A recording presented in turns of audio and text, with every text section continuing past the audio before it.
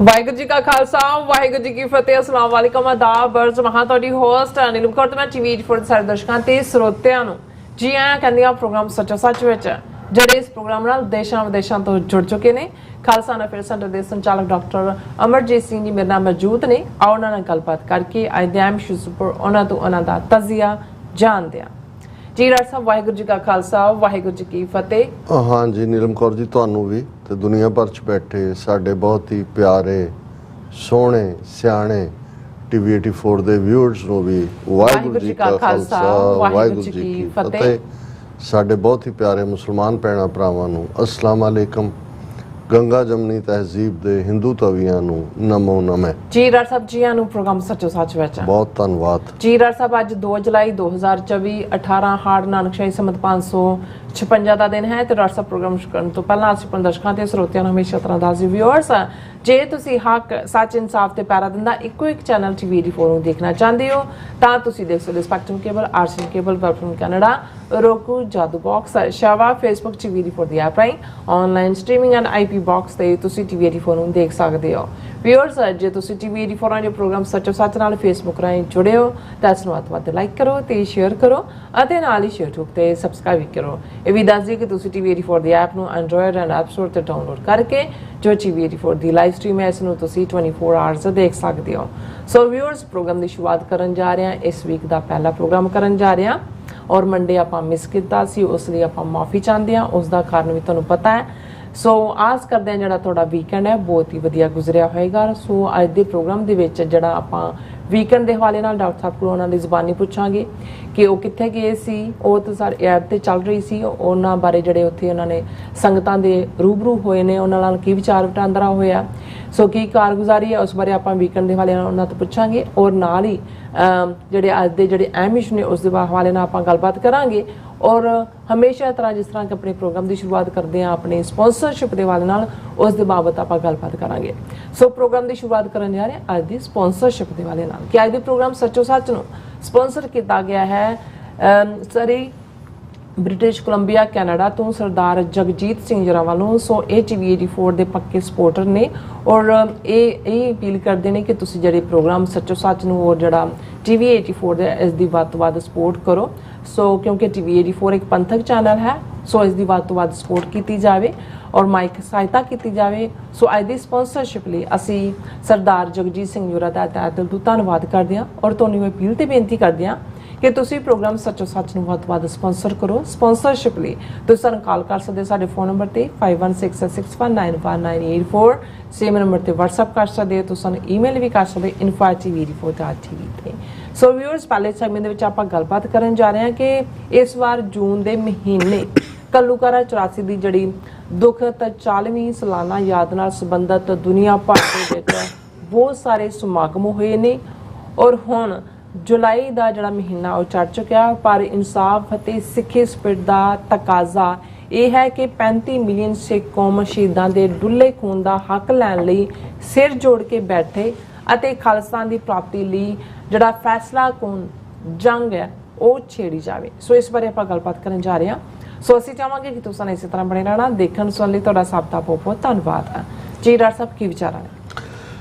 ਦੇਖੋ ਅਸੀਂ ਫਰਾਈਡੇ ਦਾ programme studio ਚੋਂ ਲਾਈਵ ਕੀਤਾ ਸੀ ਔਰ ਫਰਾਈਡੇ ਦਾ ਹੀ ਉਹ ਦਿਨ ਸੀ ਜਿਸ ਦਿਨ ਨਿਖਿਲ ਗੁਪਤੇ ਨੂੰ ਇੱਥੋਂ ਦੀ ਅਦਾਲਤ ਦੇ ਵਿੱਚ ਡਿਸਟ੍ਰਿਕਟ ਕੋਰਟ ਦੇ ਵਿੱਚ ਜਿਹੜਾ ਸਾਊਦਰਨ ਨਿਊਯਾਰਕ ਦਾ ਫੈਡਰਲ ਕੋਰਟ ਹੈ ਉਸ ਦੇ ਵਿੱਚ ਪੇਸ਼ ਕੀਤਾ ਗਿਆ ਸੀ ਔਰ ਉਸ ਨਾਲ ਸੰਬੰਧਿਤ ਇਨਸਾਈਡ ਦਾ ਕੈਮਰਾ ਅਲਾਉਡ ਨਹੀਂ ਸੀ। ਬਾਹਰ ਜਿਹੜੀ ਰੈਲੀ ਹੋਈ ਔਰ ਜਿਹੜੇ ਐਕਟਿਵਿਸਟ ਨੇ ਆਪਣੇ ਵਿਚਾਰ ਦਿੱਤੇ ਉਸ ਨੂੰ ਉਸੇ ਸ਼ਾਮ ਜਿਹੜਾ ਹੈ ਉਹ ਟੈਲੀਕਾਸਟ ਕੀਤਾ ਗਿਆ ਜਿਸ ਨੂੰ ਸਾਡੇ ਵਿਊਅਰਸ ਵੱਲੋਂ ਬਹੁਤ ਪਸੰਦ ਕੀਤਾ ਗਿਆ। ਬਹੁਤ ਜ਼ਿਆਦਾ ਵਿਊਜ਼ ਵੀ ਔਰ ਕਮੈਂਟਸ ਵੀ ਉਸ ਦੇ ਉੱਤੇ ਆਏ ਔਰ ਅਸੀਂ ਇਹ ਉਸ ਪ੍ਰੋਗਰਾਮ ਦੇ ਵਿੱਚ ਹੀ ਦੱਸਿਆ ਸੀ ਔਰ ਜਿਵੇਂ ਲਗਾਤਾਰਤਾ ਨਾਲ ਐਡਵਰਟਾਈਜ਼ਮੈਂਟ ਵੀ ਚੱਲ ਰਹੀ ਸੀ ਟੀਵੀ 84 ਤੇ ਕਿ ਸ਼੍ਰੋਮਣੀ ਅਕਾਲੀ ਦਲ ਅੰਮ੍ਰਿਤਸਰ ਵੱਲੋਂ ਟਲਹਿਰੀ ਜਿਹੜਾ ਸੈਂਟਰਲ ਵੈਲੀ ਫਰੈਜ਼ਨੋ ਔਰ ਉਸ ਏਰੀਆ ਦੇ ਵਿੱਚ ਬੇਸ਼ੱਕ ਕਿਸੇ ਵੇਲੇ ਜਸਟ ਹਾਈਵੇ ਦੇ ਉੱਤੇ ਜਾਂਦਾ ਛੋਟਾ ਜਿਹਾ ਸਪਾਟ ਸੀ ਪਰ ਜਿੱਥੇ ਜਿੱਥੇ ਵੀ ਖਾਲਸਾ ਜਾ ਕੇ ਬੈਠਦਾ ਵਸਦਾ ਹੈ, ਆਪਣਾ ਤਖਤ ਬਣਾ ਲੈਂਦਾ ਹੈ ਔਰ ਨਾਲ ਦੀ ਨਾਲ ਗੁਰੂ ਘਰਾਂ ਦੀ ਉਸਾਰੀ ਇਹ ਪਹਿਲੀਆਂ ਪ੍ਰਾਇਰਟੀਜ਼ 'ਚੋਂ ਹੁੰਦਾ ਹੈ। ਔਰ ਉੱਥੇ ਤਰਸੇਮ ਸਿੰਘ ਜਿਹੜੇ ਕਿ ਸ਼੍ਰੋਮਣੀ ਅਕਾਲੀ ਦਲ ਅੰਮ੍ਰਿਤਸਰ ਦੇ ਕੈਲੀਫੋਰਨੀਆ ਯੂਨਿਟ ਦੇ ਪ੍ਰੈਜ਼ੀਡੈਂਟ ਨੇ, ਸਾਡੇ ਨਾਲ ਉਹਨਾਂ ਦਾ ਬਹੁਤ ਪੁਰਾਣਾ ਸੰਬੰਧ ਹੈ ਔਰ ਹਮੇਸ਼ਾ ਹੀ ਪੰਥਕ ਦਰਦ ਰੱਖਣ ਵਾਲੇ ਨੇ। ਠੀਕ ਹੈ, ਕਈ ਵਾਰ ਜਥੇਬੰਦੀਆਂ ਦੀ ਖਿੱਚ ਧੂ ਦੇ ਵਿੱਚ ਬੜੇ ਚੰਗੇ ਸੰਬੰਧ ਵੀ ਜਿਹੜੇ ਨੇ ਉਹ ਕੁੜਿੱਤਨ 'ਚ ਬਦਲਦੇ ਨੇ, ਪਰ ਉਹਨਾਂ ਦਾ ਵਤੀਰਾ ਵਿਹਾਰ ਸਾਰੀਆਂ ਜਥੇਬੰਦੀਆਂ ਪ੍ਰਤੀ ਹੀ ਬੜਾ ਸਨੇਹ ਵਾਲਾ, ਆਦਰ ਵਾਲਾ ਰਿਹਾ। ਔਰ ਹਾਲਾਂ ਪਿਛਲੇ 2 ਸਾਲ ਤੋਂ ਲਗਾਤਾਰਤਾ ਨਾਲ ਉਹ ਚਾਹੁੰਦੇ ਸੀ ਕਿ ਉਹਨਾਂ ਨੇ ਜਿਹੜਾ ਉਹ ਸਮਾਗਮ ਰੱਖਦੇ ਨੇ ਟਲਹਿਰੀ 'ਚ ਘੱਲੂਘਾਰਾ 84 ਦੀ ਯਾਦ 'ਚ, ਉਸ ਨੂੰ ਵੀ ਉਹ ਯਕੀਨੀ ਬਣਾਉਂਦੇ ਨੇ ਕਿ ਸ਼ਹੀਦ ਪਰਿਵਾਰਾਂ ਦਾ ਸਨਮਾਨ ਕੀਤਾ ਜਾਏ। ਸੋ ਉਹਨਾਂ ਦੀ ਚਾਹਨਾ ਸੀ ਕਿ ਮੈਂ ਆਵਾਂ। 2 ਸਾਲ ਤਾਂ ਮੈਂ ਨਹੀਂ ਉਹਨਾਂ ਦੀ ਡੇਟ ਦੇ ਮੁਤਾਬਕ, ਕਿਉਂਕਿ ਉਹੀ ਪ੍ਰਮੁੱਖ ਹਫਤਾ ਹੁੰਦਾ ਹੈ ਜਦੋਂ ਕਿ ਪ੍ਰੋਟੈਸਟ ਵੀ ਹੁੰਦੇ ਨੇ ਔਰ ਵੱਡੇ ਸਮਾਗਮ ਵੀ ਹੁੰਦੇ ਨੇ। ਲੇਕਿਨ ਇਸ ਵਾਰ ਉਹਨਾਂ ਨੇ ਜ਼ਿੱਦ ਕੀਤੀ, ਕਹਿਣ ਲੱਗੇ ਜੀ ਡੇਟ ਤੁਸੀਂ ਦਿਓ, ਜੂਨ ਦੇ ਮਹੀਨੇ ਦੀ ਕਿਹੜੀ ਡੇਟ ਹੈ, ਅਸੀਂ ਉਹਦੇ ਤੇ ਹੀ ਕਰ ਲਾਂਗੇ। ਸੋ ਮੈਂ ਜਦੋਂ ਇਸ ਦੇ ਲਈ ਜੂਨ ਦਾ ਅਖੀਰਲਾ ਹਫਤਾ ਹੀ ਸੁਜੈਸਟ ਕੀਤਾ ਕਿ ਭਾਈ ਉਹੀ ਵੀਕਐਂਡ ਹੈ ਜਿਹਦੇ 'ਚ ਹਾਲਾਂ ਇਸ ਵੀਕਐਂਡ ਨਾਲ ਸੰਬੰਧਿਤ ਵੀ ਪ੍ਰੋਗਰਾਮ ਸਨ, ਪਰ ਉਹਨਾਂ ਦੀ ਖਿੱਚ ਨੇ ਸਾਨੂੰ ਇਸ ਪਾਸੇ ਵੱਲ ਜਿਹੜਾ ਤੋਰਿਆ ਔਰ ਬਹੁਤ ਹੀ ਸਫਲ ਸਮਾਗਮ, ਲਗਭਗ 5 ਘੰਟੇ ਇਹ ਪ੍ਰੋਗਰਾਮ 10 ਵਜੇ ਤੋਂ 3-3:30 ਵਜੇ ਤੱਕ ਚੱਲਿਆ। ਔਰ ਗੱਲ ਸਿਰਫ ਇਹ ਨਹੀਂ ਹੈ ਕਿ ਵੀ ਕਿੱਥੇ ਸੰਗਤਾਂ ਹਜ਼ਾਰਾਂ ਦੀ ਗਿਣਤੀ 'ਚ ਨੇ ਜਾਂ ਕਿੱਥੇ ਸੈਂਕੜਿਆਂ 'ਚ ਨੇ। ਕਈ ਵਾਰ ਤੁਹਾਡਾ ਪ੍ਰੋਗਰਾਮ ਰੱਖਣ ਦੇ ਨਾਲ ਜਿਹੜਾ ਵੱਡਾ ਏਜੰਡਾ ਹੁੰਦਾ ਹੈ ਕਿ ਭਾਈ ਤੁਸੀਂ ਪੰਥਕ ਧਿਰਾਂ ਨੂੰ ਇੱਕ ਪਲੇਟਫਾਰਮ ਤੇ ਵੀ ਇਕੱਠੇ ਕਰਨਾ ਹੈ। ਔਰ ਜਿਵੇਂ ਉਹਨਾਂ ਨੇ ਦੱਸਿਆ ਕਿ ਹਰ ਸਾਲ ਉਹ 2 ਸ਼ਹੀਦ ਪਰਿਵਾਰਾਂ ਦਾ ਗੋਲਡ ਮੈਡਲ ਦੇ ਨਾਲ ਸਨਮਾਨ ਕਰਦੇ ਨੇ। ਔਰ ਇਸ ਵਾਰ ਦੇ ਸਮਾਗਮ 'ਚ ਵੀ ਜੇ ਅਸੀਂ ਇਹ ਕਹਿਣਾ ਹੋਏ ਕਿ ਪ੍ਰਮੁੱਖ, ਜਿਵੇਂ ਜਦੋਂ ਅਸੀਂ ਜੂਨ 84 ਦੇ ਘੱਲੂਘਾਰੇ ਦੀ ਗੱਲ ਕਰਦੇ ਤੇ 3 ਸ਼ਖਸੀਅਤਾਂ ਪ੍ਰਮੁੱਖ ਤੌਰ ਦੇ ਉੱਤੇ ਜਿਨ੍ਹਾਂ ਦੀ ਅਗਵਾਈ ਦੇ ਵਿੱਚ ਖਾਲਸੇ ਨੇ ਚਮਕੌਰ ਦੀ ਗੜੀ ਦਾ ਇਤਿਹਾਸ ਦੁਹਰਾਇਆ, ਉਹ ਨੇ ਸੰਤ ਜਰਨੈਲ ਸਿੰਘ ਖਾਲਸਾ ਪਿੰਡਰਾਂਵਾਲੇ ਔਰ ਭਾਈ ਅਮਰੀਕ ਸਿੰਘ ਜਿਹੜੇ ਸਿੱਖ ਸਟੂਡੈਂਟ ਫੈਡਰੇਸ਼ਨ ਦੇ ਪ੍ਰੈਜ਼ੀਡੈਂਟ ਸਨ, ਔਰ ਜਨਰਲ ਸੁਬੇਗ ਸਿੰਘ। ਔਰ ਜ਼ਾਹਰ ਹੈ ਕਿ ਜਦੋਂ ਅਸੀਂ ਜਨਰਲ ਸੁਬੇਗ ਸਿੰਘ ਹੋਰਾਂ ਦੀ ਲੈਗੇਸੀ ਦੀ ਗੱਲ ਕਰਦੇ ਹਾਂ ਤੇ ਫਿਰ ਭਾਈ ਮਤਾਬ ਸਿੰਘ ਮੀਰਾਂ ਕੋਟੀਏ ਜਿਨ੍ਹਾਂ ਨੇ ਭਾਈ ਸੁੱਖਾ ਸਿੰਘ ਨਾਲ ਮਿਲ ਕੇ ਮੱਸੇ ਰੰਗੜ ਦਾ ਸਿਰ ਵੱਢਿਆ ਸੀ, ਉੱਥੇ ਜਾ ਕੇ ਜੁੜਦੇ। ਤੇ ਜਦੋਂ ਅਸੀਂ ਭਾਈ ਅਮਰੀਕ ਸਿੰਘ ਹੋਰਾਂ ਦਾ ਜ਼ਿਕਰ ਕਰਦੇ ਹਾਂ ਤੇ ਭਾਈ ਅਮਰੀਕ ਸਿੰਘ ਸੰਤ ਕਰਤਾਰ ਸਿੰਘ ਖਾਲਸਾ ਪਿੰਡਰਾਂਵਾਲਿਆਂ ਦੇ ਸਪੁੱਤਰ, ਜਿਨ੍ਹਾਂ ਨੇ ਸੰਤ ਕਰਤਾਰ ਸਿੰਘ ਪਿੰਡਰਾਂਵਾਲਿਆਂ ਨੇ ਐਮਰਜੈਂਸੀ ਦੇ ਦੌਰਾਨ ਜਦੋਂ ਕਿ ਸਾਰੇ ਭਾਰਤ ਦੇ ਵਿੱਚ ਇੱਕ ਬਿਲਕੁਲ ਚੁੱਪ ਵਰਤੀ ਹੋਈ ਸੀ ਔਰ ਅਜੇ ਅਕਾਲੀਆਂ ਦੇ ਮੋਰਚੇ ਦੀ ਸ਼ੁਰੂਆਤ ਦੇ ਵਿੱਚ ਵੀ ਉਹ ਗਰਮੈਸ਼ ਨਜ਼ਰ ਨਹੀਂ ਸੀ ਆਉਂਦੀ, ਪੰਜਾਬ 'ਚ ਗਿਆਨੀ ਜ਼ੈਲ ਸਿੰਘ ਦੀ ਹਕੂਮਤ ਸੀ ਔਰ ਉਹਨਾਂ ਨੇ ਧਾਰਮਿਕ ਜਲੂਸ ਕੱਢਣ ਦੀ ਜਿਹੜੀ ਹੈ ਪਰੰਪਰਾ ਦੇ ਨਾਲ ਇਨਫੈਕਟ ਐਮਰਜੈਂਸੀ ਨੂੰ ਡਿਫਾਈ ਕੀਤਾ। 39 ਦੇ ਕਰੀਬ ਜਲੂਸ ਜਿਹੜੇ ਸੀ ਉਹਨਾਂ ਨੇ ਕੱਢੇ। ਔਰ ਇਹ ਇੱਕ, ਕਿਉਂਕਿ ਅਸੀਂ ਜਦੋਂ ਬਹੁਤ ਵਾਰ ਟਕਸਾਲਾਂ ਦਾ ਜਾਂ ਧਾਰਮਿਕ ਅਦਾਰਿਆਂ ਦਾ ਜਾਂ ਧਾਰਮਿਕ ਸੰਪਰਦਾਵਾਂ ਦਾ ਜ਼ਿਕਰ ਕਰਦੇ ਹਾਂ, ਬੇਸ਼ੱਕ ਉਹਨਾਂ ਦਾ ਸਿੱਖ ਇਤਿਹਾਸ ਦੇ ਵਿੱਚ ਬਹੁਤ ਵੱਡਾ ਯੋਗਦਾਨ ਹੈ, ਕਿਉਂਕਿ ਉਹਨਾਂ ਨੇ ਉਹ ਗੁਰਬਾਣੀ ਸੰਥਿਆ ਹੋਏ, ਕੀਰਤਨ ਹੋਏ, ਕਥਾ ਹੋਏ, ਅੰਮ੍ਰਿਤ ਛਕਾਣਾ ਹੋਏ, ਸਿੱਖੀ ਪ੍ਰਚਾਰ ਹੋਏ ਔਰ ਦਮਦਮੀ ਟਕਸਾਲ ਜਿਸ ਦਾ ਸੰਬੰਧ ਬਾਬਾ ਦੀਪ ਸਿੰਘ ਸ਼ਹੀਦ ਦੇ ਨਾਲ ਜਾ ਕੇ ਜੁੜਦਾ ਹੈ, ਉਸ ਦਾ ਇੱਕ ਆਪਣਾ ਵਿਲੱਖਣ ਇਤਿਹਾਸ 18ਵੀਂ ਸਦੀ 'ਚ ਰਿਹਾ। ਪਰ ਜਦੋਂ ਅਸੀਂ 20ਵੀਂ ਸਦੀ ਦੇ ਵਿੱਚ ਦੇਖਦੇ ਹਾਂ ਤੇ ਬੇਸ਼ੱਕ ਗੁਰਬਾਣੀ ਪਰੰਪਰਾ ਦੇ ਨਾਲ ਸੰਤ ਸੁੰਦਰ ਸਿੰਘ ਪਿੰਡਰ ਕਲਾਂ, ਜਿਨ੍ਹਾਂ ਤੋਂ ਪਿੰਡਰਾਂਵਾਲਾ ਟਰਮ ਵੀ ਸ਼ੁਰੂ ਹੋਈ ਕਿਉਂਕਿ ਉਹਨਾਂ ਦਾ ਪਿੰਡ ਪਿੰਡਰ ਕਲਾਂ ਸੀ, ਜਾਂ ਗਿਆਨੀ ਗੁਰਬਚਨ ਸਿੰਘ ਖਾਲਸਾ, ਧਾਰਮਿਕ ਪਿੜ ਦੇ ਵਿੱਚ ਬਹੁਤ ਵੱਡਾ ਯੋਗਦਾਨ ਰਿਹਾ। ਲੇਕਿਨ ਇਹ ਸੰਤ ਕਰਤਾਰ ਸਿੰਘ ਖਾਲਸਾ ਪਿੰਡਰਾਂਵਾਲਿਆਂ ਦੇ ਹਿੱਸੇ ਆਉਂਦਾ ਹੈ ਕਿ ਉਹਨਾਂ ਨੇ 20ਵੀਂ ਸਦੀ ਦੇ ਵਿੱਚ ਸਪਸ਼ਟ ਤੌਰ ਤੇ ਦਮਦਮੀ ਟਕਸਾਲ ਨੂੰ, ਜਾਂ ਜਿਹਨੂੰ ਜਥਾ ਪਿੰਡਰਾਂ ਕਿਹਾ ਜਾਣ ਲੱਗਾ ਕਿਉਂਕਿ ਮੂਲ ਟਕਸਾਲ ਜਿਹੜੀ ਪਿੰਡਰ ਕਲਾਂ ਨਾਲ ਜੁੜੀ ਹੋਈ ਸੀ, ਉਹ ਤਾਂ ਜਿਹੜੇ ਉੱਥੇ ਆਏ ਉਹਨਾਂ ਦਾ ਧਾਰਮਿਕ ਦਾਇਰਾਕਾਰ ਤੱਕ ਹੀ ਉਹ ਮਹਿਦੂਦ ਰਹੇ, ਪਰ ਉਹਨਾਂ ਨੇ ਇਸ ਸਾਰੇ ਤੋਂ ਬਾਹਰ ਨਿਕਲ ਕੇ ਜਿਵੇਂ ਨਰਕਤਾਰੀਆਂ ਨੂੰ ਚੈਲੰਜ ਕੀਤਾ। ਜਿਸ ਫਾਈਟ ਨੂੰ ਸੰਤ ਪਿੰਡਰਾਂਵਾਲੇ ਮੰਤਕੀ ਅੰਜਾਮ ਖਾਲਿਸਤਾਨ ਦੀ ਆਜ਼ਾਦੀ ਤੱਕ ਲੈ ਕੇ ਗਏ, ਉਸ ਦੀ ਜਿਹੜੀ ਸ਼ੁਰੂਆਤ ਹੈ ਉਹ ਸੰਤ ਕਰਤਾਰ ਸਿੰਘ ਖਾਲਸਾ ਪਿੰਡਾਂ ਵਾਲਿਆਂ ਨੇ ਕੀਤੀ, ਨਰਕਧਾਰੀਆਂ ਨੂੰ ਵੀ ਚੈਲੰਜ ਕਰਕੇ ਐਮਰਜੈਂਸੀ ਨੂੰ ਵੀ ਚੈਲੰਜ ਕੀਤਾ। ਔਰ ਉਸੇ ਐਮਰਜੈਂਸੀ ਦੇ ਪੀਰੀਅਡ 'ਚ ਗੁਰੂ ਤੇਗ ਬਹਾਦਰ ਸਾਹਿਬ ਦਾ 300 ਸਾਲਾ ਸ਼ਹੀਦੀ ਦਿਨ ਆਇਆ 1975 'ਚ, ਕਿਉਂਕਿ 23 ਜੂਨ 1975 ਨੂੰ ਐਮਰਜੈਂਸੀ ਲਾਈ ਗਈ ਔਰ ਇਹ ਨਵੰਬਰ ਦੇ ਮਹੀਨੇ 'ਚ ਆਇਆ। ਔਰ ਗਿਆਨੀ ਜ਼ੈਲ ਸਿੰਘ ਚੀਫ ਮਿਨਿਸਟਰ ਸੀ, ਉਹਨੇ ਕਿਹਾ ਕਿ ਬਈ ਇੰਦਰਾ ਨੂੰ ਵੀ ਉਹਨੇ ਕਨਵਿੰਸ ਕੀਤਾ ਕਿ ਜੀ ਅਸੀਂ ਜੇ ਸਿੱਖਾਂ ਦੇ ਧਾਰਮਿਕ ਇਸ ਦਿਨ ਨੂੰ ਵੱਡੇ ਪੱਧਰ ਤੇ ਮਨਾਈਏ ਤੇ ਸਿੱਖਾਂ ਦਾ ਜਿਹੜਾ ਰੋਹ ਵੀ ਹੈ ਐਮਰਜੈਂਸੀ ਦੇ ਖਿਲਾਫ ਉਹ ਘਟੇਗਾ ਔਰ ਲੱਗੇਗਾ ਕਿ ਭਾਈ ਭਾਰਤ ਦੀ ਹਕੂਮਤ ਗੁਰੂ ਤੇਗ ਬਹਾਦਰ ਸਾਹਿਬ ਦੇ ਚਰਨਾਂ 'ਚ ਨਤਮਸਤਕ ਹੋ ਰਹੀ ਹੈ। ਸੋ ਉਸ ਨੇ ਉਹ ਸ਼ਹੀਦੀ ਮਾਰਚ ਦਾ ਕਾਨਸੈਪਟ ਜਿਸ ਨੂੰ ਗਵਰਨਮੈਂਟ ਲੈਵਲ ਦੇ ਉੱਤੇ ਹੀ ਆਰਗੇਨਾਈਜ਼ ਕੀਤਾ ਗਿਆ ਕਿ ਅਨੰਦਪੁਰ ਸਾਹਿਬ ਤੋਂ ਚੱਲ ਕੇ ਜਿਸ ਰਸਤੇ ਰਾਹੀਂ ਗੁਰੂ ਤੇਗ ਬਹਾਦਰ ਸਾਹਿਬ ਦਿੱਲੀ ਸੀਸਗੰਜ ਪਹੁੰਚੇ ਸਨ, ਇੱਕ ਵੱਡਾ ਨਗਰ ਕੀਰਤਨ ਉਸ ਤੋਂ ਜਿਹੜਾ ਉਹ ਸਜਾਇਆ ਜਾਏ ਔਰ ਉਹ ਜਿਹੜਾ ਇਵੇਂ ਹੀ ਕੀਤਾ ਗਿਆ। ਔਰ ਕਿਉਂਕਿ ਧਾਰਮਿਕ ਤੌਰ ਤੇ ਤਾਂ ਸ਼ਰਧਾ ਦੇ ਨਾਲ ਸਿੱਖ ਸੰਗਤਾਂ ਆਈਆਂ, ਸਰਕਾਰ ਉਸ ਨੂੰ ਆਪਣੇ ਖਾਤੇ 'ਚ ਪਾਉਣ ਦੀ ਕੋਸ਼ਿਸ਼ ਕਰ ਰਹੀ ਸੀ, ਪਰ ਇਹ ਸਾਰੇ ਐਫਰਟ ਦੀ ਫੂਕ ਦਿੱਲੀ 'ਚ ਜਾ ਕੇ ਨਿਕਲ ਗਈ ਜਦੋਂ ਕਿ ਜਿੱਥੇ ਪਬਲਿਕਲੀ ਉਹ ਨਗਰ ਕੀਰਤਨ ਪਹੁੰਚਿਆ ਔਰ ਵੱਡੇ ਪੈਮਾਨੇ ਤੇ, ਮੈਨੂੰ ਸ਼ਾਇਦ ਜੇ ਮੈਂ ਗਲਤ ਨਾ ਹੋਵਾਂ ਤਾਂ ਰਾਮਲੀਲਾ ਗਰਾਊਂਡ ਦੇ ਵਿੱਚ ਹੀ ਵੱਡਾ ਸਮਾਗਮ ਰੱਖਿਆ ਗਿਆ ਔਰ ਇੰਦਰਾ ਗਾਂਧੀ ਨੇ ਵੀ ਉਸ ਨੂੰ ਐਡਰੈਸ ਕਰਨਾ ਸੀ, ਇੰਦਰਾ ਗਾਂਧੀ ਵੀ ਆਈ ਔਰ ਜਿਸ ਅੰਦਾਜ਼ ਦੇ ਵਿੱਚ ਉੱਥੇ, ਕਿਉਂਕਿ ਅਕਾਲੀ ਤਾਂ ਬਹੁਤ ਸਾਰੇ ਦਿੱਲੀ ਗਰੁੱਪ ਉਸ ਵੇਲੇ ਇੰਦਰਾ ਗਾਂਧੀ ਦੇ ਨਾਲ ਔਰ ਸਾਰਾ ਉਸ ਕਿਸਮ ਦਾ ਮਾਹੌਲ, ਜਥੇਦਾਰ ਸੰਤੋਖ ਸਿੰਘ ਤੇ ਇਹ ਉਹ ਸਾਰੇ ਉਸ ਕਿਸਮ ਦੇ ਰਲੇ ਹੋਏ ਸੀ ਔਰ ਉਹਦੀ ਆਓ ਭਗਤ ਜੀਵਨ ਗੁਰੂ ਗ੍ਰੰਥ ਸਾਹਿਬ ਦਾ ਆਦਰ ਮਾਣ ਵੀ ਜਿਹੜਾ ਉਹ ਭੁੱਲ ਜਾਂਦੇ ਨੇ ਜਦੋਂ ਕੋਈ ਵੱਡਾ VIP ਆਉਂਦਾ।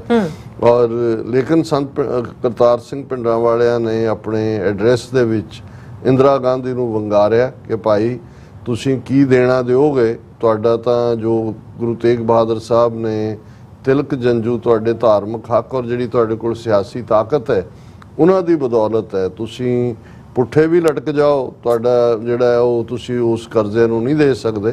ਨਾਲ ਹੀ ਉਹਨਾਂ ਨੇ ਇਹ ਵੀ ਕਿਹਾ ਕਿ ਭਾਈ ਇਸ ਗੱਲ ਦਾ ਧਿਆਨ ਰੱਖੋ ਕਿ ਜਿਹੜੇ ਰਾਜ ਲੈ ਕੇ ਦੇ ਸਕਦੇ ਨੇ ਉਹ ਰਾਜ ਖੋਹ ਵੀ ਸਕਦੇ ਨੇ ਜੋ ਤੁਸੀਂ ਸਿੱਖਾਂ ਨਾਲ ਕਰ ਰਹੇ ਹੋ। ਸੋ ਇਹ ਇੱਕ ਪਬਲਿਕ ਪਲੇਟਫਾਰਮ ਤੋਂ ਹਾਲਾਂ ਇਸ ਦਾ ਅੰਜਾਮ ਕੀ ਹੋਇਆ ਜਾਂ ਕੀ ਹੈ ਇਸ ਤੇ ਮੈਂ ਅੱਜ ਗੱਲ ਨਹੀਂ ਕਰਾਂਗਾ, ਲੇਕਿਨ ਇਹਦੇ 'ਚ ਕੋਈ ਸ਼ੱਕ ਨਹੀਂ ਹੈ ਕਿ ਇਸ ਸਾਰੀ ਮੂਵਮੈਂਟ ਨੂੰ ਜਿਸ ਨੂੰ ਫਿਰ ਕਿਉਂਕਿ ਸੰਤ ਕਰਤਾਰ ਸਿੰਘ ਖਾਲਸਾ ਪਿੰਡਾਂ ਵਾਲਿਆਂ ਦਾ ਜਿਹੜਾ ਕੁਛ ਅਰਸੇ ਬਾਅਦ ਜਿਹੜਾ 1977 ਤੱਕ ਪਹੁੰਚਦਿਆਂ ਇੱਕ ਐਕਸੀਡੈਂਟ ਦੇ ਵਿੱਚ ਜਦੋਂ ਕਿ ਉਹ ਸੋਲਨ ਨੂੰ ਜਾ ਰਹੇ ਨੇ, ਟਰੱਕ ਆ ਕੇ ਵੱਜਦਾ, ਉਹ ਚੜ੍ਹਾਈ ਕਰ ਜਾਂਦੇ ਨੇ ਔਰ ਉਹਨਾਂ ਦੀ ਥਾਂ ਸੰਤ ਜਰਨੈਲ ਸਿੰਘ ਪਿੰਡਾਂ ਵਾਲੇ ਜਿਹੜੇ ਨੇ ਉਹ ਸੇਵਾ ਸੰਭਾਲਦੇ ਨੇ।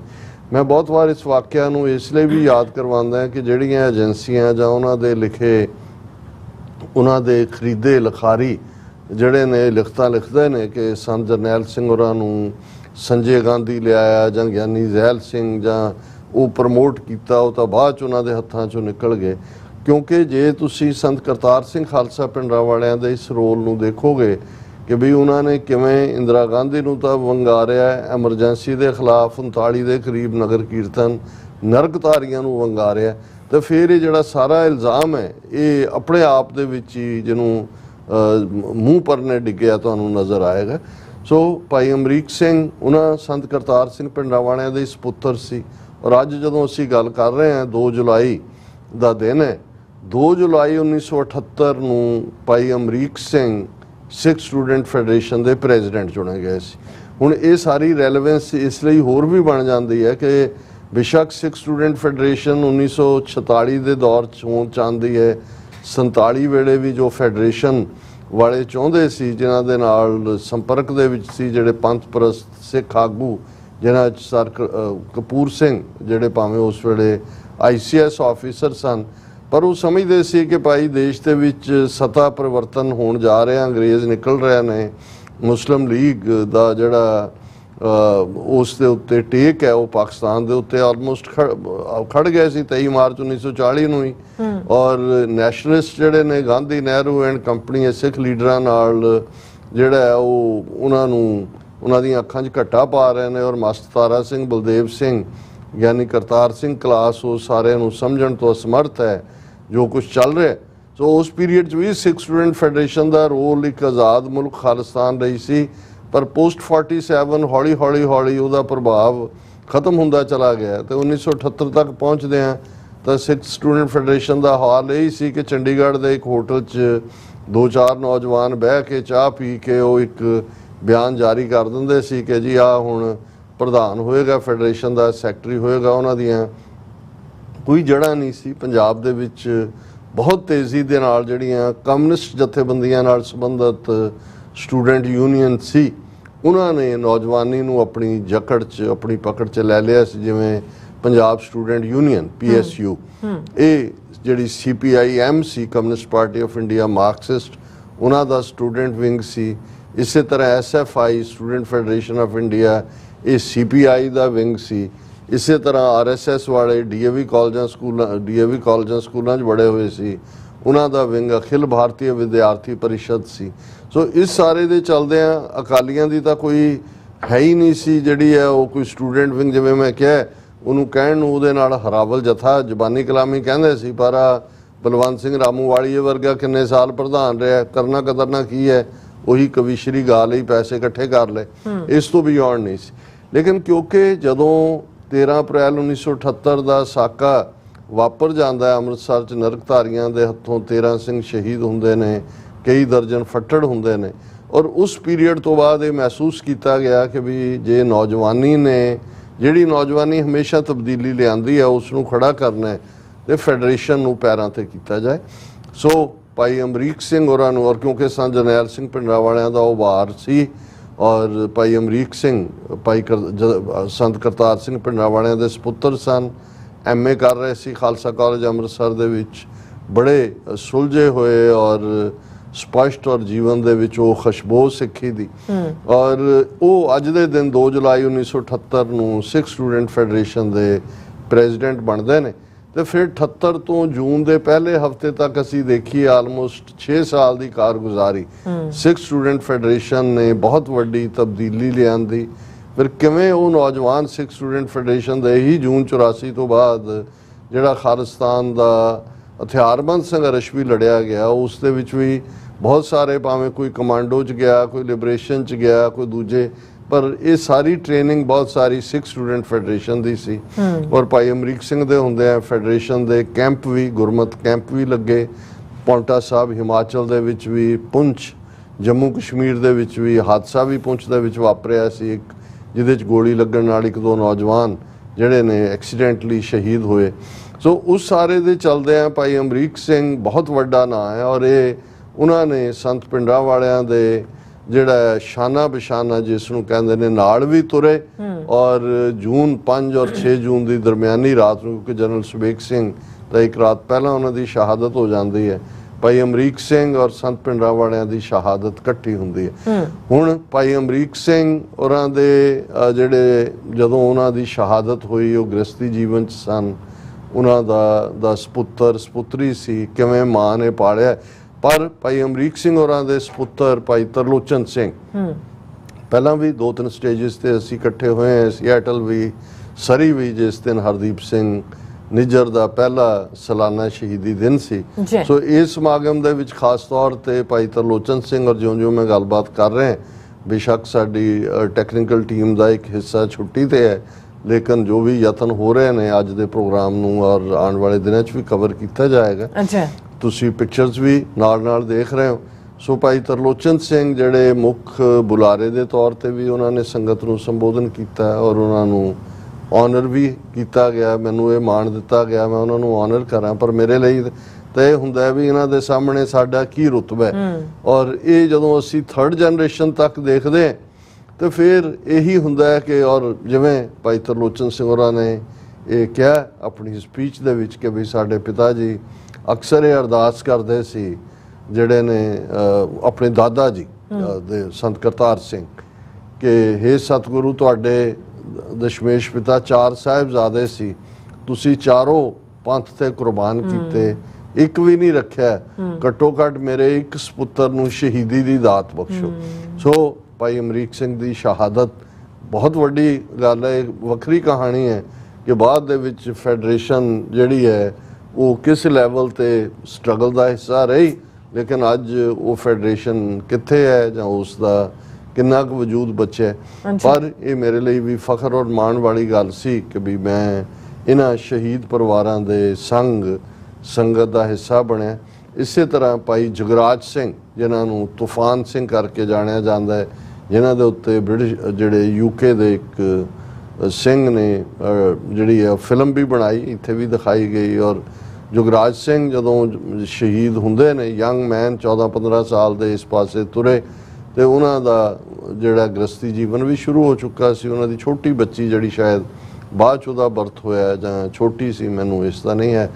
ਉਹਨਾਂ ਦੇ ਉਸ ਬੱਚੀ ਦੇ ਹਸਬੈਂਡ ਯਾਨੀ ਭਾਈ ਜੁਗਰਾਜ ਸਿੰਘ ਤੂਫਾਨ ਸਿੰਘ ਦੇ ਸਨ ਇਨ ਲਾ, ਜਿਹਦੇ ਲਈ ਅਸੀਂ ਜਵਾਤੜਾ ਜਾਂ ਜਵਾਈ ਲਫ਼ਜ਼ ਇਸਤੇਮਾਲ ਕਰਦੇ ਹਾਂ, ਉਹ ਵੀ ਸੰਗਤ ਦੇ ਵਿੱਚ ਸਨ। ਉਹਨਾਂ ਨੂੰ ਵੀ ਆਨਰ ਕੀਤਾ ਗਿਆ। ਇਸੇ ਤਰ੍ਹਾਂ ਬੇਅੰਤੇ ਬੁੱਚੜ ਨੂੰ ਸੋਧਣ ਵਾਲੇ ਜਿਹੜੇ ਸਿੰਘ, ਭਾਈ ਦਿਲਾਵਰ ਸਿੰਘ, ਭਾਈ ਜਗਤਾਰ ਸਿੰਘ ਹਵਾਰਾ ਦਾ ਜ਼ਿਕਰ ਤਾਂ ਹੁੰਦਾ ਹੈ, ਪਰ 3 ਹੋਰ ਪ੍ਰੋਮੀਨੈਂਟ ਸਾਡੇ ਵੀਰ ਜਿਨ੍ਹਾਂ ਨੇ ਇੱਕ ਵੱਡਾ ਰੋਲ ਅਦਾ ਕੀਤਾ, ਗੁਰਮੀਤ ਸਿੰਘ ਇੰਜੀਨੀਅਰ, ਲਖਵਿੰਦਰ ਸਿੰਘ, ਸ਼ਮਸ਼ੇਰ ਸਿੰਘ ਹੋਰਾਂ ਦੇ ਸਪੁੱਤਰ ਜਿਹੜੇ ਨੇ, ਉਹਨਾਂ ਨੂੰ ਵੀ ਆਨਰ ਕੀਤਾ ਗਿਆ ਦੀਵਾਨ ਦੇ ਵਿੱਚ। ਔਰ ਇਸੇ ਤਰ੍ਹਾਂ ਜਿਹੜੇ ਨੇ ਹੋਰ ਵੀ ਜਿਹੜੇ ਸ਼ਮੂਲੀਅਤ ਦੇ ਲਿਹਾਜ਼ ਨਾਲ, ਸਰ ਬੂਟਾ ਸਿੰਘ ਖੜੌਤ ਜਿਹੜੇ ਸ਼੍ਰੋਮਣੀ ਅਕਾਲੀ ਦਲ ਅੰਮ੍ਰਿਤਸਰ ਦੇ ਅਮਰੀਕਾ ਚੈਪਟਰ ਦੇ ਪ੍ਰਧਾਨ ਨੇ, ਉਹ ਮੁੱਖ ਬੁਲਾਰਿਆਂ ਦੇ ਵਿੱਚ ਸਨ। ਔਰ ਇਹ ਸਾਰੇ ਦਾ ਅਗੇਨ ਜਿਹੜਾ ਐਫਰਟ ਹੈ ਜਥੇਦਾਰ ਤਰਸੇਮ ਸਿੰਘ ਟੁਲਹਿਰੀ, ਜਿਨ੍ਹਾਂ ਨੇ ਇਸ ਸਮਾਗਮ ਨੂੰ, ਉਹਨਾਂ ਦੇ ਪਰਿਵਾਰ ਵੱਲੋਂ ਹੀ ਇਹ ਸੇਵਾ ਲਈ ਗਈ ਸੀ। ਔਰ ਕੀਰਤਨੀ ਜਥੇ ਵੀ, ਕਥਾਵਾਚਕ ਵੀ, ਢਾਡੀ ਸਿੰਘ ਵੀ, ਜਿਹਨੂੰ ਤੁਸੀਂ ਟੌਪ ਆਫ ਦਾ ਲਾਈਨ ਕਹਿੰਦੇ ਹੋ। ਔਰ ਸੰਗਤ ਨੇ ਇਹ ਸਾਰੇ ਨੂੰ ਸੁਣਿਆ ਔਰ ਅਸੀਂ ਇਸ ਗੱਲ ਨੂੰ ਯਕੀਨੀ ਬਣਾਇਆ। ਹਾਲਾਂ ਅਸੀਂ ਉੱਥੋਂ, ਕਿਉਂਕਿ ਉਸੇ ਦਿਨ ਬਾਬਾ ਬੰਦਾ ਸਿੰਘ ਬਹਾਦਰ ਸੁਸਾਇਟੀ ਵੱਲੋਂ ਵੀ ਸਮਾਗਮ ਇੱਥੇ ਚੱਲ ਰਿਹਾ ਸੀ, ਉਸ ਤੋਂ ਇੱਕ ਦਿਨ ਪਹਿਲਾਂ ਜਿਹੜਾ ਵਰਲਡ ਸਿੱਖ ਪਾਰਲੀਮੈਂਟ ਦਾ ਸੈਮੀਨਾਰ ਵੀ, ਜਿਹੜਾ ਸੈਮੀਨਾਰ ਲਾਈਵ ਕਵਰ ਹੋਇਆ। ਸੋ ਸੰਡੇ ਦਾ ਜਿਹੜਾ ਪ੍ਰੋਗਰਾਮ ਸਾਰਾ ਰਿਕਾਰਡਡ ਸੀ, ਸਾਡੀ ਟੈਕਨੀਕਲ ਟੀਮ ਨੇ ਮਿਹਨਤ ਕਰਕੇ ਉਸ ਨੂੰ ਐਡਿਟ ਕਰਕੇ ਕੱਲ, ਕਿਉਂਕਿ ਅਸੀਂ ਇਹ ਦੱਸਿਆ ਸੀ ਕਿ ਮੰਡੇ ਨਾਈਟ ਅਸੀਂ ਫਲਾਈ ਕਰਨਾ, ਮੰਡੇ ਅਸੀਂ ਫਿਰ ਉੱਥੇ, ਕਿਉਂਕਿ ਆਉਣ ਵਾਲੇ ਸੰਡੇ ਮਿਲਪੀਟਸ ਗੁਰਦੁਆਰਾ ਸਾਹਿਬ ਦਾ ਉਦਘਾਟਨ ਹੋਣ ਜਾ ਰਿਹਾ। ਮੈਨੂੰ ਉਹਨਾਂ ਦਾ ਇਨਵੀਟੇਸ਼ਨ ਸੀ, ਮੈਂ ਉਹਦੇ 'ਚ ਹਾਜ਼ਰੀ ਨਹੀਂ ਭਰ ਸਕਾਂਗਾ ਕਿਉਂਕਿ ਇੱਥੋਂ ਫਿਰ ਮਿਸ ਹੁੰਦੇ ਨੇ ਜ਼ਿਆਦਾ ਪ੍ਰੋਗਰਾਮ।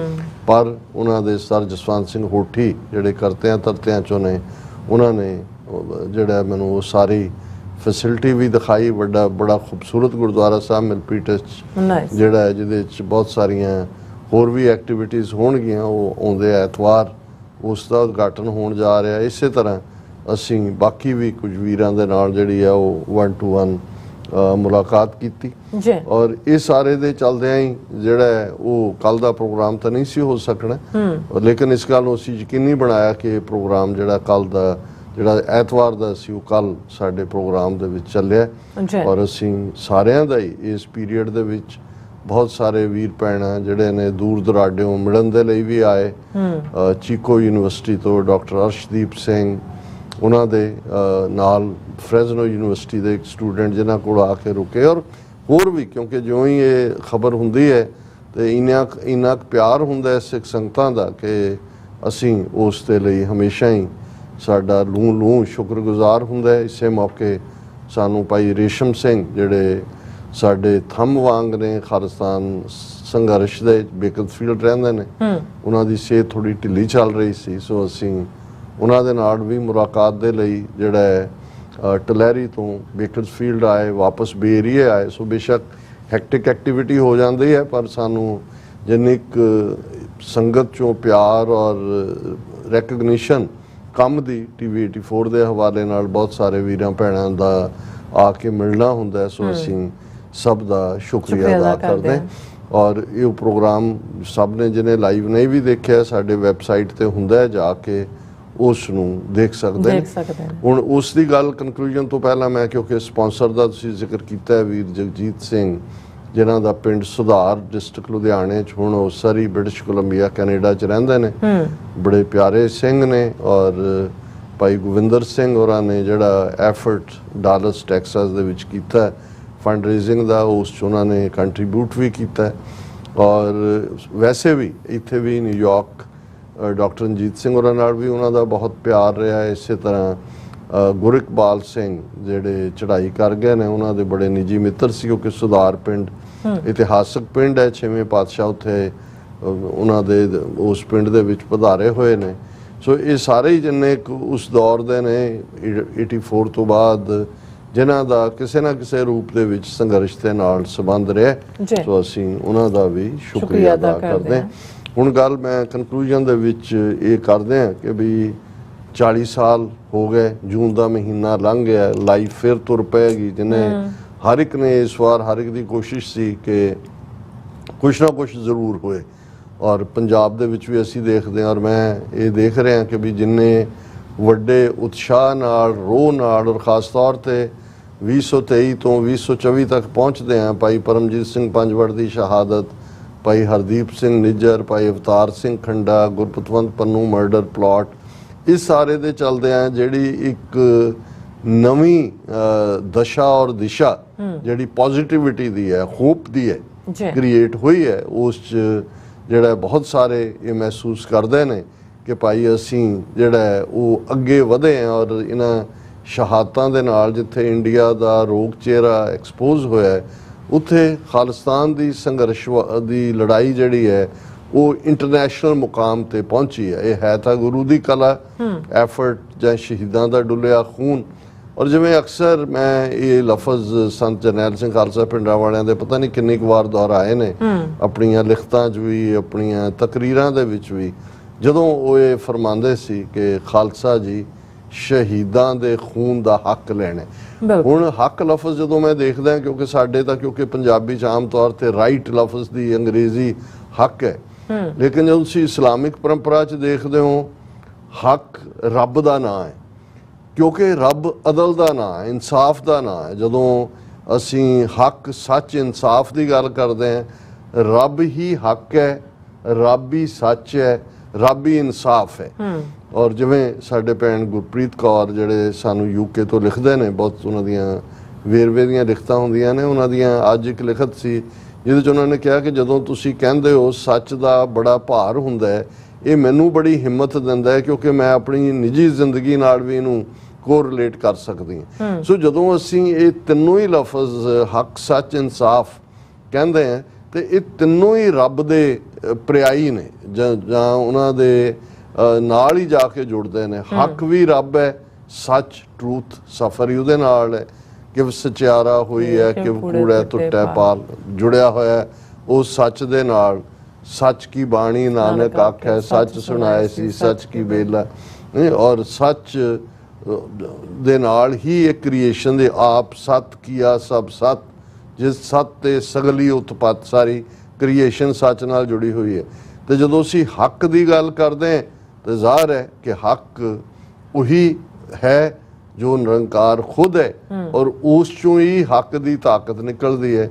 ਜਦੋਂ ਅਸੀਂ ਇਨਸਾਫ ਜਾਂ ਅਦਲ ਦੀ ਗੱਲ ਕਰਦੇ ਹਾਂ, ਸਾਨੂੰ ਪਤਾ ਹੈ ਕਿ ਦੁਨੀਆ ਦੇ ਵਿੱਚ ਕਿੰਨੇ ਜੂਰਿਸਪ੍ਰੂਡੈਂਸ, ਕਿੰਨੇ ਅਦਲ ਜਾਂ ਨਿਆਂ ਦੇਣ ਦੇ ਸਿਸਟਮ ਨੇ, ਪਰ ਕੋਈ ਵੀ ਮੁਕੰਮਲ ਨਹੀਂ ਹੈ। ਪਰ ਇਹ ਸਾਨੂੰ ਪਤਾ ਹੈ ਵੀ ਜਿਹੜਾ ਰੱਬ ਦਾ ਅਦਲ ਹੈ, ਰੱਬ ਦਾ ਇਨਸਾਫ ਹੈ, ਰੱਬ ਦਾ ਜਸਟਿਸ ਹੈ, ਉਹ ਅਲਟੀਮੇਟਲੀ 100% ਅਦਲ ਹੈ। ਔਰ ਇਸੇ ਲਈ ਉੱਥੇ ਸੱਚੇ ਹੀ ਸੱਚ ਨਿਬੜੈ, ਚੁਣ ਵਖ ਕੱਢੇ ਜਜਮਾਲਿਆ, ਥਾਏ ਨਾ ਪਾਇਨ ਕੂੜਿਆਰ, ਮੂੰਹ ਕਾਲੇ ਦੋਜ਼ਖ ਚਾਲਿਆ।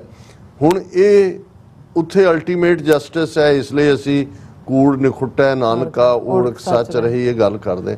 ਪਰ ਜਦੋਂ ਸੰਤ ਪਿੰਡਾਂ ਵਾਲੇ ਯਾਦ ਦਹਾਨੀ ਕਰਵਾਉਂਦੇ ਸੀ ਕਿ ਭਾਈ ਇਹੀ ਨਹੀਂ ਕਿ ਸ਼ਹੀਦਾਂ ਨੂੰ ਤੁਸੀਂ ਸਿਰਫ ਸੈਲੀਬ੍ਰੇਟ ਕਰਨਾ ਹੈ, ਉਹਨਾਂ ਦੇ ਸ਼ਹੀਦੀ ਦਿਨ ਮਨਾਉਣੇ ਨੇ, ਜਾਂ ਉਹਨਾਂ ਦੀ ਯਾਦ ਦੇ ਵਿੱਚ ਮੇਲੇ ਕਰਨੇ ਨੇ, ਜੋੜ ਮੇਲੇ ਕਰਨੇ ਨੇ, ਉਹਨਾਂ ਦੇ ਡੁੱਲੇ ਖੂਨ ਦਾ ਹੱਕ ਲੈਣਾ।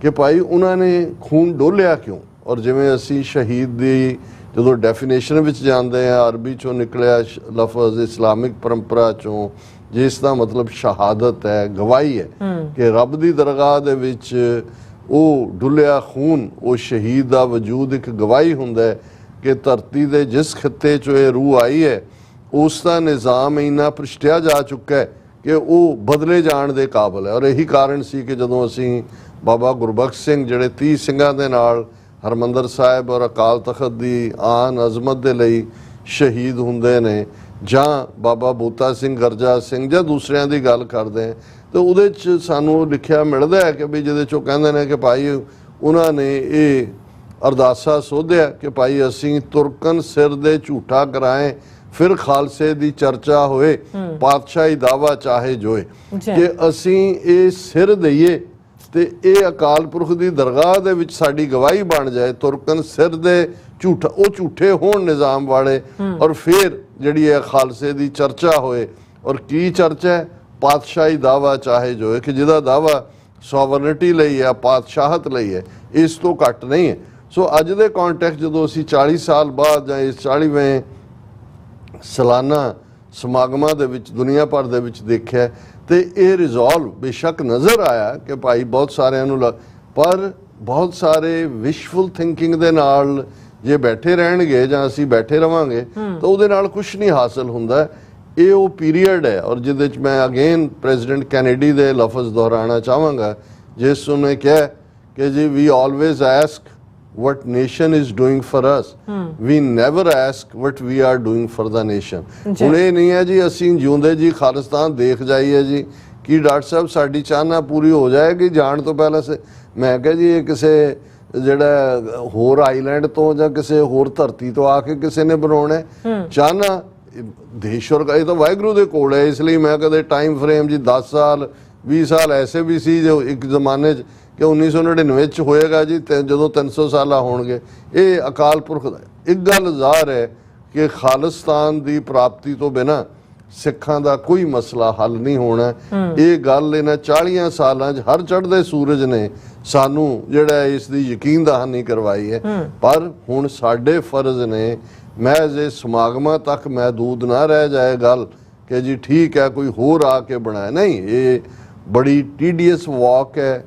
ਤੁਸੀਂ ਜਦੋਂ ਆਲਾ ਦੁਆਲਾ ਦੇਖਦੇ ਹੋ, ਜਿਸ ਭਾਰਤੀ ਹਾਕਮਾਂ ਹਕੂਮਤਾਂ ਦਾ ਪਹਿਲਾ ਸੈਸ਼ਨ ਪਾਰਲੀਮੈਂਟ ਦਾ ਸ਼ੁਰੂ ਹੋਇਆ ਔਰ ਉਹਨੇ ਬੜੀ ਬੇਸ਼ਰਮੀ ਨਾਲ ਮੋਦੀ ਨੇ ਕਿਹਾ ਕਿ ਪਹਿਲੀ ਸਰਕਾਰ ਸਿਟਿੰਗ ਡੱਕ ਵਾਂਗ ਹੁੰਦੀ ਸੀ, ਸਾਡੇ ਆ ਕੇ ਮਾਰਦੇ ਸੀ, ਹੁਣ ਅਸੀਂ ਘਰ 'ਚ ਘੁਸ ਕੇ ਮਾਰਦੇ ਹਾਂ। ਉਹਨਾਂ ਨੂੰ ਕੋਈ ਸ਼ਰਮ ਹਿਆ ਨਹੀਂ ਹੈ। ਔਰ ਕਿਵੇਂ ਉਹਨਾਂ ਨੇ ਉਹ ਨਿਖਲ ਗੁਪਤਾ ਹੋਏ ਜਾਂ ਉੱਥੋਂ ਦੇ ਕਿਲਰ ਹੋਣ, ਉਹਨਾਂ ਨੂੰ ਕਿਵੇਂ ਪ੍ਰੋਟੈਕਸ਼ਨ ਔਰ ਉਹਨਾਂ ਦੇ ਲਈ ਲਾ ਫਰਮਾਂ ਖੜੀਆਂ ਕੀਤੀਆਂ ਹੋਈਆਂ ਨੇ, ਉਹ ਟੋਟਲ ਡਿਨਾਇਲ 'ਚ ਨੇ। ਸੋ ਇਹਨਾਂ ਦੇ ਨਾਲ ਵਾਹ ਹੈ ਜੀ। ਇਹ ਠੀਕ ਹੈ ਵੀ ਅਸੀਂ ਇਸ ਵੇਲੇ ਸਾਡਾ ਇਸ਼ੂ ਹਾਈਲਾਈਟ ਹੋਇਆ, ਪਰ ਬਹੁਤ ਸਾਰੀ ਮਿਹਨਤ ਕਰਨ ਦੀ ਲੋੜ ਹੈ। ਔਰ ਇਹੀ ਪਾਰਟ ਜਿਹੜਾ ਭਾਈ ਤਰਲੋਚਨ ਸਿੰਘ ਹੋਰਾਂ ਨੇ ਵੀ ਆਪਣੀ ਪ੍ਰੈਜੈਂਟੇਸ਼ਨ 'ਚ ਉੱਥੇ ਕਿਹਾ, ਮੈਨੂੰ ਵੀ ਲਗਭਗ 1 ਘੰਟਾ ਸੰਗਤ ਦੇ ਰੂਬਰੂ ਹੋਣ ਦਾ ਮੌਕਾ ਮਿਲਿਆ। ਉਹ ਸਾਡੀ ਅੱਡ ਸਪੀਚ ਵੀ ਅੱਜ ਸ਼ਾਮ ਜਿਹੜੀ ਹੈ ਅਪਲੋਡ ਹੋ ਜਾਏਗੀ।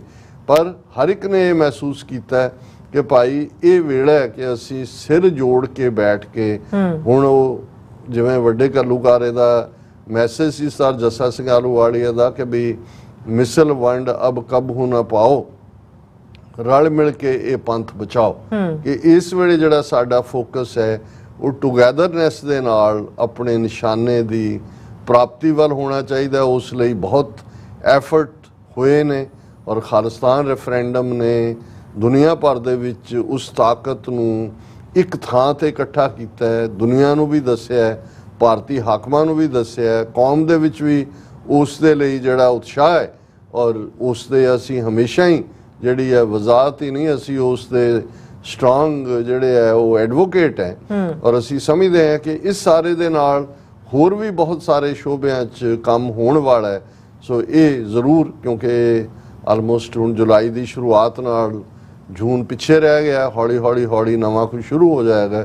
ਸੋ ਅਸੀਂ ਸਮਝਦੇ ਹਾਂ ਕਿ ਇਸ ਗੱਲ ਦੇ ਉੱਤੇ ਰੋਜ਼ਾਨਾ ਸਾਨੂੰ ਆਪਣਾ ਧਿਆਨ ਕੇਂਦਰਿਤ ਕਰਨ ਦੀ ਲੋੜ ਹੈ, ਅਰਦਾਸਾ ਸੋਧਣ ਦੀ, ਉਹਦੇ 'ਚ ਯਾਦ ਕਰਨ ਦੀ ਲੋੜ ਹੈ ਕਿ ਅਸੀਂ ਸ਼ਹੀਦਾਂ ਦੇ ਡੁੱਲੇ ਖੂਨ ਦਾ ਹੱਕ ਲੈਣਾ, ਤੇ ਡੁੱਲੇ ਖੂਨ ਦਾ ਹੱਕ ਖਾਲਿਸਤਾਨ ਦੀ ਪ੍ਰਾਪਤੀ ਲਈ ਚਾਰਾਜੋਈ ਕਰਨ ਦੇ ਨਾਲ ਜੁੜਿਆ ਹੈ। ਜੀ ਡਾਕਟਰ ਸਾਹਿਬ, ਤੁਹਾਡਾ ਬਹੁਤ ਸ਼ੁਕਰੀਆ। ਸੋ ਇੱਥੇ ਲੈਣਾ ਬ੍ਰੇਕ, ਔਰ ਬ੍ਰੇਕ ਤੇ ਜਾਣ ਤੋਂ ਪਹਿਲਾਂ ਅਸੀਂ ਦਰਸ਼ਕਾਂ ਤੇ ਸਰੋਤਿਆਂ ਨੂੰ ਅਪੀਲ ਤੇ ਬੇਨਤੀ ਕਰਦੀ ਹੈ, ਵਿਊਅਰਸ, ਜਿਸ ਤਰ੍ਹਾਂ ਕਿ ਤੁਸੀਂ ਜਾਣਦੇ ਹੋ ਕਿ ਟੀਵੀ 84 ਇੱਕ ਪੰਥਕ ਚੈਨਲ ਹੈ। ਟੀਵੀ 84 ਦੀ ਚੜ੍ਹਦੀ ਕਲਾ ਲਈ ਵੱਧ ਤੋਂ ਵੱਧ ਡੋਨੇਟ ਕਰੋ। ਡੋਨੇਟ ਕਰਨ ਲਈ ਸਾਡੀ ਵੈਬਸਾਈਟ tv84.tv ਤੇ ਜਾ ਕੇ ਪੇਪਲ ਦੀ ਵਰਤੋਂ ਕਰਕੇ 1 ਟਾਈਮ ਡੋਨੇਟ ਕਰ ਸਕਦੇ ਹੋ, ਮੰਥਲੀ ਡੋਨੇਟ ਵੀ ਕਰ ਸਕਦੇ ਹੋ।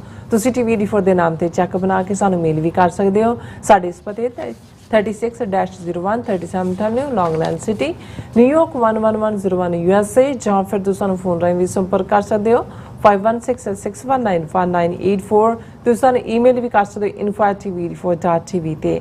ਅਸੀਂ ਤੁਹਾਡੇ ਤਹਿ ਦਿਲ ਤੋਂ ਸ਼ੁਕਰਗੁਜ਼ਾਰ ਹੋਵਾਂਗੇ। ਸੋ ਇੱਥੇ ਲੈਣੇ ਬ੍ਰੇਕ। ਵਿਊਅਰਸ, ਤੁਸੀਂ ਇਸੇ ਤਰ੍ਹਾਂ ਬਣੇ ਰਹਿਣਾ। ਮਿਲਦੇ ਹਾਂ after this short break.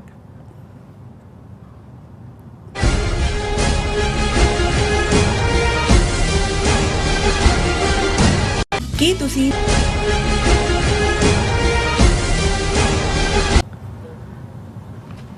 ਦਰਸ਼ਕੋ break ਬਾਅਦ ਤੁਹਾਡਾ ਸਭ ਦਾ ਭਰਪੂਰ ਸਵਾਗਤ ਹੈ। ਸੋ ਵੀਅਰਸ ਗੱਲਬਾਤ ਕਰਨ ਜਾ ਰਹੇ ਹਾਂ ਕਿ ਅਮਰੀਕਨ ਖੁਫੀਆ ਏਜੰਸੀ CIA ਦੇ ਸਾਬਕਾ ਉੱਚ ਅਧਿਕਾਰੀ ਸਾਰਾ ਐਡਮ ਨੇ ਇੰਕਸ਼ਾਫ ਕੀਤਾ ਹੈ ਕਿ ਅਫਗਾਨਿਸਤਾਨ ਅਤੇ ਪਾਕਿਸਤਾਨ ਵਿੱਚ ਕਸ਼ਮੀਰੀ ਖਾੜਕੂਆਂ ਅਤੇ ਸਿੱਖ ਐਕਟਿਵਿਸਟ ਨੂੰ ਮਰਵਾਉਣ ਲਈ ਭਾਰਤੀ ਖੁਫੀਆ ਏਜੰਸੀਆਂ ਨੇ ਇਸਲਾਮਿਕ ਦਹਿਸ਼ਤਗਰਦ ਜਥੇਬੰਦੀ ISIS ਨਾਲ ਸੌਦੇਬਾਜ਼ੀ ਕੀਤੀ ਹੈ। ਇਸ ਲਈ $10 ਮਿਲੀਅਨ ਦੀ ਰਕਮ ਅਦਾ ਕੀਤੀ ਗਈ।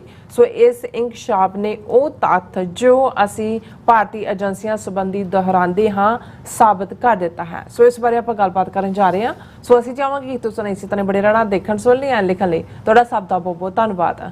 ਜੀ ਡਾਕਟਰ ਸਾਹਿਬ ਕੀ ਵਿਚਾਰਾਂ ਨੇ?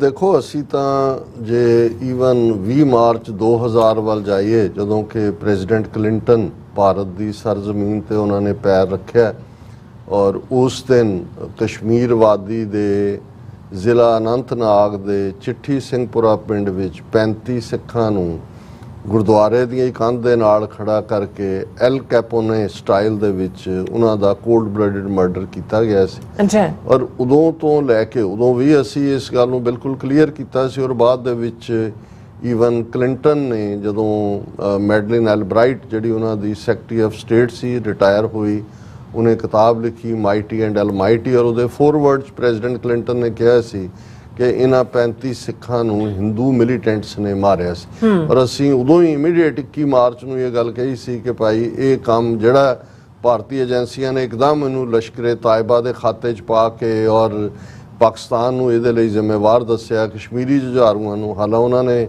ਫੌਰਨ ਉਹਦੇ ਨਾਲੋਂ ਆਪਣੇ ਆਪ ਨੂੰ ਅੱਡ ਕਰ ਲਿਆ ਸੀ ਵੀ ਸਾਡਾ ਕੋਈ ਸਬੰਧ ਨਹੀਂ ਹੈ ਪਰ ਅਸੀਂ ਇਸ ਗੱਲ ਤੋਂ ਅੱਜ ਤੋਂ 24 ਸਾਲ ਪਹਿਲਾਂ ਤੋਂ ਹੀ ਜਾਣੂ ਸੀ ਕਿ ਵੀ ਇਹਨਾਂ ਨੇ ਇੰਡੀਅਨ ਏਜੰਸੀਆਂ ਨੇ ਇਸਲਾਮਿਕ ਜਥੇਬੰਦੀਆਂ ਦੇ ਅੰਦਰ ਵੀ ਆਪਣਾ ਪੂਰਾ ਜਿਹੜਾ ਹੈ ਉਹ ਘੁਸਪੈਠ ਕੀਤੀ ਹੋਈ ਹੈ ਔਰ ਕਿਉਂਕਿ ਅਫਗਾਨਿਸਤਾਨ ਤਾਂ ਅਨਸਟੇਬਲ ਹੈ ਲੰਬੇ ਵਕਤ ਤੋਂ 1979 ਚ ਜਦੋਂ ਸੋਵੀਅਤ ਯੂਨੀਅਨ ਦੀ ਫੌਜ ਅਫਗਾਨਿਸਤਾਨ 'ਚ ਦਾਖਲ ਹੁੰਦੀ ਹੈ ਔਰ 1999 ਤੱਕ 10 ਸਾਲ ਉਹ ਪੀਰੀਅਡ ਸੀ ਕਿ ਭਾਰਤ ਅਫਗਾਨਿਸਤਾਨ ਦੇ ਮੁੱਦੇ ਦੇ ਉੱਤੇ ਸੋਵੀਅਤ ਯੂਨੀਅਨ ਦੀ ਹਮਾਇਤ ਕਰਦਾ ਸੀ ਉਸ ਦੀ ਨੂੰ ਕਦੇ ਕੰਡੈਮ ਨਹੀਂ ਕੀਤਾ। ਫਿਰ ਜਦੋਂ ਈਵਨ ਪਾਕਿਸਤਾਨ ਸਪੋਰਟਡ ਤਾਲਿਬਾਨ ਨੇ ਜਦੋਂ ਜਿਹੜੀ ਇੱਕ ਸਿਵਲ ਵਾਰ ਵੀ ਰਹੀ ਔਰ ਜਦੋਂ ਤੱਕ ਉਹ ਕਾਬਲ 'ਚ ਪਹੁੰਚੇ ਉਦੋਂ ਵੀ ਇੰਡੀਆ ਦਾ ਉਸ ਦੇ ਵਿੱਚ ਜਿਹੜਾ ਪੂਰਾ ਹੱਥ ਪੈਂਦਾ ਸੀ ਔਰ ਜਦੋਂ ਫਿਰ ਜਿਹੜੇ ਨੇ ਉਹਨਾਂ ਦੇ ਮਸੂਦ ਔਰ ਦੂਸਰੇ ਜਿਹੜੇ ਉਜ਼ਬੇਕ ਤਾਜ਼ਕ ਉਹਨਾਂ ਦੇ ਨਾਲ ਉਹਨਾਂ ਨੇ ਦਾ ਅਲਾਇੰਸ ਸੀ। ਫਿਰ ਅਫਗਾਨਿਸਤਾਨ ਪਾਕਿਸਤਾਨ ਸਰਹੱਦ ਦੇ ਉੱਤੇ ਜਿਹੜਾ ਨਾਲ ਲੱਗਦਾ ਇੰਨੇ ਕੌਂਸਲਰ ਦਫ਼ਤਰ ਇਹਨਾਂ ਨੇ ਖੋਲ੍ਹੇ ਜਿਨ੍ਹਾਂ ਦੇ ਉੱਥੋਂ ਕੋਈ ਨਾ ਕੋਈ ਵੀਜ਼ੇ ਲੈਣ ਵਾਲੇ ਨਹੀਂ ਸੀ ਕੋਈ ਨਹੀਂ ਸੀ ਲੇਕਿਨ ਉਹ ਵਿਦਿਨ ਪਾਕਿਸਤਾਨ ਜਿਹੜੀ ਦਹਿਸ਼ਤਗਰਦੀ ਕਰਨ ਦੇ ਲਈ ਇਹਨਾਂ ਦਾ ਵੱਡਾ ਰੋਲ ਇਸ ਸਾਰੇ ਪੀਰੀਅਡ ਦੇ ਵਿੱਚ ਰਿਹਾ।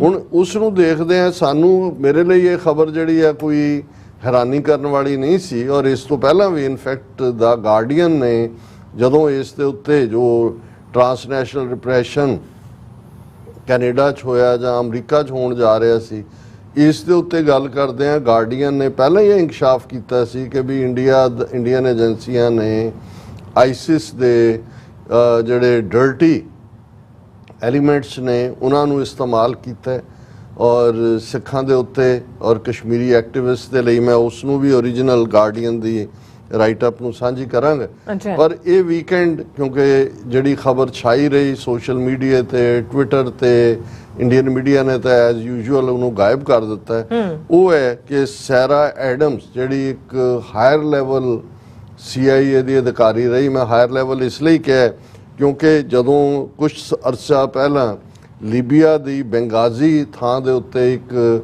ਆਈਸਿਸ ਨੇ ਹਮਲਾ ਕੀਤਾ ਸੀ 17 CIA ਅਧਿਕਾਰੀਆਂ ਨੂੰ ਟਾਰਗੇਟ ਕੀਤਾ ਸੀ ਇਹ ਪੁਰਾਣੀ ਗੱਲ ਹੈ ਸ਼ਾਇਦ ਉਦੋਂ Hillary Clinton secretary of state ਸੀ ਜਾਂ ਦੂਸਰੀ ਸੀ ਬੀਬੀ ਜੂਨੀਅਰ ਬੁਸ਼ ਦੇ ਵੇਲੇ ਕਿ ਉਹਨਾਂ ਦੀ ਲੇਕਿਨ 17 ਚੋਂ 2 CIA ਅਧਿਕਾਰੀ ਮਾਰੇ ਗਏ ਸੀ ਬੰਗਾਜ਼ੀ ਲੀਬੀਆ ਦੇ ਵਿੱਚ ਇਹ ਕਾਂਡ ਹੋਇਆ ਸੀ ਔਰ ਇਹ ਬਹੁਤ ਵੱਡਾ ਸ਼ੌਕ ਸੀ ਕਿ ਵੀ ਕਿਸ ਲੈਵਲ ਦਾ ਉਹਨਾਂ ਨੇ ਨਿਸ਼ਾਨਾ ਬਣਾਇਆ ਔਰ ਉਹਦੀ ਜਿਹੜੀ ਇਨਵੈਸਟੀਗੇਸ਼ਨ ਸੀ ਕਿ ਇਹਦੇ ਬਿਹਾਈਂਡ ਕੌਣ ਹੈ ਕੀ ਹੈ ਉਸ ਦੇ ਵਿੱਚ ਵੀ ਸਾਰਾ ਐਡਮਸ ਸ਼ਾਮਲ ਸੀ ਕੋਈ ਸਾਰਾ ਐਡਮਸ ਦਾ ਜਿਹੜਾ ਇੰਕਸ਼ਾਫ ਹੈ ਇਹ ਮਹਿਜ਼ ਕੋਈ ਲੋਅਰ ਲੈਵਲ ਕਿਸੇ ਅਧਿਕਾਰੀ ਦਾ ਨਹੀਂ ਹੈ ਕਿਉਂਕਿ ਇਹ ਵੀ ਹੁੰਦਾ ਬਹੁਤ ਵਾਰੀ ਜਿਹੜੇ ਏਜੰਸੀਆਂ 'ਚ ਰਹੇ ਹੁੰਦੇ ਨੇ ਜਦੋਂ ਛੱਡਦੇ ਨੇ ਰਿਟਾਇਰ ਹੁੰਦੇ ਨੇ ਕੋਈ ਕਿਤਾਬ ਲਿਖਣ ਦੇ ਲਈ ਕੋਈ ਪਬਲਿਸਿਟੀ ਲੈਣ ਦੇ ਲਈ ਉਹ ਕੋਈ ਗੱਲ ਕਰਦੇ ਨੇ।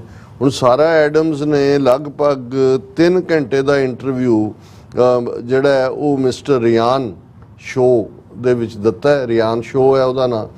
ਹੁਣ ਉਸ 3 ਘੰਟੇ ਦੇ ਇੰਟਰਵਿਊ 'ਚ ਸਿਰਫ 5 ਮਿੰਟ ਦੀ ਗੱਲਬਾਤ ਉਸਨੇ, ਕਿਉਂਕਿ ਉਹ ਇੰਟਰਨੈਸ਼ਨਲ ਨੈਟਵਰਕ ਕੀ ਹੈ, ਆਈਸਿਸ ਕੀ ਹੈ, ਇਸਲਾਮਿਕ ਟੈਰਰਿਜ਼ਮ ਕੀ ਹੈ, ਕਿੱਥੇ ਕਿੱਥੇ ਇਹਦਾ ਆਧਾਰ ਹੈ, ਕੀ ਹੈ, ਇਸ ਦੇ ਉੱਤੇ ਫੈਲਿਆ ਹੋਇਆ।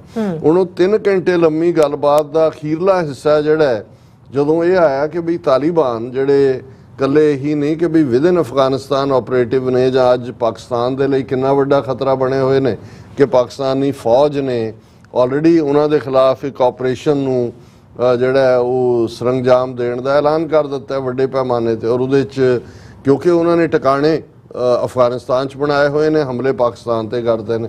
ਸੋ ਇਹ ਇਸ ਵੇਲੇ ਜਿਹੜਾ ਗਲੋਬਲ ਲੈਵਲ ਦੇ ਉੱਤੇ ਦਹਿਸ਼ਤਗਰਦੀ ਅਫਰੀਕਨ ਕੰਟੀਨੈਂਟ 'ਚ ਹੋਏ ਜਾਂ ਬਾਹਰ ਹੋਏ, ਉਹਦਾ ਐਪੀ ਸੈਂਟਰ ਵੀ ਉਹ ਬਣਦਾ ਜਾਂਦਾ। ਔਰ ਆਈਸਿਸ ਨੇ ਜਿਹੜਾ ਆਪਣਾ ਇੱਕ ਗਰੁੱਪ ਖੁਰਾਸਾਨੀ ਜਿਹੜਾ ਉਹ ਖੜਾ ਕੀਤਾ ਹੈ, ਉਸ ਨੇ ਜਿਹੜੇ ਗੁਰਦੁਆਰਿਆਂ ਤੇ ਹਮਲੇ ਹੋਏ ਨੇ ਉਹਦੀ ਜ਼ਿੰਮੇਵਾਰੀ ਵੀ ਲਈ ਹੈ।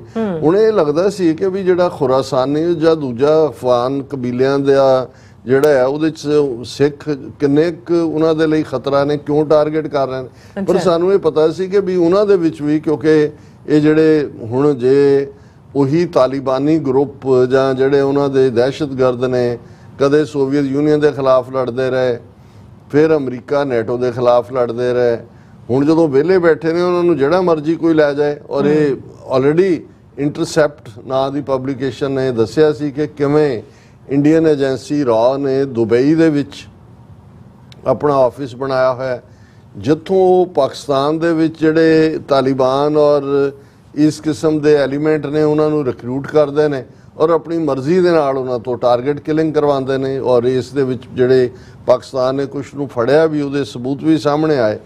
ਹੁਣ ਇਹ ਜਿਹੜੀ 3 ਘੰਟੇ ਦੀ ਗੱਲਬਾਤ ਰਿਆਨ ਸ਼ੋਅ ਦੇ ਵਿੱਚ ਸੀ ਸਾਰਾ ਐਡਮਸ ਦੀ, ਉਹਦੇ 'ਚ ਸਿਰਫ ਅਖੀਰਲੇ 5 ਮਿੰਟ ਜਿਹੜੇ ਨੇ ਇਹ ਭਾਰਤ ਔਰ ਇਹ ਕਸ਼ਮੀਰੀਆਂ ਔਰ ਸਿੱਖਾਂ ਬਾਰੇ ਅਜੇ ਫਿਰ ਵੀ ਦਬਵੀਂ ਹਵਾ ਕਸ਼ਮੀਰੀਆਂ ਬਾਰੇ।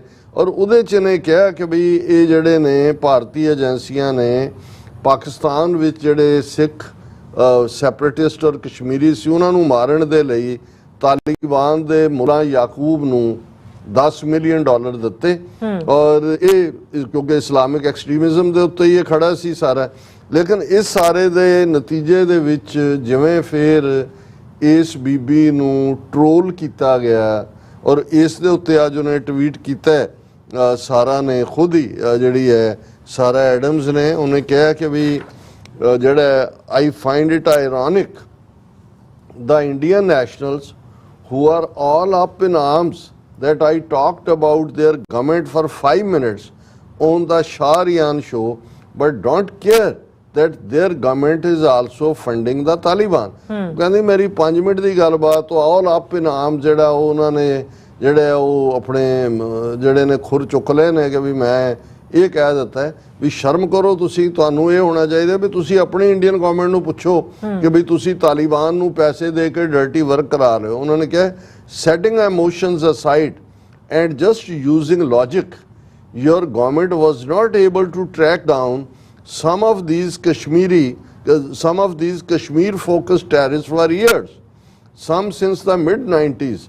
So if you believe that magically created access and became rate A assassins in the last 2 years all on their own, feel free। ਉਹਨੇ ਕਿਹਾ ਜੀ ਜੋ ਕਸ਼ਮੀਰ 'ਚ ਇਹਨਾਂ ਨੇ ਕੀਤਾ ਹੋਇਆ ਹੈ ਤੁਹਾਡੀ ਗਵਰਨਮੈਂਟ ਉਹਨਾਂ ਨੂੰ ਤਾਂ ਟਰੈਕ ਡਾਊਨ ਕਰ ਨਹੀਂ ਸਕੀ, ਔਰ ਜੇ ਤੁਸੀਂ ਸਮਝੋ ਕਿ ਇਹ ਕਲਾਸ ਅਸੈਸਿਨ ਐਵੇਂ ਬਣ ਗਏ, ਇਹਦੇ ਨਹੀਂ, ਇਹਦੇ 'ਚ ਤੁਹਾਡੀ ਹਕੂਮਤ ਦਾ ਵੀ ਰੋਲ ਹੈ। ਔਰ you can join the rest of us who are anti-Taliban and ask your government to stop enabling the Taliban। Cheers। ਉਹਨੇ ਕਿਹਾ ਜੇ ਤੁਸੀਂ ਸਾਡੀ ਕਲਾਸ 'ਚ ਆਉਣਾ ਚਾਹੁੰਦੇ ਹੋ ਕਿ ਭਾਈ ਇਹ ਦਹਿਸ਼ਤਗਰਦੀ ਕਿੰਨੀ ਮਾਰੂ ਹੈ, ਫਿਰ ਸਾਡੇ ਨਾਲ ਖਲੋਵੋ ਔਰ ਸਰਕਾਰ ਨੂੰ ਜਵਾਬਦੇਹ ਠਹਿਰਾਓ ਕਿ ਭਾਈ ਤੁਸੀਂ ਜਿਹੜਾ ਇਹ ਕੀ ਕੰਮ ਕਰ ਰਹੇ ਹੋ। ਔਰ ਈਵਨ ਗਾਰਡੀਅਨ ਦੀ ਜਦ ਮੈਂ ਸਟੋਰੀ ਦਾ ਗੱਲ ਕੀਤੀ ਹੈ ਪਿਛਲੇ ਹਫ਼ਤਿਆਂ ਜਦੋਂ ਉਹਨੇ ਸਟੋਰੀ ਕੀਤੀ ਤਾਂ ਗਾਰਡੀਅਨ ਨੇ ਕੋਟ ਕੀਤਾ ਹੋਇਆ, ਮੈਂ ਕੋਟ ਅਨਕੋਟ ਗਾਰਡੀਅਨ ਰਿਪੋਰਟ ਕਰਾਂਗਾ। According to the documents, Indian agents used social media to infiltrate network of Islamic State and units connected to the Taliban, where they recruited and groomed Pakistani Islamist radicals to carry out hit jobs on Indian dissidents by telling them they were carrying out sacred killings of infidels. ਔਰ ਇਹ guardian ਇਹ ਕਹਿੰਦਾ ਹੈ ਕਿ ਵੀ document ਸਾਡੇ ਕੋਲ ਨੇ ਕਿ ਇੰਡੀਅਨ ਏਜੰਟ ਨੇ ਸੋਸ਼ਲ ਮੀਡੀਆ ਨੂੰ ਯੂਜ਼ ਕੀਤਾ ਇਸਲਾਮਿਕ ਸਟੇਟ ਪੈਨੀਟ੍ਰੇਟ ਕਰਨ ਲਈ, ਤਾਲਿਬਾਨ ਦੇ ਨਾਲ ਕਨੈਕਸ਼ਨ ਜੋੜੇ, ਉੱਥੇ ਉਹਨਾਂ ਨੇ ਪਾਕਿਸਤਾਨੀ ਇਸਲਾਮਿਸਟ ਰੈਡੀਕਲਸ ਨੂੰ ਰਿਕਰੂਟ ਕੀਤਾ ਕਿ ਉਹ ਜਿਹੜਾ ਸਿੱਖਾਂ ਦੇ ਉੱਤੇ, ਕਿਉਂਕਿ ਇਹ ਕਾਫਰ ਨੇ, ਉਹਨਾਂ ਨੂੰ ਨਿਸ਼ਾਨਾ ਬਣਾਉਣ, ਕਿਉਂਕਿ ਇਹ ਵੀ ਸੈਕਰੇਡ ਕਿਲਿੰਗ ਹੈ ਜੋ ਤੁਸੀਂ ਕਰ ਰਹੇ ਹੋ। ਨਾਲੇ ਅਸੀਂ ਤੁਹਾਨੂੰ ਪੈਸੇ ਦਿੰਦੇ ਹਾਂ, ਨਾਲੇ ਤੁਸੀਂ ਇੱਕ ਜਿਹੜਾ ਉਹ ਜੰਨਤ 'ਚ ਜਾਣ ਵਾਲਾ ਕੰਮ ਕਰ ਰਹੇ ਹੋ ਕਿ ਤੁਸੀਂ ਕਾਫਰਾਂ ਨੂੰ ਮਾਰ ਰਹੇ ਹੋ। ਅੱਛਾ। These agents allegedly sought help from former IS fighters from the Indian state of Kerala। ਹੁਣ ਇਹਦੇ 'ਚ ਇੱਕ ਕਨੈਕਸ਼ਨ ਸ਼ੁਰੂ 'ਚ ਆਇਆ ਸੀ ਕਿ ਵੀ ਕੇਰਲਾ ਦੇ ਕੁਝ ਜਿਹੜੇ ਨੇ ਮੁਸਲਮਾਨ ਨੌਜਵਾਨ ਨੇ, ਉਹਨਾਂ ਨੇ ਇਸਲਾਮਿਕ ਸਟੇਟ ਨੂੰ ਜੁਆਇਨ ਕੀਤਾ। ਅੱਛਾ, ਉਹ ਉੱਥੇ ਫੜੇ ਗਏ, ਉਹਨਾਂ ਨੂੰ ਡਿਪਲੋਮੈਟਿਕ ਚੈਨਲ ਰਾਹੀਂ ਤਾਲਿਬਾਨ ਨਾਲ ਯੂਜ਼ ਕਰਕੇ ਇੰਡੀਆ ਨੇ ਲਿਆਂਦਾ, ਫਿਰ ਉਹਨਾਂ ਨੂੰ ਵੀ ਯੂਜ਼ ਕੀਤਾ ਗਿਆ ਸਿੱਖਾਂ ਨੂੰ ਔਰ ਜਿਹੜਾ ਕਸ਼ਮੀਰੀਆਂ ਨੂੰ ਮਾਰਨ ਲਈ। ਔਰ ਮੈਂ ਇਸ ਤੋਂ ਪਹਿਲਾਂ ਕਿ ਇਸ ਸੈਗਮੈਂਟ ਨੂੰ ਕਿ ਕਿਸ ਲੈਵਲ ਤੱਕ ਇੰਡੀਅਨ ਏਜੰਸੀਆਂ ਨੇ ਯੂਜ਼ ਕੀਤਾ ਕਰਾਂ, ਇੱਕ ਜਸਟ ਜੇ ਪੰਛੀ ਝਾਤ ਪਾਈ ਜਾਏ ਕਿ ਅਫਗਾਨਿਸਤਾਨ ਔਰ ਪਾਕਿਸਤਾਨ, ਹੁਣ ਪੋਲੀਟੀਕਲ ਐਕਟਿਵਿਸਟ ਦਾ ਤਾਂ ਸਾਨੂੰ ਪਤਾ ਹੈ, ਡਾਕਟਰ ਹਰਪ੍ਰੀਤ ਸਿੰਘ ਜਿਨ੍ਹਾਂ ਨੂੰ ਹੈਪੀ ਕਰਕੇ ਕਿਹਾ ਜਾਂਦਾ ਸੀ, ਉਸ ਤੋਂ ਪਹਿਲਾਂ ਮੈਂ ਤਾਂ ਈਵਨ ਹੁਣ ਜਦੋਂ ਇਹ ਸਾਰੇ ਇਹਨਾਂ ਦੇ ਨੈਟਵਰਕ ਨੂੰ ਦੇਖਦਾ ਤੇ ਮੇਰਾ ਧਿਆਨ ਹੋਰ ਪਿੱਛੇ ਚਲਾ ਜਾਂਦਾ ਹੈ ਕਿ ਡਾਕਟਰ ਪ੍ਰੀਤਮ ਸਿੰਘ ਸੇਖੋਂ ਦਾ ਜਿਨ੍ਹਾਂ ਹਾਲਾਤਾਂ ਦੇ ਵਿੱਚ ਮਰਡਰ ਹੋਇਆ ਜਾਂ ਦੂਸਰਾ ਹੋਇਆ, ਵੀ ਕੌਣ ਕਿੱਥੇ ਕਿਹਦੇ ਕਨੈਕਸ਼ਨ ਜੁੜੇ ਨੇ। ਪਰ ਅਫਗਾਨਿਸਤਾਨ ਦੇ ਗੁਰਦੁਆਰਿਆਂ ਤੇ ਜਿਹੜੇ ਹਮਲੇ ਹੋਏ ਜਿਹਦੀ ਜ਼ਿੰਮੇਵਾਰੀ ਆਈਸਿਸ ਖੁਰਾਸਾਨੀ ਨੇ ਲਈ ਸੀ, ਉਹ ਤੁਸੀਂ 2018 ਤੋਂ ਤੁਸੀਂ ਜੇ ਦੇਖੋ ਤੇ ਫਿਰ ਸਾਹਮਣੇ ਆ ਜਾਂਦਾ ਵੀ ਕਿਸ ਲੈਵਲ ਦੇ ਉੱਤੇ ਇਹਨਾਂ ਨੇ ਸਿੱਖਾਂ ਦੇ ਖਿਲਾਫ ਵਾਇਲੈਂਸ ਇਹਨਾਂ ਤੋਂ ਕਰਵਾਈ। 2018 ਚ ਆਈਸਿਸ ਨੇ ਸਿੱਖ ਗੁਰਦੁਆਰੇ ਕਾਬਲ ਚ ਹਮਲਾ ਕਰਕੇ 25 ਸਿੱਖਾਂ ਨੂੰ ਮਾਰ ਦਿੱਤਾ ਸੀ, ਗੁਰਦੁਆਰੇ ਤੇ ਅਟੈਕ। ਔਰ ਇਹ ਹੁਣ ਸਾਰਾ ਐਡਮਸ ਕਹਿ ਰਹੀ ਹੈ ਕਿ $10 ਮਿਲੀਅਨ ਦਿੱਤੇ ਨੇ ਉਹਨਾਂ ਨੂੰ ਇਹ ਸਿੱਖਾਂ ਨੂੰ ਟਾਰਗੇਟ ਕਰਨ ਦੇ ਲਈ ਜੀ। ਫਿਰ 2020 ਦੇ ਵਿੱਚ ਆਈਸਿਸ ਨੇ ਕਾਬਲ ਦੇ ਗੁਰਦੁਆਰੇ ਹੋਰ ਤੇ ਇੱਕ ਤੇ ਅਟੈਕ ਕਰਕੇ 25 ਸਿੱਖਾਂ ਨੂੰ ਮਾਰੇ ਸੀ। 2020 ਚ ਸਿੱਖ ਗੁਰਦੁਆਰਾ ਜਲਾਲਾਬਾਦ ਦੀ ਬੰਬਿੰਗ ਕੀਤੀ ਗਈ ਜਿਹਦੇ ਚ 5 ਸਿੱਖ ਮਾਰੇ ਗਏ। 2021 ਚ ਆਈਸਿਸ ਨੇ ਈਵਨ ਉਹਨਾਂ ਤੋਂ ਹਿੰਦੂ ਤਾਂ ਕਿ ਦੱਸਣ ਲਈ ਕਿ ਜੀ ਆਈਸਿਸ ਹੀ ਕਰ ਰਿਹਾ, ਹਿੰਦੂ ਟੈਂਪਲ ਤੇ ਵੀ ਹਮਲਾ ਕਰਾਇਆ ਕਾਬਲ, ਜਿਹਦੇ ਚ 3 ਜਿਹੜੇ ਨੇ ਉਹ ਬੇਗੁਨਾਹ ਸ਼ਰਧਾਲੂ ਮਾਰੇ ਗਏ। 2022 ਦੇ ਵਿੱਚ, ਹੁਣ ਇਹ 2018 ਤੋਂ ਚੱਲ ਰਿਹਾ, 2017 ਦੇ ਵਿੱਚ ਆਈਸਿਸ ਦੇ ਕੇਰਲਾ ਵਾਲੇ ਇਸਲਾਮਿਕ ਨੌਜਵਾਨ ਜਿਹੜੇ ਨੇ ਉਹ ਡਿਪਲੋਮੈਸੀ ਰਾਹੀਂ ਬਾਹਰ ਵਾਪਸ ਉਹਨਾਂ ਨੇ ਸੱਦ ਲਏ। 2022 ਦੇ ਵਿੱਚ ਆਈਸਿਸ ਨੇ ਸਿੱਖ ਗੁਰਦੁਆਰਾ ਕਾਬਲ ਤੇ ਫਿਰ ਅਟੈਕ ਕੀਤਾ, 14 ਮਾਰੇ ਔਰ 2 ਨੂੰ ਚੁੱਕ ਕੇ ਲੈ ਗਏ ਜਿਹੜੇ ਮਿਸਿੰਗ ਨੇ ਅੱਜ ਤੱਕ ਨਹੀਂ ਪਏ। 2023 ਦੇ ਵਿੱਚ ਆਈਸਿਸ ਨੇ ਫਿਰ ਸਿੱਖ ਗੁਰਦੁਆਰਾ ਕਾਬਲ ਤੇ ਹਮਲਾ ਕੀਤਾ, 10 killed, several injured as of June 29, 2024। ਇਹ 2024 ਤੱਕ ਦੀ ਉਹਨਾਂ ਨੇ ਰਿਪੋਰਟਿੰਗ ਦਿੱਤੀ ਹੈ, 2018 ਤੋਂ 2024 ਤੱਕ ਇਹ ਹੋਇਆ। ਔਰ ਇਸ ਸਾਰੇ ਦੇ ਵਿੱਚ ਕੁੱਲ ਮਿਲਾ ਕੇ 82 ਸਿੱਖ ਮਾਰੇ ਗਏ ਜਿਹੜੇ ਆਈਸਿਸ ਅਟੈਕਸ ਦੇ ਨਾਲ 2018 ਤੋਂ। ਹੁਣ ਤੁਸੀਂ ਗਾਰਡੀਅਨ ਦੀ ਸਟੋਰੀ ਜਿਹੜੀ ਇੰਟਰਸੈਪਟ ਔਰ ਦੂਜਿਆਂ ਰਾਹੀਂ ਆਈ, ਔਰ ਸਾਰਾ ਐਡਮ ਜਿਹੜੀ ਹਾਇਰ ਲੈਵਲ CIA ਆਫੀਸ਼ੀਅਲ ਹੈ ਉਹ ਫਿਗਰ ਦੇ ਰਹੀ ਹੈ ਕਿ $10 ਮਿਲੀਅਨ ਜਿਹੜੇ ਮੁੱਲਾ ਯਾਕੂਬ ਨੂੰ ਦਿੱਤੇ ਗਏ ਔਰ ਆਈਸਿਸ ਨੂੰ ਕਿਵੇਂ ਵਰਤਿਆ ਗਿਆ। ਤੇ ਹੁਣ ਕੋਈ ਭੁਲੇਖਾ ਰਹਿ ਜਾਂਦਾ ਹੈ। ਹੁਣ ਇਹੀ ਉੱਥੇ ਜਦੋਂ ਕੋਈ ਸਿੱਖ ਮਰਦਾ ਸੀ ਤੇ ਇੱਥੇ ਜਿਹੜੇ ਉਹਨਾਂ ਦੇ ਕੁੱਤੇ ਰੱਖੇ ਹੋਏ ਨੇ ਦਿੱਲੀ ਕਮੇਟੀ ਦਾ ਮਨਜਿੰਦਰ ਸਿਰਸਾ ਜਾਂ ਦੂਜੇ, ਉਹ ਪ੍ਰੈਸ ਕਾਨਫਰੰਸ ਕਰਦੇ ਸੀ, ਦੇਖੋ ਮੁਸਲਮਾਨ ਅੱਤਵਾਦ, ਇਸਲਾਮਿਕ ਅੱਤਵਾਦ ਫਲਾਣਾ। ਉਹ ਵੀ ਇੰਡੀਅਨ ਏਜੰਸੀਆਂ ਦੇ ਕਹਿਣ ਦੇ ਉੱਤੇ ਇਸ ਕਿਸਮ ਦੀ ਐਕਟਿਵ। ਸੋ ਉਧਰ ਤੁਸੀਂ ਦੇਖੋਗੇ ਕਿ ਜੀ ਜਿਹੜਾ ਇਹਨਾਂ ਨੇ ਕਿਤਾਬਜਾ ਛਾਪਿਆ ਜੀ ਮੋਦੀ ਨੇ ਸਿੱਖਾਂ ਲਈ ਕੀ ਕੀਤਾ। ਦੇਖੋ ਜੀ ਮੋਦੀ ਨੇ ਅਫਗਾਨ ਸਿੱਖਾਂ ਨੂੰ ਵੈਲਕਮ ਕੀਤਾ, ਗੁਰੂ ਗ੍ਰੰਥ ਸਾਹਿਬ ਦਾ ਸਰੂਪ ਦੇਖੋ ਮੋਦੀ ਔਰ ਹਰਦੀਪ ਪੁਰੀ ਖੁਦ ਲੈਣ ਗਿਆ। ਪਰ ਇਹ ਤੁਸੀਂ ਸਾਰੀ ਜਦੋਂ ਡਰਟੀ ਗੇਮ ਦੇਖਦੇ ਹੋ ਤੇ ਫਿਰ ਵੀ ਜੇ ਕਿਸੇ ਨੂੰ ਲੱਗਦਾ ਹੈ ਕਿ ਭਾਈ ਇਹਨਾਂ ਤੋਂ ਕੋਈ ਸਿੱਖਾਂ ਦੇ ਭਲੇ 'ਚ ਨਿਕਲਣ ਵਾਲੀ ਗੱਲ ਹੈ, ਜਿਹੜੇ ਲੋਕ ਅੱਜ ਪੱਗ ਦਾ ਰੰਗ ਬਦਲ ਕੇ ਔਰ ਗਲ 'ਚ ਉਹ ਭਗਵਾ ਜਿਹੜਾ ਪਾ ਕੇ ਕਿ ਜੀ ਅਸੀਂ ਬੀਜੇਪੀ ਜੁਆਇਨ, ਸ਼ਰਮ ਹੋਣੀ ਚਾਹੀਦੀ ਹੈ। ਇਹ ਇਨਕਸ਼ਾਫ ਇਸ ਲੈਵਲ ਦਾ ਜਿਹੜਾ ਉਹ ਛੋਟਾ ਨਹੀਂ ਹੈ ਕਿ ਜੋ ਸੈਰਾ ਐਡਮਸ ਨੇ ਕਿਹਾ, ਜੋ ਗਾਰਡੀਅਨ ਨੇ ਕਿਹਾ, ਜੋ ਉਸ ਤੋਂ ਪਹਿਲਾਂ ਆਲਮੋਸਟ ਅਸੀਂ 20 ਮਾਰਚ 2000 ਤੋਂ ਦੇਖਦੇ ਹਾਂ, ਜਿਹਨੂੰ ਖੁਦ ਕਲਿੰਟਨ ਨੇ ਜਿਹੜਾ ਉਹ ਮਾਈਟੀ ਐਂਡ ਅਲਮਾਈਟੀ ਕਿਤਾਬ ਦੇ ਪ੍ਰੀਫੇਸ 'ਚ ਕਿਹਾ ਕਿ 35 ਸਿੱਖ ਕਸ਼ਮੀਰ ਵਾਦੀ ਜਿਨ੍ਹਾਂ ਨੂੰ ਅੱਜ ਤੱਕ ਵੀ ਇਨਸਾਫ ਨਹੀਂ ਮਿਲਿਆ ਹੈ, 24 ਸਾਲ ਹੋ ਗਏ ਨੇ, ਕਿ ਭਾਈ ਇਹ ਕਿਵੇਂ ਹਿੰਦੂ ਅੱਤਵਾਦੀਆਂ ਦੀ ਇਹ ਕਰਤੂਤ ਸੀ। ਜੀ ਡਾਕਟਰ ਸਾਹਿਬ ਤੁਹਾਡਾ ਬਹੁਤ ਬਹੁਤ ਸ਼ੁਕਰੀਆ। ਸੋ ਥਲੇ ਬ੍ਰੇਕ ਵਿਊਅਰਸ ਤੁਸੀਂ ਇਸੇ ਤਰ੍ਹਾਂ ਬੜੇ ਰਹਿਣਾ, ਮਿਲਦੇ ਹਾਂ ਛੋਟੇ ਜਿਹੇ ਬ੍ਰੇਕ ਤੋਂ ਬਾਅਦ।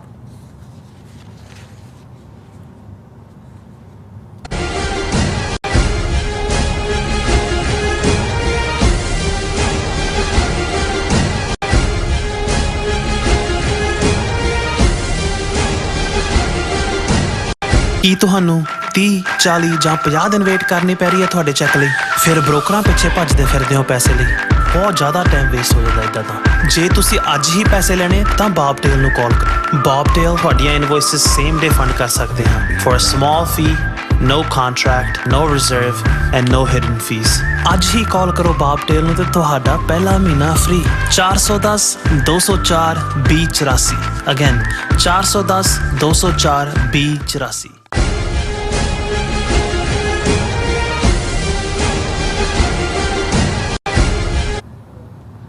Viewers welcome back to program. So viewers ਗੱਲਬਾਤ ਕਰਨ ਜਾ ਰਹੇ ਹਾਂ ਕਿ ਨਵੀਂ ਚੁਣੀ ਗਈ ਭਾਰਤੀ ਲੋਕ ਸਭਾ ਦਾ ਪਹਿਲਾ ਸੈਸ਼ਨ ਇੱਕ ਮੱਛੀ ਮੰਡੀ ਵਾਂਗ ਸੀ ਔਰ ਖੂਬ ਸ਼ੋਰ ਸ਼ਰਾਬਾ ਹੋਇਆ।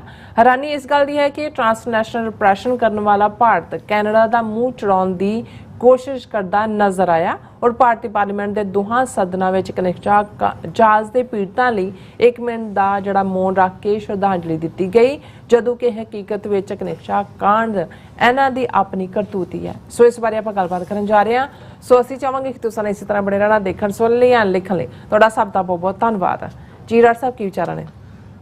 ਦੇਖੋ ਤੁਸੀਂ ਠੀਕ ਕਿਹਾ ਕਿ ਵੀ ਫਿਸ਼ ਮਾਰਕੀਟ, ਮੱਛੀ ਮੰਡੀ, ਕਦੇ ਤੁਹਾਨੂੰ ਗੁਜ਼ਰਨ ਦਾ ਮੌਕਾ ਮਿਲਿਆ ਹੋਏ ਜਲੰਧਰ, ਮੈਨੂੰ ਯਾਦ ਹੈ ਵੀ ਸਬਜ਼ੀ ਮੰਡੀ ਕ੍ਰਾਸ ਕਰਕੇ ਅੱਗੇ ਫਿਸ਼ ਮੰਡੀ ਹੁੰਦੀ ਸੀ, ਤਾਂ ਬਦਬੂ ਚਾਰ ਚੁਫੇਰੇ, ਪਰ ਦੂਸਰਾ ਨਾਲ ਜੋ ਉਹਨਾਂ ਦਾ ਸ਼ੋਰ ਸ਼ਰਾਬਾ ਉੱਥੇ, ਉਹ ਮੇਰੇ ਖਿਆਲ ਜਿਸ ਜ਼ਮਾਨੇ ਤੋਂ ਹੀ ਇਹ ਕਿਤੇ ਵਿਕਦੀ ਹੋਣੀ ਹੈ ਫਿਸ਼, ਇੱਦਾਂ ਦਾ ਸ਼ੋਰ ਸ਼ਰਾਬਾ ਹੋਣਾ ਜਿਹੜਾ ਅੰਗਰੇਜ਼ੀ ਵਾਲਿਆਂ ਨੇ ਐਕਸਪ੍ਰੈਸ਼ਨ ਬਣਾਇਆ। ਜੇ ਤੁਸੀਂ ਭਾਰਤੀ ਪਾਰਲੀਮੈਂਟ ਦੀ ਕਾਰਵਾਈ ਦੇਖੋ ਤੇ ਸੱਚਮੁੱਚ ਪਹਿਲਾ ਸੈਸ਼ਨ ਸੀ।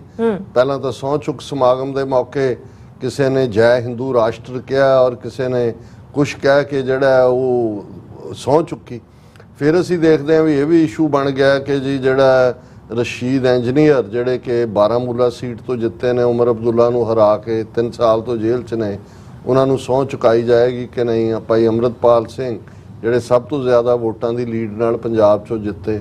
ਹੁਣ ਇਹ ਖਬਰਾਂ ਤਾਂ ਚਲੋ ਹੋਈਆਂ ਕਿ ਰਸ਼ੀਦ ਨੂੰ NIA ਕੋਰਟ ਨੇ ਕਹਿ ਦਿੱਤਾ ਹੈ ਕਿ ਜੀ 2 ਘੰਟੇ ਦੀ ਛੁੱਟੀ ਦੇ ਉੱਤੇ ਭੇਜ ਕੇ ਉਹਨੂੰ ਸਹੁੰ ਚੁਕਾਈ ਜਾਏ। ਔਰ ਇਹ ਵੀ ਅੱਜ ਹੈ ਕਿ ਜੀ ਪੰਜਾਬ ਸਰਕਾਰ ਨੇ ਜੋ ਵੀ ਇਹਦੇ ਨਾਲ ਸੰਬੰਧਿਤ ਹੈ ਸਪੀਕਰ ਕੋਲ ਭੇਜਿਆ ਕਿ ਭਾਈ ਅੰਮ੍ਰਿਤਪਾਲ ਸਿੰਘ ਔਰਾਂ ਦੇ ਮੁੱਦੇ ਦੇ ਉੱਤੇ ਜਿਹੜਾ ਉਹ ਕੀਤਾ ਜਾਏ। ਇਹ ਇੱਕ ਵੱਖਰਾ ਪਾਰਟ ਹੈ ਕਿਉਂਕਿ ਇਹ ਵੀ ਖਬਰਾਂ ਦਾ ਹਿੱਸਾ ਹੈ, ਮੈਂ ਇਹਨੂੰ ਪਾਸਿੰਗ 'ਚੋਂ ਟੱਚ ਕਰ ਰਿਹਾ। ਲੇਕਿਨ ਜਿਹੜਾ ਇਸ ਸੈਸ਼ਨ ਦੇ ਵਿੱਚ ਕਿਉਂਕਿ ਰਾਹੁਲ ਗਾਂਧੀ ਹੁਣ full fledged leader of the opposition ਹੈ ਔਰ ਲੀਡਰ ਆਫ ਦਾ ਆਪੋਜੀਸ਼ਨ ਜਿਹਨੂੰ ਰੈਕਗਨਾਈਜ਼ ਕੀਤਾ ਜਾਂਦਾ ਉਹਦਾ ਕੈਬਨਿਟ ਰੈਂਕ ਹੁੰਦਾ ਔਰ ਕੈਬਨਿਟ ਰੈਂਕ ਉਹਦੇ ਕੋਲ ਗੱਡੀ ਔਰ ਕੋਠੀ ਔਰ ਉਸ ਦੇ ਕੋਲ ਬਰਾਬਰ ਦੇ ਰਾਈਟ ਹੁੰਦੇ ਨੇ ਕੈਬਨਿਟ ਰੈਂਕ ਤੇ। ਇਸ ਲਈ ਜਦੋਂ ਪਹਿਲੇ ਸੈਸ਼ਨ ਦੇ ਵਿੱਚ ਰਾਹੁਲ ਗਾਂਧੀ ਨੇ ਸ਼ਾਇਦ ਪੌਣੇ 2 ਘੰਟੇ ਉਹ ਬੋਲਦਾ ਰਿਹਾ, ਐਡਰੈਸ ਕੀਤਾ, ਉਹਦੀ ਸਪੀਚ ਨੂੰ ਲੈ ਕੇ ਉਹਨੇ ਬੜੇ ਜਿਹੜੇ ਨੇ ਉਹਨਾਂ ਨੂੰ ਰਿਡੀਕਿਊਲ ਵੀ ਕੀਤਾ। ਪਿੱਛੇ ਹੀ ਗੁਰੂ ਨਾਨਕ ਸਾਹਿਬ ਦੀ ਫੋਟੋ ਦਿਖਾ ਕੇ, ਬੁੱਧ ਦੀ ਦਿਖਾ ਕੇ, ਮਹਾਵੀਰ ਔਰ ਸ਼ਿਵ ਜੀ ਔਰ ਦੂਜਾ ਉਹਨਾਂ ਨੂੰ ਕਿਹਾ ਕਿ ਵੀ ਸਾਰੇ ਧਰਮ ਜਿਹੜੇ ਨੇ ਉਹ ਮੁਹੱਬਤ ਔਰ ਪਿਆਰ ਸਿਖਾਉਂਦੇ ਨੇ, ਪਰ ਤੁਸੀਂ ਤਾਂ ਹਿੰਦੂ ਵੀ ਨਹੀਂ ਹੋ ਕਿਉਂਕਿ ਤੁਸੀਂ BJP ਨੂੰ ਉਹਨੇ ਕਿਹਾ। ਜਿੱਥੇ ਉਹਨਾਂ ਨੇ ਬੜਾ ਰੌਲਾ ਪਾਤਾ ਵੀ ਸਾਨੂੰ ਹਿੰਦੂ ਧਰਮ ਤੋਂ ਦੂਰ ਕਰਤਾ, ਸਾਨੂੰ ਫਲਾਣਾ ਕਰਤਾ, ਮਾਫੀ ਮੰਗੇ, ਇਹ ਉਹ 5 ਮਿਨਿਸਟਰ ਉਹਦੇ ਮੋਦੀ ਦੇ। ਔਰ ਅੱਜ ਉਹਦੇ ਜਵਾਬ 'ਚ ਜਿਹੜੀ ਮੋਦੀ ਦੀ ਸਪੀਚ ਦਾ ਐਨਾਲਿਸਿਸ ਸਾਰੇ ਪਾਸੇ ਹੋ ਰਿਹਾ, ਉਹਨੇ ਰਾਹੁਲ ਗਾਂਧੀ ਦਾ ਇੱਕ ਵਾਰ ਵੀ ਨਾਂ ਨਹੀਂ ਲਿਆ, ਪਰ ਉਹਨੇ ਜਿਹੜਾ ਬਾਲਕ ਬੁੱਧੀ ਕਿਹਾ ਕਿ ਵੀ ਇਹ ਜਿਵੇਂ ਨਿਆਣਾ ਛੋਟਾ ਸਕੂਲੋਂ ਆਉਂਦਾ ਔਰ ਉਹ ਆ ਕੇ ਜਿਹੜਾ ਉਹ ਚੀਕਾਂ ਮਾਰਦਾ ਤੇ ਸ਼ਿਕਾਇਤ ਕਰਦਾ ਮਾਂ ਨੂੰ, ਮੁਝੇ ਇਸਨੇ ਵੀ ਮਾਰਾ, ਮੁਝੇ ਉਸਨੇ, ਮਤਲਬ ਜਿੰਨੀਆਂ ਵੀ ਫੇਲਿੰਗਸ ਉਹਨੇ ਗਿਣਾਈਆਂ ਉਹਨਾਂ ਨੂੰ ਇਵੇਂ ਹੀ ਕਹਿ ਰਿਹਾ ਕਿ ਜਿਵੇਂ ਉਹ ਬੱਚਾ ਜਿਹੜਾ ਚੀਕਾਂ ਮਾਰਦਾ ਤੇ ਇਵੇਂ ਚੀਕਾਂ ਮਾਰ ਰਿਹਾ। ਔਰ ਇਹ ਬਾਲਕ ਬੁੱਧੀ ਹੈ। ਜਦੋਂ ਤੁਸੀਂ ਕਿਸੇ ਨੂੰ ਬਾਲਕ ਬੁੱਧੀ ਕਹਿੰਦੇ ਹੋ ਇਹਦਾ ਮਤਲਬ ਹੁੰਦਾ ਕਿ ਵੀ ਇਹ ਅਕਲਹੀਨ ਹੈ ਨਹੀਂ, ਇਹਦਾ ਕੋਈ ਸਟੈਂਡ ਨਹੀਂ। ਔਰ ਇਸ ਦੇ ਉੱਤੇ ਕਿੰਨੀਆਂ ਖਬਰਾਂ ਨੇ, ਮੈਂ ਉਸ ਦੇ title he Rahul Gandhi takes not Hindus big at BJP in parliament, prime minister Modi calls it attack on community, ਕਿ ਵੀ ਇਹ ਤਾਂ ਸਾਡੇ ਧਰਮ ਦੇ ਉੱਤੇ ਹਮਲਾ ਕਰ ਦਿੱਤਾ। ਅੱਛਾ, PM ਮੋਦੀ hurls ਬਾਲਕ ਬੁੱਧੀ ਬਾਬ at Rahul Gandhi, asserts mandate is for stability continuity, ਕਿ ਜੀ ਦੇਖੋ ਅਸੀਂ ਜਿੱਤ ਗਏ ਸਾਨੂੰ ਮੈਂਡੇਟ ਦੇ ਦਿੱਤਾ ਹੈ। ਫਿਰ Congress targets PM Modi over report on Adani group taking Chinese help in solar project. ਹੁਣ ਅਦਾਨੀਆਂ ਦੇ ਹਵਾਲੇ ਕੀਤੀ ਹੋਈ ਹੈ ਸੋਲਰ ਪ੍ਰੋਜੈਕਟ, ਉਹ ਸਾਰੀਆਂ ਚਾਈਨੀਜ਼ ਕੰਪਨੀ ਨੂੰ ਸਬ ਕੰਟਰੈਕਟ ਦੇ ਕੇ ਉਹਨਾਂ ਤੋਂ ਕੰਮ ਕਰਵਾ ਰਹੇ ਹਨ। ਅੱਛਾ, Congress questions Modi government over handing Sainik schools to RSS। ਇਹਦੇ ਤੇ ਅਸੀਂ ਵੀ ਸੈਗਮੈਂਟ ਕੀਤਾ ਸੀ ਕਿ ਜਿੰਨੇ ਸੈਨਿਕ ਸਕੂਲ ਨੇ ਭਾਰਤ ਦੇ ਉਹ ਸਾਰੇ RSS ਦੇ ਹਵਾਲੇ ਮੋਦੀ ਨੇ ਕਰਤੇ ਨੇ ਵੀ ਤੁਸੀਂ ਰਨ ਕਰੋ। ਸੋ ਇਹਨਾਂ ਖਬਰਾਂ 'ਚ ਸਾਡੀ ਕੋਈ ਦਿਲਚਸਪੀ ਨਹੀਂ ਕਿ ਕਿਹਨੇ ਕਿਹਨੂੰ ਕੀ ਕਿਹਾ, ਲੇਕਿਨ ਜਦੋਂ ਮੇਰੀ ਨਜ਼ਰ ਇਸ ਤੇ ਪਈ ਕਿ ਦੋਨੋਂ ਹਾਊਸਿਸ ਨੇ ਖੜੇ ਹੋ ਕੇ 23 ਜੂਨ 1985 ਦੇ ਕਨਿਸ਼ਕ ਕਾਂਡ ਦੇ 329 ਵਿਕਟਮਸ ਦੇ ਲਈ ਮੌਨ ਸ਼ਰਧਾਂਜਲੀ ਬਾਈ ਸਾਇਲੈਂਸ ਜਿਹੜੀ ਹੈ ਦਿੱਤੀ। ਔਰ ਈਵਨ ਜਿਹੜਾ ਉਹਨਾਂ ਦਾ ਜਿਹੜਾ ਵਾਈਸ ਪ੍ਰੈਜ਼ੀਡੈਂਟ ਹੈ ਭਾਰਤ ਦਾ ਜਗਦੀਪ ਧਨਖਰ, ਕਿਉਂਕਿ ਜਿਹੜਾ ਰਾਜ ਸਭਾ ਦਾ ਚੇਅਰਮੈਨ ਹੁੰਦਾ ਉਹ ਵਾਈਸ ਪ੍ਰੈਜ਼ੀਡੈਂਟ ਹੁੰਦਾ ਹੈ, ਉਹਨੇ ਈਵਨ ਆਪਣੀ ਸਪੀਚ ਵੀ ਇਸ 'ਚ ਕਿਹਾ ਕਿ ਜਸਟਿਸ ਵਾਜ਼ ਨੈਵਰ ਫੁਲੀ ਸਰਵਡ, ਕਿ ਜੀ ਇਹ ਕਨਿਸ਼ਕਾ ਕਾਂਡ ਵਾਲੇ ਜਿਹੜੇ ਨੇ ਇਹਨਾਂ ਦਾ ਜਸਟਿਸ ਨਹੀਂ ਦਿੱਤਾ ਗਿਆ, ਕੈਨੇਡਾ ਨੇ ਜਿਹੜਾ ਕੋਈ ਇਹਨੂੰ ਪ੍ਰੋਪਰਲੀ ਇਨਵੈਸਟੀਗੇਟ ਨਹੀਂ ਕੀਤਾ, ਔਰ ਇਹ ਜਿਹੜੇ ਨੇ ਅਸੀਂ ਇਹਨਾਂ ਨੂੰ ਸ਼ਰਧਾਂਜਲੀ ਦੇ ਰਹੇ ਹਾਂ। ਉਹਦੇ 'ਚ ਉਹਨਾਂ ਦੀ ਜਿਹੜੀ ਮੀਡੀਆ ਰਿਪੋਰਟਿੰਗ ਹੈ ਉਹਦੇ 'ਚ ਉਹਨਾਂ ਨੇ ਕਿਹਾ ਜੀ 2 Air India aircraft flying out of Canada ਵਰ ਟਾਰਗੇਟਡ ਬਾਈ ਟੈਰਰਿਸਟ, ਔਰ 329 ਮਾਰੇ ਗਏ, ਔਰ ਇਹਦੇ 'ਚ ਜਿਹੜਾ 182 ਕਨਿਸ਼ਕਾ ਦੇ ਵਿੱਚ ਬਲੋਨ ਅਪ, ਔਰ ਅਸੀਂ mid air off the coast of Ireland by Sikh terrorist not long after it took off. ਹੁਣ ਦੇਖੋ ਇੱਕ ਪਾਸੇ ਉਹ ਇਤਰਾਜ਼ ਕਰ ਰਿਹਾ ਹੈ ਕਿ ਜੀ ਇਹ ਸਾਰੀ ਕਮਿਊਨਿਟੀ ਨੂੰ ਹਿੰਦੂਆਂ ਨੂੰ ਕਹਿ ਦਿੱਤਾ ਹੈ ਰਾਹੁਲ ਗਾਂਧੀ ਨੇ ਕਿ ਵੀ ਤੁਸੀਂ ਤਾਂ ਜਿਹੜਾ ਹਿੰਦੂ ਹੀ ਨਹੀਂ ਹੋ, ਪਰ ਤੁਸੀਂ ਪਾਰਲੀਮੈਂਟ ਦੀ ਲੈਂਗੁਏਜ ਦੇਖੋ, ਹਾਲਾਂਕਿ ਕੋਈ ਇਹਦੇ 'ਚ ਕਨਵਿਕਸ਼ਨ ਨਹੀਂ ਹੋਈ, ਦੋਨਾਂ ਸਿੱਖ ਜਿਹੜੇ ਇਹਨਾਂ ਨੇ ਬਣਾਏ ਹੋਏ ਸੀ ਉਹ ਐਕਵਿਟ ਹੋਏ ਕੋਰਟ ਦੇ, ਲੇਕਿਨ ਇੰਡੀਅਨ ਪਾਰਲੀਮੈਂਟ ਸਾਰੀ ਕਮਿਊਨਿਟੀ ਨੂੰ ਉਹਦੇ ਨਾਲ ਜੋੜ ਕੇ ਸਿੱਖ ਟੈਰਰਿਸਟ ਇਹ ਕਹਿ ਰਿਹਾ ਕਿ ਭਾਈ ਇਹ ਜਿਹੜਾ ਉਹਨਾਂ ਨੇ ਕੀਤਾ ਸੀ। ਔਰ ਇਹ ਫਿਰ ਕਹਿ ਰਿਹਾ ਚੇਅਰਮੈਨ ਜਿਹੜਾ ਵਾਈਸ ਪ੍ਰੈਜ਼ੀਡੈਂਟ ਹੈ ਇੰਡੀਆ ਦਾ ਜਗਦੀਪ ਧਾਨਕਰ, ਰਿਗਰੈਟੇਬਲੀ ਜਸਟਿਸ ਵਾਜ਼ ਨੈਵਰ ਫੁਲੀ ਸਰਵਡ, ਕਿ ਇਨਸਾਫ ਨਹੀਂ ਮਿਲਿਆ ਹੈ। ਔਰ ਉਹਨੇ ਕਿਹਾ ਕਿ ਜੀ ਅਸੀਂ ਇਸ ਨੂੰ ਜਿਹੜਾ ਉਹ ਰਿਕਾਰਡ ਦੇ ਉੱਤੇ ਰੱਖਣਾ ਚਾਹੁੰਦੇ ਹਾਂ ਕਿ ਭਾਈ ਅਸੀਂ ਮੂਮੈਂਟ ਆਫ ਸਾਇਲੈਂਸ ਲਈ ਹੈ, ਔਰ ਅਸੀਂ ਇਸ ਦੇ ਉੱਤੇ the incident is a grave reminder of why the world must adopt a zero tolerance approach toward terrorism and violent extremism. Such acts can never be conducted or justified. ਜਿਹੜੇ ਖੁਦ ਵਿੱਚ have ਜਿਹੜੇ ਕੈਚ ਹੋਏ ਨੇ red handed international terrorism ਦੇ ਵਿੱਚ, transnational repression ਦੇ ਵਿੱਚ, ਨਿਖਿਲ ਗੁਪਤਾ ਇੱਥੇ ਉਹਦੇ ਲਈ ਵਕੀਲ ਕਰਕੇ ਇੰਡੀਆ ਕੇਸ ਲੜ ਰਿਹਾ ਹੈ, ਕੈਨੇਡਾ ਦੀ ਪਾਰਲੀਮੈਂਟ 'ਚ ਖਲੋ ਕੇ ਜਿਹੜਾ ਕੈਨੇਡੀਅਨ ਪ੍ਰਾਈਮ ਮਿਨਿਸਟਰ ਨੇ ਔਰ ਉਹਨਾਂ ਦੇ ਜਿਹੜੇ ਹਾਇਰਡ ਅਸੈਸਨ ਨੇ ਉਹ ਟਰਾਇਲ ਦੇ ਉੱਤੇ ਨੇ, ਔਰ ਬਹੁਤ ਜਲਦੀ ਅਵਤਾਰ ਸਿੰਘ ਖੰਡੇ ਦਾ ਵੀ ਆ 4 ਜੁਲਾਈ ਨੂੰ ਵੋਟਾਂ ਪੈਣੀਆਂ ਨੇ। ਰਿਸ਼ੀ ਸੂਨਕ ਜਿਹੜਾ ਮੰਦਰਾਂ 'ਚ ਜਾ ਕੇ ਉੱਥੇ ਕਰ ਰਿਹਾ ਜੀ ਮੈਂ ਪੱਕਾ ਹਿੰਦੂ ਹਾਂ, ਮੈਨੂੰ ਬਹੁਤ ਪ੍ਰੇਰਨਾ ਹਿੰਦੂ ਤੋਂ ਮਿਲੀ, ਮੈਂ ਗੀਤਾ ਦੇ ਉੱਤੇ ਜਿਹੜਾ ਸਬਕ ਕਹਿ ਕੇ ਜੀ ਕੰਮ ਕਰੋ ਰਿਵਾਰਡ ਨਾ ਲੱਭੋ, ਇਸ ਕਿਸਮ ਦੀ ਸਭ ਬਾਹਰ ਆ ਗਿਆ ਕਿ ਵੀ ਸਾਰੇ ਉਹ ਜਿਹੜੇ RSS ਦੇ ਪਿੱਲੇ ਨੇ ਜਿਹੜਾ ਜਿਨ੍ਹਾਂ 'ਚ ਵੱਡਾ ਰਿਸ਼ੀ ਸੂਨਕ ਹੈ। ਹੁਣ ਨਾਲ ਦੀ ਨਾਲ ਇਸ ਗੱਲ ਨੂੰ ਜਿਉਂ ਹੀ ਇਹ ਸ਼ਰਧਾਂਜਲੀ ਦੇ ਨਾਂ ਥੱਲੇ ਇਹਨਾਂ ਨੇ ਕੈਨੇਡਾ ਦਾ ਮੂੰਹ ਚੜਾਇਆ, ਰਣਧੀਰ ਜਸਵਾਲ ਜਿਹੜਾ ਅੱਜ ਕੱਲ੍ਹ ਐਕਸਟਰਨਲ ਅਫੇਅਰ ਮਿਨਿਸਟਰੀ ਦਾ ਸਪੋਕਸਪਰਸਨ ਬਣਾਇਆ ਹੋਇਆ, ਉਹਨੇ ਜਿਹੜਾ ਆਪਣਾ ਟਵਿੱਟਰ ਦੇ ਉੱਤੇ ਪਾਤਾ today the Rajya Sabha Lok Sabha observed a moment of silence in memory of victims of A182 Kanishka. The Rajya Sabha also paid homage to world leaders ਜਿਹੜੇ ਮਰ ਗਏ ਔਰ ਇਹ ਉਹ ਹੋਇਆ। ਹੁਣ ਅਸੀਂ ਲਗਾਤਾਰਤਾ ਨਾਲ ਇਸ ਦੇ ਉੱਤੇ 2-3 ਸੈਗਮੈਂਟ ਕੀਤੇ ਨੇ ਕਿ ਕਿਵੇਂ ਕਨਿਸ਼ਕਾ ਕਾਂਡ, ਔਰ ਇਹ ਸਾਡੀ ਡਿਮਾਂਡ ਹੈ ਔਰ ਕੈਨੇਡਾ ਦੀਆਂ ਸਿੱਖ ਆਰਗੇਨਾਈਜੇਸ਼ਨਸ ਵੀ ਇਸ ਦੇ ਉੱਤੇ ਪ੍ਰੈਸ਼ਰ ਬਿਲਡ ਕਰਨ ਕਿ ਇਹਦੀ ਇਨਵੈਸਟੀਗੇਸ਼ਨ ਦੁਬਾਰਾ ਖੋਲੀ ਜਾਏ, ਔਰ ਜਿਹੜੇ ਉਸ ਪੀਰੀਅਡ ਦੇ ਸਾਰੇ ਇਹਨਾਂ ਦੇ ਅਧਿਕਾਰੀ ਨੇ ਜਾਂ ਜਿਹੜੇ ਕੁਛ ਤਾਂ ਆਡੀਓ ਟੇਪਸ ਔਰ ਦੂਸਰੀਆਂ ਡਿਸਟਰੋਏ ਕਰਤੀਆਂ ਸੀ RCMP ਨੇ ਖੁਦ ਹੀ। ਪਰ ਜਿਹੜਾ ਅਵੇਲੇਬਲ ਪਾਰਟ ਹੈ, ਔਰ ਜੇ ਕੈਨੇਡਾ ਖੁਦ ਸਮਰੱਥ ਨਹੀਂ ਹੈ ਇੰਟਰਨੈਸ਼ਨਲ ਇਨਕੁਆਇਰੀ ਹੋਏ, ਕਿਉਂਕਿ ਕਨਿਸ਼ਕਾ ਕਾਂਡ ਵੀ ਇਹਨਾਂ ਦੀ ਕਰਤੂਤ ਔਰ ਲਗਾਤਾਰਤਾ ਨਾਲ ਇਹਨਾਂ 40 ਸਾਲਾਂ 'ਚ ਇਹਨਾਂ ਨੇ ਹੋਰ ਕੀ ਨਹੀਂ ਕੀਤਾ 39 ਸਾਲਾਂ 'ਚ। ਹੁਣ ਤਾਂ ਦੇ ਆਰ ਕਾਟ red handed. Hardeep Singh Nijjar murder ਔਰ ਗੁਰਪਤਵੰਤ ਪੰਨੂ ਮਰਡਰ ਪਲਾਟ ਜਿਹੜਾ ਕਾਮਯਾਬ ਨਹੀਂ ਹੋਣ ਦਿੱਤਾ ਅਮਰੀਕਨ ਏਜੰਸੀਆਂ ਨੇ। ਲੇਕਿਨ ਇੱਥੇ ਤਾਂ ਇਹ ਵੀ ਕਹਿਣਾ ਕਿ ਜੀ ਉਲਟਾ ਚੋਰ ਕੋਤਵਾਲ ਕੋ ਡਾਂਟ, ਇਹ ਕੈਨੇਡਾ ਦਾ ਮੂੰਹ ਚੜਾ ਰਹੇ ਨੇ। ਅੱਜ ਤੱਕ ਇਹਨਾਂ 39 ਸਾਲਾਂ 'ਚ ਕਦੇ ਨਹੀਂ ਹੋਇਆ ਕਿ ਇੰਡੀਅਨ ਪਾਰਲੀਮੈਂਟ ਨੇ ਕਨਿਸ਼ਕਾ ਕਾਂਡ ਵਾਲਿਆਂ ਦੇ ਲਈ ਕੋਈ ਸਾਇਲੈਂਸ ਰੱਖੀ ਹੋ, ਕਦੇ ਵੀ ਨਹੀਂ ਹੋਇਆ। ਇਹ ਆਲ ਆਫ ਏ ਸਡਨ ਕਿਉਂਕਿ ਇਹਨਾਂ ਨੂੰ ਨਜ਼ਰ ਆ ਗਿਆ ਕਿ ਵੀ ਇੰਟਰਨੈਸ਼ਨਲ ਪਲੇਟਫਾਰਮ ਦੇ ਉੱਤੇ ਇਹ ਇੱਕ ਐਜ਼ ਏ ਦਹਿਸ਼ਤਗਰਦ ਮੁਲਕ ਦੇ ਤੌਰ ਦੇ ਉੱਤੇ ਐਕਸਪੋਜ਼ ਹੋਏ ਨੇ ਔਰ ਇਹ ਇਤਿਹਾਸ ਨੂੰ ਪੁੱਠਾ ਗੇੜਾ ਦੇਣਾ ਚਾਹੁੰਦੇ ਨੇ।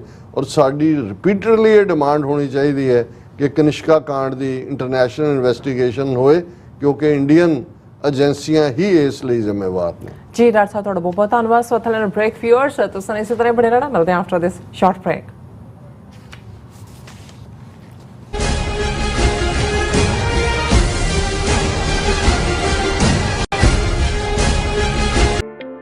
ਸਿਗਨੇਚਰ ਟਰੱਕ ਸਰਵਿਸ ਰਾਊਟ 81 ਉੱਤੇ ਐਗਜ਼ਿਟ 235 ਤੇ ਟਰੱਕਰ ਵੀਰਾਂ ਲਈ 24 ਘੰਟੇ ਰੋਡ ਸਰਵਿਸ ਦੀ ਸੁਵਿਧਾ ਮੌਜੂਦ।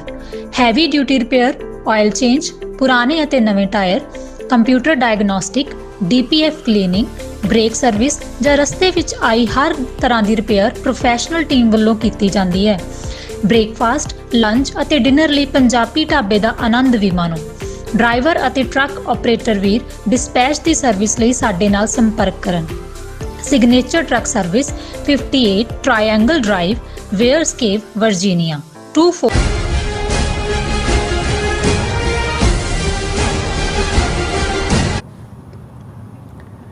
Viewers, welcome back to program. Viewers, ਗੱਲਬਾਤ ਕਰਨ ਜਾ ਰਹੇ ਹਾਂ ਕਿ ਭਾਰਤ ਦੇ ਟ੍ਰਾਂਸਨੈਸ਼ਨਲ ਰਿਪਰੈਸ਼ਨ ਦੀਆਂ ਗੂੰਜਾਂ ਹੁਣ ਅਫਰੀਕਨ ਕੰਟੀਨੈਂਟ ਵਿੱਚ ਸੁਣਾਈ ਦੇ ਰਹੀਆਂ ਨੇ। ਸਾਊਥ ਅਫਰੀਕਾ ਦੀ ਇੱਕ ਪਬਲੀਕੇਸ਼ਨ ਦਾ ਅਫਰੀਕਨ ਨੇ ਆਪਣੀ ਇੱਕ ਲਿਖਤ ਵਿੱਚ ਇਸ ਨੂੰ ਭਾਰਤ ਦਾ ਇੱਕ ਵੱਡਾ ਸਕੈਂਡਲ ਦੱਸਿਆ ਹੈ ਕਿ ਨਾਲ ਹੀ ਅਫਸੋਸ ਦਾ ਇਜ਼ਹਾਰ ਕੀਤਾ ਹੈ ਕਿ ਇੰਟਰਨੈਸ਼ਨਲ ਲਾਅ ਅਤੇ ਇਖਲਾਕੀ ਮਾਪਦੰਡ ਉੱਥੇ ਹੀ ਅਪਲਾਈ ਕੀਤੇ ਜਾਂਦੇ ਹਨ ਜਿੱਥੇ ਵੱਡੀਆਂ ਤਾਕਤਾਂ ਦਾ ਕੋਈ ਹਿੱਤ ਜੁੜਿਆ ਹੁੰਦਾ ਹੈ। ਨਹੀਂ ਤਾਂ ਭਾਰਤ ਨੂੰ ਇਸ ਲਈ ਹੁਣ ਤੱਕ ਜਵਾਬਦੇਹ ਬਣਾਇਆ ਜਾਣਾ ਚਾਹੀਦਾ ਸੀ। ਸੋ ਇਸ ਬਾਰੇ ਆਪਾਂ ਗੱਲਬਾਤ ਕਰਨ ਜਾ ਰਹੇ ਹਾਂ। ਸੋ ਅਸੀਂ ਚਾਹਾਂਗੇ ਕਿ ਤੁਸੀਂ ਇਸੇ ਤਰ੍ਹਾਂ ਬੜੇ ਰਹਿਣਾ, ਦੇਖਣ ਸੁਣ ਲਿਆ ਲਿਖਣ ਲਈ ਤੁਹਾਡਾ ਸਭ ਦਾ ਬਹੁਤ ਬਹੁਤ ਧੰਨਵਾਦ। ਜੀ ਡਾਕਟਰ ਸਾਹਿਬ, ਕੀ ਕਹਿਣਾ ਚਾਹੋਗੇ? ਦੇਖੋ, ਇਸ ਆਰਟੀਕਲ ਦੇ ਵਿੱਚ ਜਿਹੜਾ ਦਾ ਅਫਰੀਕਨ ਦੇ ਵਿੱਚ ਛਪਿਆ, ਐਸਾ ਕੁਝ ਨਵਾਂ ਤਾਂ ਨਹੀਂ ਹੈ ਜਿਹੜਾ ਅਸੀਂ ਪਹਿਲਾਂ ਨਾ ਜਾਣਦੇ ਹੋਈਏ ਜਾਂ ਪਹਿਲਾਂ ਅਸੀਂ TV 84 ਦੇ ਦਰਸ਼ਕਾਂ ਨਾਲ ਸਾਂਝਾ ਨਾ ਕੀਤਾ ਹੋਏ। ਪਰ ਮੇਰੀ ਦਿਲਚਸਪੀ ਇਸ ਲਈ ਹੋਈ ਕਿ ਵੀ ਜਿਹੜਾ ਮੋਸਟਲੀ ਹੁਣ ਤੱਕ ਅਸੀਂ ਮੀਡੀਆ ਦੇ ਵਿੱਚ ਚਰਚਾ ਦੇਖੀ ਉਹ ਨਾਰਥ ਅਮਰੀਕਾ ਦੀਆਂ ਪਬਲੀਕੇਸ਼ਨਸ 'ਚ ਜਾਂ BBC ਜਾਂ ਥੋੜਾ ਬਹੁਤ ਅਲ ਜਜ਼ੀਰਾ ਨੇ ਕਵਰ ਕੀਤਾ। ਪਰ ਅਫਰੀਕਨ ਕੰਟੀਨੈਂਟ ਦੇ ਵਿੱਚ ਇੱਕ ਪ੍ਰੋਮੀਨੈਂਟ ਉਹਨਾਂ ਦੀ ਪਬਲੀਕੇਸ਼ਨ ਦਾ ਅਫਰੀਕਨ ਦੇ ਵਿੱਚ ਇਹ ਜਿਹਨੇ ਇਹ ਆਰਟੀਕਲ ਲਿਖਿਆ ਉਹ ਵੀ ਪ੍ਰੋਮੀਨੈਂਟ ਪਰਸਨੈਲਿਟੀ ਹੈ। ਡੇਵਿਡ ਮੋਨੀਆ, ਇਹ ਡਾਇਰੈਕਟਰ ਨੇ Centre for Africa China Studies, University of Johannesburg South Africa 'ਚ। ਅੱਛਾ।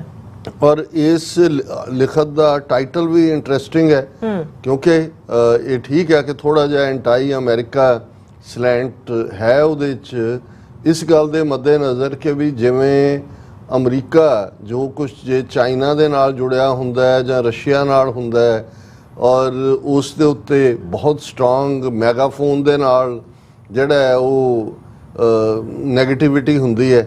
ਪਰ ਇੰਡੀਆ ਨੇ ਡੈਮੋਕ੍ਰੇਸੀ ਦੇ ਨਾਂ ਥੱਲੇ ਇੰਨਾ ਵੱਡਾ ਕੁਕਰਮ ਕੀਤਾ ਹੈ ਟ੍ਰਾਂਸਨੈਸ਼ਨਲ ਰਿਪਰੈਸ਼ਨ ਦਾ, but India is getting away with the tap on the wrist ਕਿ ਐ ਬਸ ਮਾਰ ਕੇ ਫੜੋਕੀ ਉਹਨੂੰ ਮਾਫ ਕੀਤਾ ਜਾ ਰਿਹਾ। ਇਹ ਔਰ ਉਹਦਾ ਹੈਡਲਾਈਨ ਹੈ ਇੰਡੀਆਜ਼ ਸਕੈਂਡਲ ਕਿ ਜੋ ਕੰਮ ਇਹਨਾਂ ਨੇ ਟ੍ਰਾਂਸਨੈਸ਼ਨਲ ਰਿਪਰੈਸ਼ਨ ਦਾ ਕੀਤਾ ਬਹੁਤ ਵੱਡਾ ਸਕੈਂਡਲ ਹੈ। ਇੰਟਰਨੈਸ਼ਨਲ ਲਾਅ, ਮੋਰਲ ਸਟੈਂਡਰਡਸ ਬੋ ਟੂ ਜੀਓ ਪੋਲੀਟੀਕਲ ਇੰਟਰਸਟ। ਕਿ ਕਿੱਥੇ ਹੈ ਇੰਟਰਨੈਸ਼ਨਲ ਲਾਅ, ਕਿੱਥੇ ਨੇ ਮੋਰਲ ਸਟੈਂਡਰਡ, ਇਖਲਾਕੀ ਮਾਪਦੰਡ ਜਦੋਂ ਮੁਲਕਾਂ ਦੇ ਇਸ ਕਿਸਮ ਦੇ ਵਿਹਾਰ ਦੇ ਵਿੱਚ ਹੁੰਦੇ ਨੇ। ਉਹਨੇ ਕਿਹਾ ਵੀ ਇਹ ਅਲਟੀਮੇਟਲੀ ਜਿਹੜੇ ਜੀਓ ਪੋਲੀਟੀਕਲ ਇੰਟਰਸਟ ਨੇ ਸਿਆਸੀ, ਉਹਨਾਂ ਦੀ ਭੇਟ ਚੜ ਜਾਂਦਾ ਹੈ। ਔਰ ਉਹਨਾਂ ਨੇ ਸ਼ੁਰੂ ਹੀ ਇੱਥੋਂ ਕੀਤੀ ਹੈ ਕਿ the United States and India's relationship which has been cemented over the past few years by a mutual desire to contain the growth of China in South Asia, has been hit by a scandal following the unearthing of a plot to assassinate a Sikh separatist leader, Gurpatwant Singh Pannu, who is also an American citizen. ਹੁਣ ਕਹੇ ਜੀ ਇਹ ਜਿਹੜੀ Bharat America relationship south Asia 'ਚ ਚੀਨ ਨੂੰ counter ਕਰਨ ਲਈ ਹੋ ਰਹੀ ਸੀ, ਉਹ ਜਿਹੜੀ ਹਿੱਟ ਹੋਈ ਕਿਉਂਕਿ ਇੰਡੀਆ ਨੇ ਇੱਕ ਅਮਰੀਕਨ ਸ਼ਹਿਰੀ ਗੁਰਪਤਵੰਤ ਸਿੰਘ ਪੰਨੂ ਜਿਹੜਾ ਸਿੱਖ ਖਾਲਿਸਤਾਨੀ ਹੈ ਉਹਨੂੰ ਮਾਰਨ ਦਾ ਯਤਨ ਕੀਤਾ ਔਰ ਇਹਦੇ ਤੇ ਉਹਨਾਂ ਨੇ ਫਿਰ ਨਿਖਲ ਗੁਪਤਾ ਦਾ ਜ਼ਿਕਰ ਕੀਤਾ ਕਿ ਚਾਰਜ ਸ਼ੀਟ ਫਾਈਲ ਕੀਤੀ ਔਰ ਕਿਵੇਂ ਮਈ 2023 ਦੇ ਵਿੱਚ ਉਸ ਨੂੰ ਕੰਟੈਕਟ ਕੀਤਾ ਗਿਆ। ਉਹ ਸਾਰੀ ਕਹਾਣੀ ਜਿਹੜੀ ਹੈ ਨਿਖਲ ਗੁਪਤੇ ਦੀ $1 ਲੱਖ ਸੌਦਾ ਹੋਇਆ, 15,000 ਪੇ ਕੀਤੇ ਗਏ ਔਰ ਇਹ ਉਹਨਾਂ ਨੇ ਕਿਹਾ ਕਿ ਜੀ ਇਹ ਸੈਕੰਡ ਟਾਈਮ ਇਵੇਂ ਹੋਇਆ ਕਿਉਂਕਿ last September Canadian prime minister Justin Trudeau made explosive allegations against Indian government ਕਲੇਮਿੰਗ that it was behind the murder of Hardeep Singh Nijjar, who was the leader of Sikh community in Canadian city of Vancouver. ਉਹਨਾਂ ਕਿ ਦੂਸਰਾ ਵਾਕਿਆ ਹੋਇਆ ਜਿਹਦੇ 'ਚ ਫੜੇ ਗਏ ਨੇ। ਪਹਿਲਾਂ ਹਰਦੀਪ ਸਿੰਘ ਨਿੱਜਰ ਬਾਰੇ ਕੈਨੇਡੀਅਨ ਪ੍ਰਾਈਮ ਮਿਨਿਸਟਰ ਨੇ ਕਿਹਾ these allegations led to the diplomatic fallout between two countries, with India dismissing the allegations as absurd. Canada expelled Indian diplomat who was believed to be working for Indian intelligence agencies. उन्होंने कहा जी India ने Canada बन गया कि ये charge absurd ने और उन्होंने कहा जी 41 डिप्लोमैटिक स्टाफ के बंदे कनाडा ने विदड्रॉ किए और इस सारे दे थले उन्होंने कहा कि these incidents are linked to New Delhi's desire to suppress activism for the establishment of an autonomous and independent Sikh state Khalistan in Punjabi-speaking region of northern India, which Modi's government perceives to be a national security threat. The Khalistan movement has been in existence since 1948 and gained momentum in the 1970s. ਇਹ ਬੜੀ ਇਹ ਕਿਸੇ ਨੇ ਨਹੀਂ ਲਿਖਿਆ, ਇਹ ਦਾ African ਦਾ ਹਿੱਸਾ ਹੀ ਆਇਆ। ਬਹੁਤੇ ਤਾਂ ਖਾਲਿਸਤਾਨ ਮੂਵਮੈਂਟ ਨੂੰ ਜੂਨ 84 ਨਾਲ ਜੋੜਦੇ ਨੇ। ਉਹਨਾਂ ਨੇ ਕਿਹਾ ਜੀ 48 ਤੋਂ ਹੀ ਚੱਲ ਰਹੀ ਹੈ ਕਿਉਂਕਿ ਜ਼ਾਹਰ ਹੈ 47 ਤੱਕ ਤਾਂ ਅਸੀਂ ਕਲੇਮੈਂਟ ਸੀ ਇੱਕ ਇੰਡੀਪੈਂਡੈਂਟ ਮੁਲਕ ਦੇ, ਅਸੀਂ ਕਿਸਮਤ ਜੋੜੀ ਕਿ ਸਾਨੂੰ ਅੰਦਰੂਨੀ ਖੁਦ ਮੁਖਤਾਰੀ ਦਿੱਤੀ ਜਾਏਗੀ। ਫਿਰ ਉਹਨੇ 1985 ਦਾ ਔਰ ਉਸ ਸਾਰੇ ਨੂੰ ਜੋੜਦੇ ਆ ਜਿਹੜਾ ਰੈਲੇਵੈਂਟ ਪਾਰਟ ਫਿਰ ਆ ਜਾਂਦਾ ਹੈ ਕਿ ਭਾਈ ਇਹ ਜਿਹੜਾ ਇੰਡੀਆ ਨੇ ਕੰਮ ਕੀਤਾ ਕਿ ਵੀ ਉਹਨਾਂ ਨੇ ਜੋ ਟ੍ਰਾਂਸਨੈਸ਼ਨਲ ਰਿਪਰੈਸ਼ਨ ਕਰਨ ਦੀ ਕੋਸ਼ਿਸ਼ ਕੀਤੀ ਦਾ organising and execution of gruesome extrajudicial killings in the territories of other countries is a serious breach of international law and threat to international peace and stability. ये करतूत करनी international law दी violation है और international peace और stability ਨੂੰ ਵੀ ਵੱਡਾ ਖਤਰਾ ਹੈ। However, the subdued manner in which US and UK are dealing with these allegations only serves to show the West double standard. ਉਹਨੇ ਕਿਹਾ ਜੀ ਜਿਸ ਹਲਕੇ ਅੰਦਾਜ਼ ਨੂੰ ਡੀਲ ਕਰ ਰਹੇ ਨੇ ਇਹ ਸ਼ੋਅ ਕਰਦਾ ਕਿ ਜਿਹੜੇ ਪੱਛਮੀ ਮੁਲਕ ਨੇ ਇਹਨਾਂ ਦੇ ਕਿਵੇਂ ਦੋਹਰੇ ਮਾਪਦੰਡ ਨੇ, ਡਬਲ ਸਟੈਂਡਰਡ ਨੇ। One can only imagine the amount of tantrum that the Western leaders would have thrown if similar allegations were leveled against a country that the West views a threat or competitor. ਉਹਨੇ ਕਿਹਾ imagine ਕਰੋ ਕਿ ਇਹੀ ਇਲਜ਼ਾਮ ਕਿਸੇ ਉਸ ਮੁਲਕ ਤੇ ਹੁੰਦਾ ਜਿਹਨੂੰ ਪੱਛਮੀ ਮੁਲਕ ਦੁਸ਼ਮਣ ਸਮਝਦੇ ਨੇ ਜਾਂ ਇਹਨਾਂ ਦਾ ਕੰਪੀਟੀਟਰ ਹੈ, ਚਾਈਨਾ ਜਾਂ ਰਸ਼ੀਆ ਦੇ ਹਵਾਲੇ ਨਾਲ ਹੈ ਜਾਂ ਈਰਾਨ ਵੀ ਕਿਹਾ ਜਾ ਸਕਦਾ। ਫਿਰ ਕੀ ਰਿਐਕਸ਼ਨ ਹੁੰਦਾ ਵੀ ਜੇ ਇਵੇਂ ਹੁੰਦਾ। lesser and weaker allegations against countries like China and Russia are usually read on megaphones and accompanied by sanctions of one sort or another. कि चीन रूस के तो उत्थे कोई और वाकई कोई चीन और रूस का ऐसा इतने सबूत नहीं है जिस लैवल के गुरपतवंत पन्नू मर्डर या हरदीप सिंह निज्जर का। उन्हें कहा जी वो हुण तक एक या दूजे तरह दी पाबंदियां लगियां होंदियां।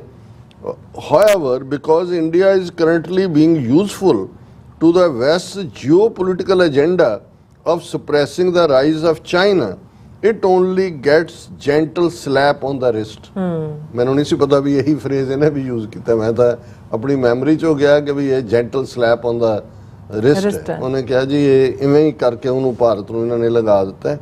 This is a clear demonstration that in a Western-led global order, international law and moral standards are subordinate to geopolitical interests। उन्होंने कहा जी आही सबूत है कि पश्चिम दी इस लीडरशिप दे थल्ले इंटरनेशनल लॉ और ਜਿਹੜੇ इखलाकी मापदंड ने ये जियोपोलिटिकल इंटरेस्ट दे नौकर ने कि भी ਤੁਹਾਡਾ इंटरेस्ट है तो ਤੁਸੀਂ ਉਹਨੂੰ ਦਹਿਸ਼ਤਗਰਦੀ ਕਹੋਗੇ ਹੈ ਜੀ ਕਿ ਵੀ ਉਹਨੂੰ ਦਬਾਣਾ ਹੈ ਤਾਂ ਤੁਸੀਂ ਦਹਿਸ਼ਤ ਨਹੀਂ ਹੈ ਤਾਂ ਤੁਸੀਂ gentle tap on the wrist। ਅੱਛਾ Further, these incidents also show what the so-called world's largest democracy is becoming under Modi। ਹੁਣ ਇਹ ਹੈ ਖੂਬਸੂਰਤ ਲਫ਼ਜ਼ ਜਿਵੇਂ ਮੈਂ ਕਿਹਾ ਵੀ 1948 ਤੋਂ ਉਹਨੇ ਕਿਹਾ ਖਾਲਸਾ ਉਹਨੇ ਇੰਡੀਆ ਨੂੰ ਡੈਮੋਕ੍ਰੇਸੀ ਕਿਹਾ ਉਹਨੇ ਕਿਹਾ ਸੋ ਕਾਲਡ ਅਖੌਤੀ ਜੀ ਕਿ ਇਹ ਵੀ ਸ਼ੋ ਕਰਦਾ ਵੀ ਇਹ ਜਿਹੜੀ ਸੋ ਕਾਲਡ ਲਾਰਜੈਸਟ ਡੈਮੋਕ੍ਰੇਸੀ ਹੈ ਮੋਦੀ ਦੇ ਥੱਲੇ under Modi's brutality against the Sikh independence movement ਜ਼ਾਲਮਾਨਾ ਪਹੁੰਚ ਸਿੱਖ ਆਜ਼ਾਦੀ ਲਹਿਰ ਦੇ ਖਿਲਾਫ ਮੋਦੀ ਦੀ is not only international but has domestic dimension as well। ਇਹ ਸਿਰਫ ਇੰਟਰਨੈਸ਼ਨਲੀ ਸਿੱਖ ਜਿਹੜੇ ਖਾਲਿਸਤਾਨ ਮੰਗਦੇ ਨੇ ਉਹਨਾਂ ਨੂੰ ਮਾਰਨ ਤੱਕ ਨਹੀਂ ਹੈ ਵਿਦਨ ਅੰਦਰ ਕੀ ਕਰ ਰਹੇ ਨੇ ਪੰਜਾਬ 'ਚ ਕੀ ਕਰ ਰਹੇ ਨੇ। The Sikh dominated Punjab state in northern India has been under increasing repression, having been turned into a police state with internet connection and crowd gathering banned। ਇਹ ਕਿਸੇ ਨੇ ਨਹੀਂ ਕਿਹਾ ਕਿ ਭਈਆ ਇੰਟਰਨੈਟ ਬੰਦ ਕੀਤੇ ਹੋਏ ਨੇ ਕਰਾਊਡ ਇਕੱਠੇ ਨਹੀਂ ਹੋਣ ਦਿੰਦਾ ਉਹਨੇ ਕਿਹਾ ਇਹ ਬਾਹਰ ਇਹ ਕਰ ਰਹੇ ਨੇ ਅੰਦਰ ਜਿੱਥੇ ਜਿਹੜੇ ਮੁਲਕ ਦਾ ਵਿੱਚ ਪੰਜਾਬ ਹੈ ਉਹ ਕੀ ਕਰ ਰਹੇ ਨੇ। ਅੱਛਾ ਇਟ ਇਜ਼ ਬਿਲੀਵਡ ਕਿ ਭਈ ਇਹ ਜਿਹੜਾ ਕ੍ਰੈਕਡਾਊਨ ਕਰ ਰਹੇ ਨੇ ਇਹਦੀ ਕੋਈ ਜਸਟੀਫਿਕੇਸ਼ਨ ਨਹੀਂ ਹੈ ਕਿਉਂਕਿ ਕੋਈ ਵੀ ਸਿੱਖ ਜਿਹੜੀ ਆਜ਼ਾਦੀ ਦੀ ਲਹਿਰ ਹੈ ਉਹਦੇ 'ਚ ਹੁਣ ਵਾਇਲੈਂਸ ਨਹੀਂ ਹੋਈ। ਈਵਨ ਦਾ ਸਲੇਨ ਸਿੱਖ ਐਕਟਿਵਿਸਟ ਅਬਰੋਡ ਹੈਡ ਨੈਗਲੀਜੀਬਲ ਉਹਨਾਂ ਦੇ ਨੇ ਵੀ ਕੋਈ ਵਾਇਲੈਂਸ ਨਹੀਂ ਕੀਤੀ। ਔਰ ਕਨਕਲੂਡ ਕੀਤਾ ਇਹਨੇ ਦਾ ਅਫਰੀਕਨ ਨੇ article Modi's crackdown on Punjab seemed time to mobilise and energise his Hindu nationalist base for May 2024 elections which his party eventually won। ਉਹਨੇ ਕਿਹਾ ਜੀ ਇਹ ਸਾਰਾ ਮਕਸਦ ਵੋਟਾਂ ਲਈ ਵੀ ਸੀ ਜਿਹੜੀ ਉਹਨੇ ਪਾਰਸ਼ਲੀ ਉਹ ਇਲੈਕਸ਼ਨ ਜਿੱਤ ਵੀ ਲਈ ਹੈ ਤੀਜੀ ਵਾਰੀ ਬਣ ਗਿਆ ਪ੍ਰਾਈਮ ਮਿਨਿਸਟਰ। ਅੱਛਾ sacrificing principles of international law on the altar of political expediency can only create a dangerous world। ਇਹ ਹੈ ਜਿਹਨੂੰ ਕਹਿੰਦੇ ਨੇ ਮੋਰਲ ਆਫ ਦਾ ਆਰਟੀਕਲ। ਉਹਨੇ ਕਿਹਾ ਵੀ ਤੁਸੀਂ ਇੰਟਰਨੈਸ਼ਨਲ ਲਾਅ ਦੇ ਸਿਧਾਂਤਾਂ ਨੂੰ ਉਸ ਜਿਹੜਾ ਆਲਟਰ ਦੇ ਉੱਤੇ ਕੁਰਬਾਨ ਕਰ ਰਹੇ ਹੋ ਕਿਉਂਕਿ ਸਿਆਸੀ ਤੌਰ ਤੇ ਤੁਹਾਨੂੰ ਸੂਟ ਕਰਦਾ ਹੈ ਪਰ ਇਹ ਅਲਟੀਮੇਟਲੀ ਸੰਸਾਰ ਨੂੰ ਇੱਕ ਖਤਰਨਾਕ ਵਰਲਡ ਬਣਾ ਰਿਹਾ। ਵਰਲਡ ਇਜ਼ ਬਿਕਮਿੰਗ ਡੇਂਜਰਸ ਕਿਉਂਕਿ ਤੁਸੀਂ ਪੋਲੀਟੀਕਲ ਐਕਸਪੀਡੀਐਂਸੀ ਨੂੰ ਦੇਖ ਰਹੇ ਹੋ ਤੁਹਾਨੂੰ ਜੀਓਪੋਲੀਟੀਕਲ ਇੰਟਰਸਟ ਤੁਹਾਡੇ ਜਿਹੜੇ ਨੇ ਉਹਦੇ ਨਾਲ ਜੁੜੇ ਹੋਏ ਨੇ ਔਰ ਤੁਸੀਂ ਇੰਡੀਆ ਨੂੰ with A gentle tap on the wrist you are letting him get ਅਵੇ। ਇਹ ਦੁਨੀਆ ਦੇ ਵਿੱਚ ਇੱਕ ਦੁਨੀਆ ਨੂੰ ਇੱਕ ਖਤਰਨਾਕ ਦੁਨੀਆ ਬਣਾ ਰਿਹਾ। ਸੋ ਇਹ ਦਿਸ ਇਜ਼ ਆਫ ਇੰਟਰਸਟ ਕਿ ਜਿਹੜਾ ਅਫਰੀਕਾ 'ਚ ਬੈਠਾ ਜੋਹਾਨਸਬਰਗ ਦਾ ਸ਼ਹਿਰ ਦੀ ਯੂਨੀਵਰਸਿਟੀ 'ਚ ਉਹਨੇ ਇਸ ਸਾਰੇ ਦੀ ਜਿਸਟ ਨੂੰ ਬਹੁਤ ਚੰਗੀ ਤਰ੍ਹਾਂ ਕੈਚ ਕੀਤਾ ਜੀ। ਡਾਕਟਰ ਸਾਹਿਬ ਤੁਹਾਡਾ ਬਹੁਤ ਬਹੁਤ ਸ਼ੁਕਰੀਆ। ਸੋ ਥਲੇ ਬ੍ਰੇਕ ਵਿਊਅਰਸ ਤੁਸੀਂ ਕਿਤੇ ਨਹੀਂ ਜਾਣਾ ਮਿਲਦੇ ਹਾਂ ਛੋਟੇ ਜਿਹੇ ਬ੍ਰੇਕ ਤੋਂ ਬਾਅਦ।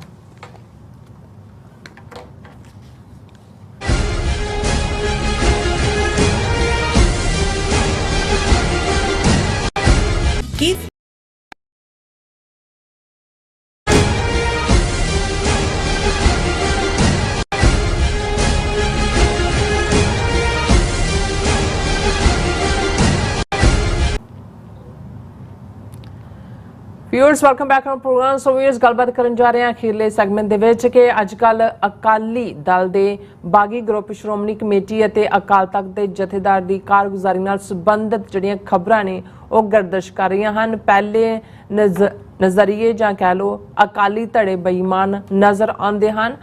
ਸ਼੍ਰੋਮਣੀ ਕਮੇਟੀ ਬਾਦਲਾਂ ਦਾ ਮਾਊਥਪੀਸ ਅਤੇ ਜਥੇਦਾਰ ਅਕਾਲ ਤਖਤ ਆਪਣੀ ਨੌਕਰੀ ਨਾਲ ਬੱਝਾ ਹੋਇਆ ਸਤਹੀਨ। ਸੋ ਇਸ ਬਾਰੇ ਆਪਾਂ ਗੱਲਬਾਤ ਕਰਨ ਜਾ ਰਹੇ ਹਾਂ ਔਰ ਨਾਲ ਹੀ ਜਿਹੜੇ ਤੁਹਾਡੇ ਲਾਈਵ ਮੈਸੇਜ ਨੇ ਉਹ ਵੀ ਆਪਾਂ ਇੰਟਰਟੇਨ ਕਰਨ ਜਾ ਰਹੇ ਹਾਂ। ਸੋ ਅਸੀਂ ਚਾਹਾਂਗੇ ਕਿ ਤੁਸੀਂ ਇਸੇ ਤਰ੍ਹਾਂ ਬਣੇ ਰਹਿਣਾ। ਦੇਖਣ ਸੁਣ ਲਈ ਲਿਖਣ ਲਈ ਤੁਹਾਡਾ ਸਭ ਦਾ ਬਹੁਤ ਬਹੁਤ ਧੰਨਵਾਦ। ਜੀ ਡਾਕਟਰ ਸਾਹਿਬ ਕੀ ਕਹਿਣਾ ਚਾਹੋਗੇ? ਦੇਖੋ ਕਦੇ ਕਦੇ ਉਹ ਗਾਲਿਬ ਦੇ ਸ਼ੇਰ ਤੇ ਬੇਸਡ ਸਾਧੂ ਸਿੰਘ ਹਮਦਰਦ ਜਿਹੜੇ ਅਜੀਤ ਅਖਬਾਰ ਦੇ ਮਾਲਕ ਔਰ ਬਰਜਿੰਦਰ ਹਮਦਰਦ ਉਹਨਾਂ ਦਾ ਹੀ ਲੜਕਾ ਹੈ, ਉਹ ਇੱਕ ਆਰਟੀਕਲ ਐਡੀਟੋਰੀਅਲ ਰੂਪ 'ਚ ਉਹਦਾ ਟਾਈਟਲ ਉਹੀ ਹੁੰਦਾ ਸੀ, ਹੈ ਗਾਲਬ ਦੇ ਸ਼ੇਅਰ 'ਚੋਂ ਹੀ ਕੱਢੀ ਹੋਈ ਲਾਈਨ ਹੈ, ਹੁੰਦਾ ਏ ਦਿਨ ਰਾਤ ਤਮਾਸ਼ਾ ਮੇਰੇ ਅੱਗੇ। ਹੁਣ ਅੱਜ ਕੱਲ੍ਹ ਜੋ ਕੁਛ ਪੰਜਾਬ 'ਚ ਚੱਲ ਰਿਹਾ ਹੈ ਅਕਾਲੀਆਂ ਦੇ ਫੀਲਡ ਦੇ ਵਿੱਚ, ਉਹ ਇੱਕ ਤਮਾਸ਼ੇ ਵਾਂਗ ਹੈ। ਉਸ ਨੂੰ ਕੁਛ ਸਮਝਣ ਦੀ ਵੀ ਕੋਸ਼ਿਸ਼ ਕਰ ਰਹੇ ਨੇ ਵੀ ਇਹ ਚੱਲ ਕੀ ਰਿਹਾ, ਕੁਛ ਨੂੰ ਇਹ ਨਜ਼ਰ ਆ ਰਿਹਾ ਕਿ ਵੀ ਇਹ 0 ਜਮਾ 0 is equal to 0, 0 minus 0 is equal to 0 ਦੇ ਹਿਸਾਬ ਨਾਲ ਜਿਹੜੀਆਂ ਜ਼ੀਰੋਆਂ ਇਕੱਠੀਆਂ ਹੋਈਆਂ ਨੇ ਉਹ ਇੱਕ ਵੱਡੀ 0 ਨੂੰ ਮਾਈਨਸ ਕਰਨਾ ਚਾਹੁੰਦੀਆਂ, ਜਿਹੜਾ ਸੁਖਬੀਰ ਬਾਦਲ ਹੈ ਜੀ। ਕੁਛ ਨੂੰ ਇਹ ਲੱਗ ਰਿਹਾ ਕਿ ਵੀ ਇਹ ਸਾਰੇ ਜਿਹੜੇ ਨੇ, ਇਹ ਜਿਹੜੀ ਅਲਟੀਮੇਟ ਖੇਡ ਹੈ ਇੰਡੀਅਨ ਏਜੰਸੀਆਂ ਦੀ, RSS ਔਰ ਨਾਗਪੁਰ ਦੀ ਛਤਰ ਛਾਇਆ ਥੱਲੇ, ਜਿੱਥੇ ਉਹਨਾਂ ਨੇ ਖੇਤਰੀ ਪਾਰਟੀਆਂ ਦਾ ਭੋਗ ਪਾਇਆ ਥਾਂ ਥਾਈਂ, ਜੋ ਹਾਲ ਉਹਨਾਂ ਨੇ ਸ਼ਿਵ ਸੈਨਾ ਦਾ 2 ਟੁਕੜੇ ਮਹਾਰਾਸ਼ਟਰ 'ਚ ਕੀਤਾ, ਜੋ ਹੁਣ ਬੀਜੂ ਪਟਨਾਇਕ ਦੀ ਪਾਰਟੀ ਦਾ ਕਰ ਦਿੱਤਾ ਹੈ, ਜਾਂ ਮਾਇਆਵਤੀ ਬਿਲਕੁਲ 0 ਦੇ ਉੱਤੇ ਲੈ ਆਂਦੀ ਹੈ, ਔਰ ਦੂਸਰੇ ਕਿ ਇਹ ਜਿਹੜਾ ਆਪਰੇਸ਼ਨ ਇਹਨਾਂ ਨੇ ਘੁਸਪੈਠ ਆਪਰੇਸ਼ਨ 40 ਸਾਲ ਪਹਿਲਾਂ ਬਾਦਲਾਂ ਦੇ ਨਾਲ ਸਾਂਝ ਜਿਹੜੀ 1996-97 ਤੋਂ ਹੋਰ ਪੀढ़ी ਹੋਈ, ਪਹਿਲਾਂ ਤਾਂ ਭਾਰਤੀ ਜਨਸੰਘ ਦੇ ਥੱਲੇ ਸੀ ਪਰ ਪਤੀ ਪਤਨੀ ਦਾ ਰਿਸ਼ਤਾ ਤਾਂ 1996-97 'ਚ ਬਣਿਆ, ਕਿ ਵੀ ਇਹ ਅਕਾਲੀ ਦਲ ਦਾ ਮੁਕੰਮਲ ਭੋਗ ਪਾ ਕੇ ਸਿੱਖਾਂ ਨੂੰ ਬਿਲਕੁਲ ਸਾਥ-ਸਾਥਹੀਨ ਕਰਕੇ, ਲੀਡਰਲੈਸ ਕਰਕੇ, ਜਾਂ ਸ਼੍ਰੋਮਣੀ ਕਮੇਟੀ ਦੇ ਉੱਤੇ ਵੀ ਜਿਹੜਾ ਆਪਣਾ ਕਬਜ਼ਾ ਜਮਾਉਣ ਦੀ ਲਾਈਨ ਹੈ, ਕਿਉਂਕਿ 4 ਵੱਡੇ ਜਿਹੜੇ ਗੁਰਦੁਆਰਾ ਪ੍ਰਬੰਧ ਨੇ ਉਹ ਆਲਰੇਡੀ RSS ਦੇ ਸਿੱਧੇ ਕਬਜ਼ੇ ਥੱਲੇ ਨੇ। ਤਖਤ ਹਜ਼ੂਰ ਸਾਹਿਬ ਮੈਨੇਜਮੈਂਟ, ਪਟਨਾ ਸਾਹਿਬ ਮੈਨੇਜਮੈਂਟ, ਔਰ ਦਿੱਲੀ ਗੁਰਦੁਆਰਾ ਪ੍ਰਬੰਧਕ ਕਮੇਟੀ, ਔਰ ਹਰਿਆਣਾ ਗੁਰਦੁਆਰਾ ਪ੍ਰਬੰਧਕ ਕਮੇਟੀ। ਤੇ ਕੁਛ ਜਿਹੜੇ ਨੇ ਉਹ ਇਹ ਸਮਝਦੇ ਨੇ ਕਿ ਵੀ ਜੀ ਚਲੋ ਭਾਵੇਂ ਇਹਨਾਂ ਨੇ ਜਿਹੜੇ ਹੁਣ ਬਾਗੀ ਗਰੁੱਪ ਦੇ ਵਿੱਚ ਆਏ, ਜਲੰਧਰ 'ਚ ਉਹਨਾਂ ਨੇ ਕਨਵੈਨਸ਼ਨ ਕੀਤੀ, ਫਿਰ ਡਰਾਮਾ ਜਿਹਾ ਕੀਤਾ, ਸਾਰੇ 5-7 ਲੀਡਰ ਇਕੱਠੇ ਹੋ ਕੇ ਜੀ ਅਸੀਂ ਅਕਾਲ ਤਖਤ ਤੇ ਜਾ ਕੇ ਸਜ਼ਾ ਲਵਾਵਾਂਗੇ, ਅਸੀਂ ਬਹੁਤ 2007 ਤੋਂ ਇਹ ਗਲਤੀਆਂ ਕੀਤੀਆਂ, ਅਸੀਂ ਸੌਦਾ ਸਾਹਿਬ ਦੀ ਮੁਆਫੀ ਦਾ ਹਿੱਸਾ ਬਣੇ ਰਹੇ, ਅਸੀਂ ਜਦੋਂ ਉਹਨੇ 10ਵੇਂ ਪਾਤਸ਼ਾਹ ਦੀ ਪੋਸ਼ਾਕ ਪਹਿਨ ਕੇ ਕੀਤਾ ਉਹਨੂੰ ਸਜ਼ਾ ਨਹੀਂ ਦਿੱਤੀ, ਸੁਖਬੀਰ ਬਾਦਲ ਦੇ ਥੱਲੇ ਜਦੋਂ ਬੁਰਜ ਜਵਾਹਰ ਸਿੰਘ ਵਾੜਾ 'ਚੋਂ ਮਹਾਰਾਜ ਦੇ ਸਰੂਪ ਗਾਇਬ ਕੀਤੇ ਗਏ ਔਰ ਬਾਅਦ ਦੇ ਵਿੱਚ ਬਰਗਾੜੀ ਦੀ ਗਲੀਆਂ 'ਚ ਉਦੋਂ ਕੋਈ ਪੈਰਵਾਈ ਨਹੀਂ ਹੋਈ, ਔਰ ਕੋਟ ਕਪੂਰਾ ਔਰ ਬਹਿਬਲ ਕਲਾਂ ਗੋਲੀ ਚੱਲੀ, ਮਾਫੀ ਹੈ ਸਾਨੂੰ, ਅਸੀਂ ਅਕਾਲ ਤਖਤ ਨੂੰ ਜਾ ਕੇ ਮਿਲੇ, ਜਾ ਕੇ ਸੈਕਟਰੀਏਟ ਦੇ ਵਿੱਚ ਕਿ ਜੀ ਅਸੀਂ ਜਿਹੜਾ ਇਹ ਸਾਰੇ ਨੂੰ ਸਜ਼ਾ ਭੋਗਣ ਲਈ ਤਿਆਰ ਹੈ, ਉਹ ਜਿਵੇਂ ਕਿ ਜੀ ਤੁਸੀਂ ਹੁਣ ਇਹ ਸਾਡੇ ਹਵਾਲੇ ਕਰ ਦਿਓ ਜੀ। ਔਰ ਇਹ ਸਾਰੇ ਦੇ ਚੱਲਦੇ ਆ ਫਿਰ ਮੀਡੀਆ 'ਚ ਇਹ ਵੀ ਚੱਲ ਰਿਹਾ ਸੀ ਕਿ ਜੀ ਉਹ ਜਿਹੜਾ ਨਵਾਂ ਅਕਾਲੀ ਦਲ ਬਣਾਉਣ ਜਾ ਰਹੇ ਨੇ ਉਸ ਦੀ ਲੀਡਰਸ਼ਿਪ ਜਿਹੜੀ ਹੈ ਉਹ ਗਿਆਨੀ ਹਰਪ੍ਰੀਤ ਸਿੰਘ, ਜਿਹੜੇ ਤਖਤ ਦਮਦਮਾ ਸਾਹਿਬ ਦੇ ਜਥੇਦਾਰ ਨੇ, ਕੁਛ ਦੇਰ ਲਈ ਅਕਾਲ ਤਖਤ ਦੇ ਐਕਟਿੰਗ ਜਥੇਦਾਰ ਵੀ ਰਹੇ ਸੀ, ਬੜੀ ਖੂਬਸੂਰਤ ਐਕਟਿੰਗ ਕੀਤੀ ਉਹਨਾਂ ਨੇ। ਇੱਥੇ ਵੀ ਅਮਰੀਕਾ 'ਚ ਇਸ ਕਿਸਮ ਦੇ ਐਕਟਰ ਹੈਗੇ ਨੇ ਜਿਨ੍ਹਾਂ ਕੋਲੋਂ ਆ ਕੇ ਜਾਂਦੇ ਨੇ, ਔਰ ਆਪਣਾ ਜੋ ਹੈ ਉਹਨਾਂ ਦਾ ਉਹ ਹੈ ਹੀ ਹੈ, ਮੈਂ ਤੇ ਹੁਣ ਬਹੁਤਾ ਕੁਛ ਨਹੀਂ ਕਹਿਣਾ ਹੈ। ਔਰ ਇਹ ਸੀ ਕਿ ਜੀ ਉਹ ਜਥੇਦਾਰ ਉਹਨਾਂ ਨੂੰ ਜਿਹੜਾ ਉਹ ਬਣਾਇਆ ਜਾਏਗਾ ਪ੍ਰਧਾਨ, ਔਰ ਇਸ ਸਾਰੇ ਦੇ ਚੱਲਦੇ ਆ ਉਹਨਾਂ ਨੇ ਕਿਹਾ ਕਿ ਵੀ ਹੁਣ ਜਾਂਦੇ ਜਾਂਦੇ ਅੱਜ ਕੱਲ੍ਹ ਸ਼ਾਇਦ ਅੰਮ੍ਰਿਤਪਾਲ ਸਿੰਘ ਉਹਨਾਂ ਦੀ ਗੁੱਡੀ ਚੜੀ ਹੋਈ ਹੈ ਜਾਂ ਅੱਗੋਂ ਚੜ੍ਹਨੀ ਹੈ, ਸੋ ਅਕਾਲ ਤਖਤ ਜਾਣ ਤੋਂ ਪਹਿਲਾਂ ਜਿਹੜੇ ਬਾਗੀ ਧੜੇ ਵਾਲੇ ਨੇ ਅੰਮ੍ਰਿਤਪਾਲ ਸਿੰਘ ਉਹਨਾਂ ਦੇ ਮਾਤਾ ਪਿਤਾ ਨੂੰ ਵੀ ਮਿਲਣ ਚਲੇ ਗਏ। ਉਹਦੇ ਤੇ ਉਹ ਦਲਜੀਤ ਸਿੰਘ ਚੀਮਾ ਜਿਹੜਾ ਕਿ ਉਹ ਜਦੋਂ ਗੱਲ ਕਰਦਾ ਤਾਂ ਐਂ ਲੱਗਦਾ ਵੀ ਅਸਥਮੇ ਦਾ ਮਰੀਜ਼ ਹੈ, ਪੱਕਾ ਬਾਦਲਾਂ ਦਾ ਜਿਹੜਾ ਇਨਵੈਸਟਰ, ਜਿਵੇਂ ਇੱਥੇ ਬਾਹਰ ਰੱਖੇ ਹੋਏ ਨੇ ਉਹਨਾਂ ਨੇ ਕਿ ਵੀ ਜਿਹੜਾ ਪੈਸਾ ਉੱਥੋਂ ਕੱਢਿਆ, ਜਿਹੜੇ ਵੀ ਉੱਥੇ ਪੁਲਸੀਏ ਜਾਂ ਦੂਜੇ ਨੇ, ਕੌਣ ਕਿੱਥੇ ਕਿੰਨਾ ਇਨਵੈਸਟ ਕਰਦਾ। ਸੋ ਦਲਜੀਤ ਸਿੰਘ ਚੀਮੇ ਦਾ ਆਪਣੀ ਜ਼ਮਾਨਤ ਜ਼ਬਤ ਕਰਾ ਕੇ ਆਇਆ ਗੁਰਦਾਸਪੁਰ ਤੋਂ। ਸੋ ਉਹਨਾਂ ਦਾ ਹੁਣ ਆਹ 5 ਖਬਰਾਂ ਮੇਰੇ ਸਾਹਮਣੇ ਨੇ, ਪਹਿਲਾਂ ਮੈਂ ਸਿਰਫ ਇਹਨਾਂ ਦੇ ਟਾਈਟਲ ਹੀ ਪੜ੍ਹਨਾ ਚਾਹੁੰਦਾ, ਉਸ ਤੋਂ ਫਿਰ ਅਸੀਂ ਗੱਲ ਕਰਾਂਗੇ ਕਿ ਭਾਈ ਇਹ ਕੌਣ ਕਿੱਥੇ ਕੀ ਖੜਾ ਹੈ। Akali Dal slams rebels for visiting separatist Amarpal Singh house. ਬਹੁਤ ਤਕਲੀਫ ਹੋਈ ਦਲਜੀਤ ਸਿੰਘ ਚੀਮੇ ਨੂੰ ਕਿ ਦੇਖੋ ਇਹ ਅਕਾਲ ਤਖਤ ਆਉਣ ਤੋਂ ਪਹਿਲਾਂ ਉਹਦੇ ਘਰ ਚਲੇ ਗਏ, ਉਹ ਅਕਾਲ ਤਖਤ ਤੋਂ ਵੀ ਵੱਡਾ ਹੋ ਗਿਆ। Crisis in Shiromani Akali Dal deepens, dissident submit apology letter to Akal Takht, ਕਿ ਜੀ ਜਿਹੜੇ ਵਿਰੋਧੀ ਨੇ ਉਹਨਾਂ ਨੇ ਅਕਾਲ ਤਖਤ ਨੂੰ ਮਾਫੀਨਾਮਾ ਆਪਣਾ ਦਿੱਤਾ। ਫਿਰ ਗਿਆਨੀ ਹਰਪ੍ਰੀਤ ਸਿੰਘ ਜਿਨ੍ਹਾਂ ਨੂੰ ਹੁਣ ਸ਼ਿੰਗਾਰ ਸ਼ੰਗੂਰ ਕੇ ਪ੍ਰਧਾਨ ਬਣਾਉਣ ਦੀ ਲਾਈਨ ਚੱਲ ਰਹੀ ਹੈ, can lead Akali Dal if leaders put up United face. ਜਥੇਦਾਰ ਗਿਆਨੀ ਹਰਪ੍ਰੀਤ ਸਿੰਘ, ਹਾਂਜੀ ਮੈਂ ਲੀਡ ਕਰਾਂ ਯੂਨਾਈਟਿਡ ਫੇਸ, ਮੈਂ ਕਹਿੰਦਾ ਇੱਕ ਧੜੇ ਦਾ ਥੋੜੀ ਬਣਨਾ। ਮਤਲਬ ਇਹ ਹੈ ਕਿ ਵੀ ਬਾਦਲ ਵੀ ਸਟੈਪ ਡਾਊਨ ਕਰੇ ਅੱਛਾ ਬਾਕੀ ਵੀ ਕਰਨ ਦੇ ਮੇਰੇ ਹਵਾਲੇ ਕਰ ਦੇਣ, ਫਿਰ ਮੈਂ ਪੰਥ ਦੀ ਬੇੜੀ ਜਿਹੜੀ ਆ ਉਹ ਪਾਰ ਲਾਵਾਂਗਾ। Rebel Akali Dal leaders appear before Akal Takht Jathedar apologize for mistakes during Shiromani Akali Dal regime, ਵੀ ਪੇਸ਼ ਹੋਏ, ਮਾਫੀ ਮੰਗੀ। SGPC asked Akal Takht to convene meeting over incidents of discrimination against Sikhs। ਹੁਣ SGPC ਨੂੰ ਵੀ ਅਕਾਲ ਤਖਤ ਦੀ ਯਾਦ ਆਇਆ ਕਿ ਜੀ ਜੋ ਸਿੱਖਾਂ ਦੇ ਨਾਲ ਵਿਤਕਰਾ ਹੋ ਰਿਹਾ ਹੈ ਉਹਦੀ ਮੀਟਿੰਗ ਸੱਦੋ। ਹੁਣ ਇਹ ਬਾਕੀਆਂ ਦੇ ਲਈ ਤਾਂ ਆਫ ਇੰਟਰਸਟ ਹੋਏਗਾ, ਕੱਲੀ ਕੱਲੀ ਖਬਰ ਦੇ ਉੱਤੇ ਗੱਲ ਕੀਤੀ ਜਾ ਸਕਦੀ ਹੈ, ਪਰ ਮੈਂ ਉਹ ਸਾਧੂ ਸਿੰਘ ਹਮਦਰਦ ਦੀ ਲਾਈਨ ਇਸੇ ਲਈ ਯਾਦ ਆਈ ਕਿ ਹੁੰਦਾ ਏ ਦਿਨ ਰਾਤ ਤਮਾਸ਼ਾ ਮੇਰੇ ਅੱਗੇ। ਇਹ ਸਾਰੇ ਤਮਾਸ਼ੇ ਤੋਂ ਬਿਨਾ ਕੋਈ ਹੋਂਦ ਨਹੀਂ ਹੈ।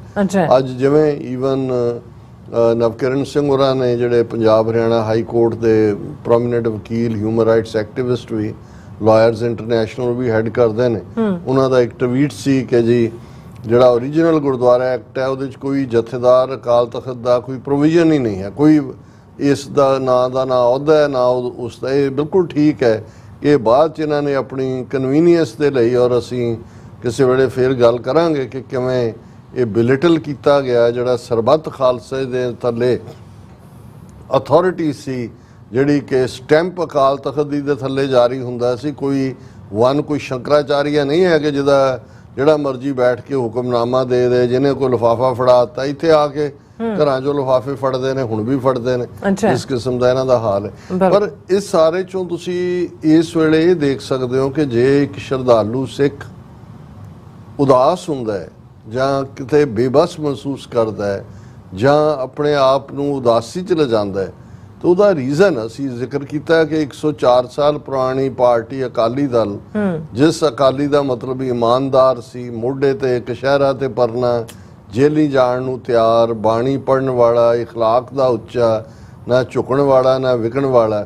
ਤੇ ਅੱਜ ਇਹ ਸਾਰਿਆਂ ਦੀ ਤੁਸੀਂ ਸ਼ਕਲਾਂ ਹੀ ਦੇਖੋ, ਤੁਹਾਨੂੰ ਇਹਨਾਂ ਦੀ ਕਰਤੂਤਾਂ ਦੇਖਣ ਦੀ ਲੋੜ, ਇਹਨਾਂ ਦੀਆਂ ਸ਼ਕਲਾਂ ਦੇਖੋ ਤੇ ਤੁਹਾਨੂੰ ਇਹ ਚੋਰ ਨਜ਼ਰ ਆਉਂਦੇ ਨੇ। ਸਾਰੇ ਜਿਹੜੇ ਨੇ ਉਹ ਹਿੱਸਾ ਨੇ ਪਿਛਲੇ ਸਾਰੇ ਟੌੜਾ ਬਾਦਲ ਤਲਵੰਡੀ ਦੌਰ ਤੋਂ ਲੈ ਕੇ ਜੋ ਅੱਜ ਹਾਲ ਪੰਥ ਦਾ ਹੈ ਜਾਂ ਅਕਾਲੀ ਸਿਆਸਤ ਦਾ ਹੈ ਜਾਂ ਅਕਾਲੀਆਂ ਦਾ।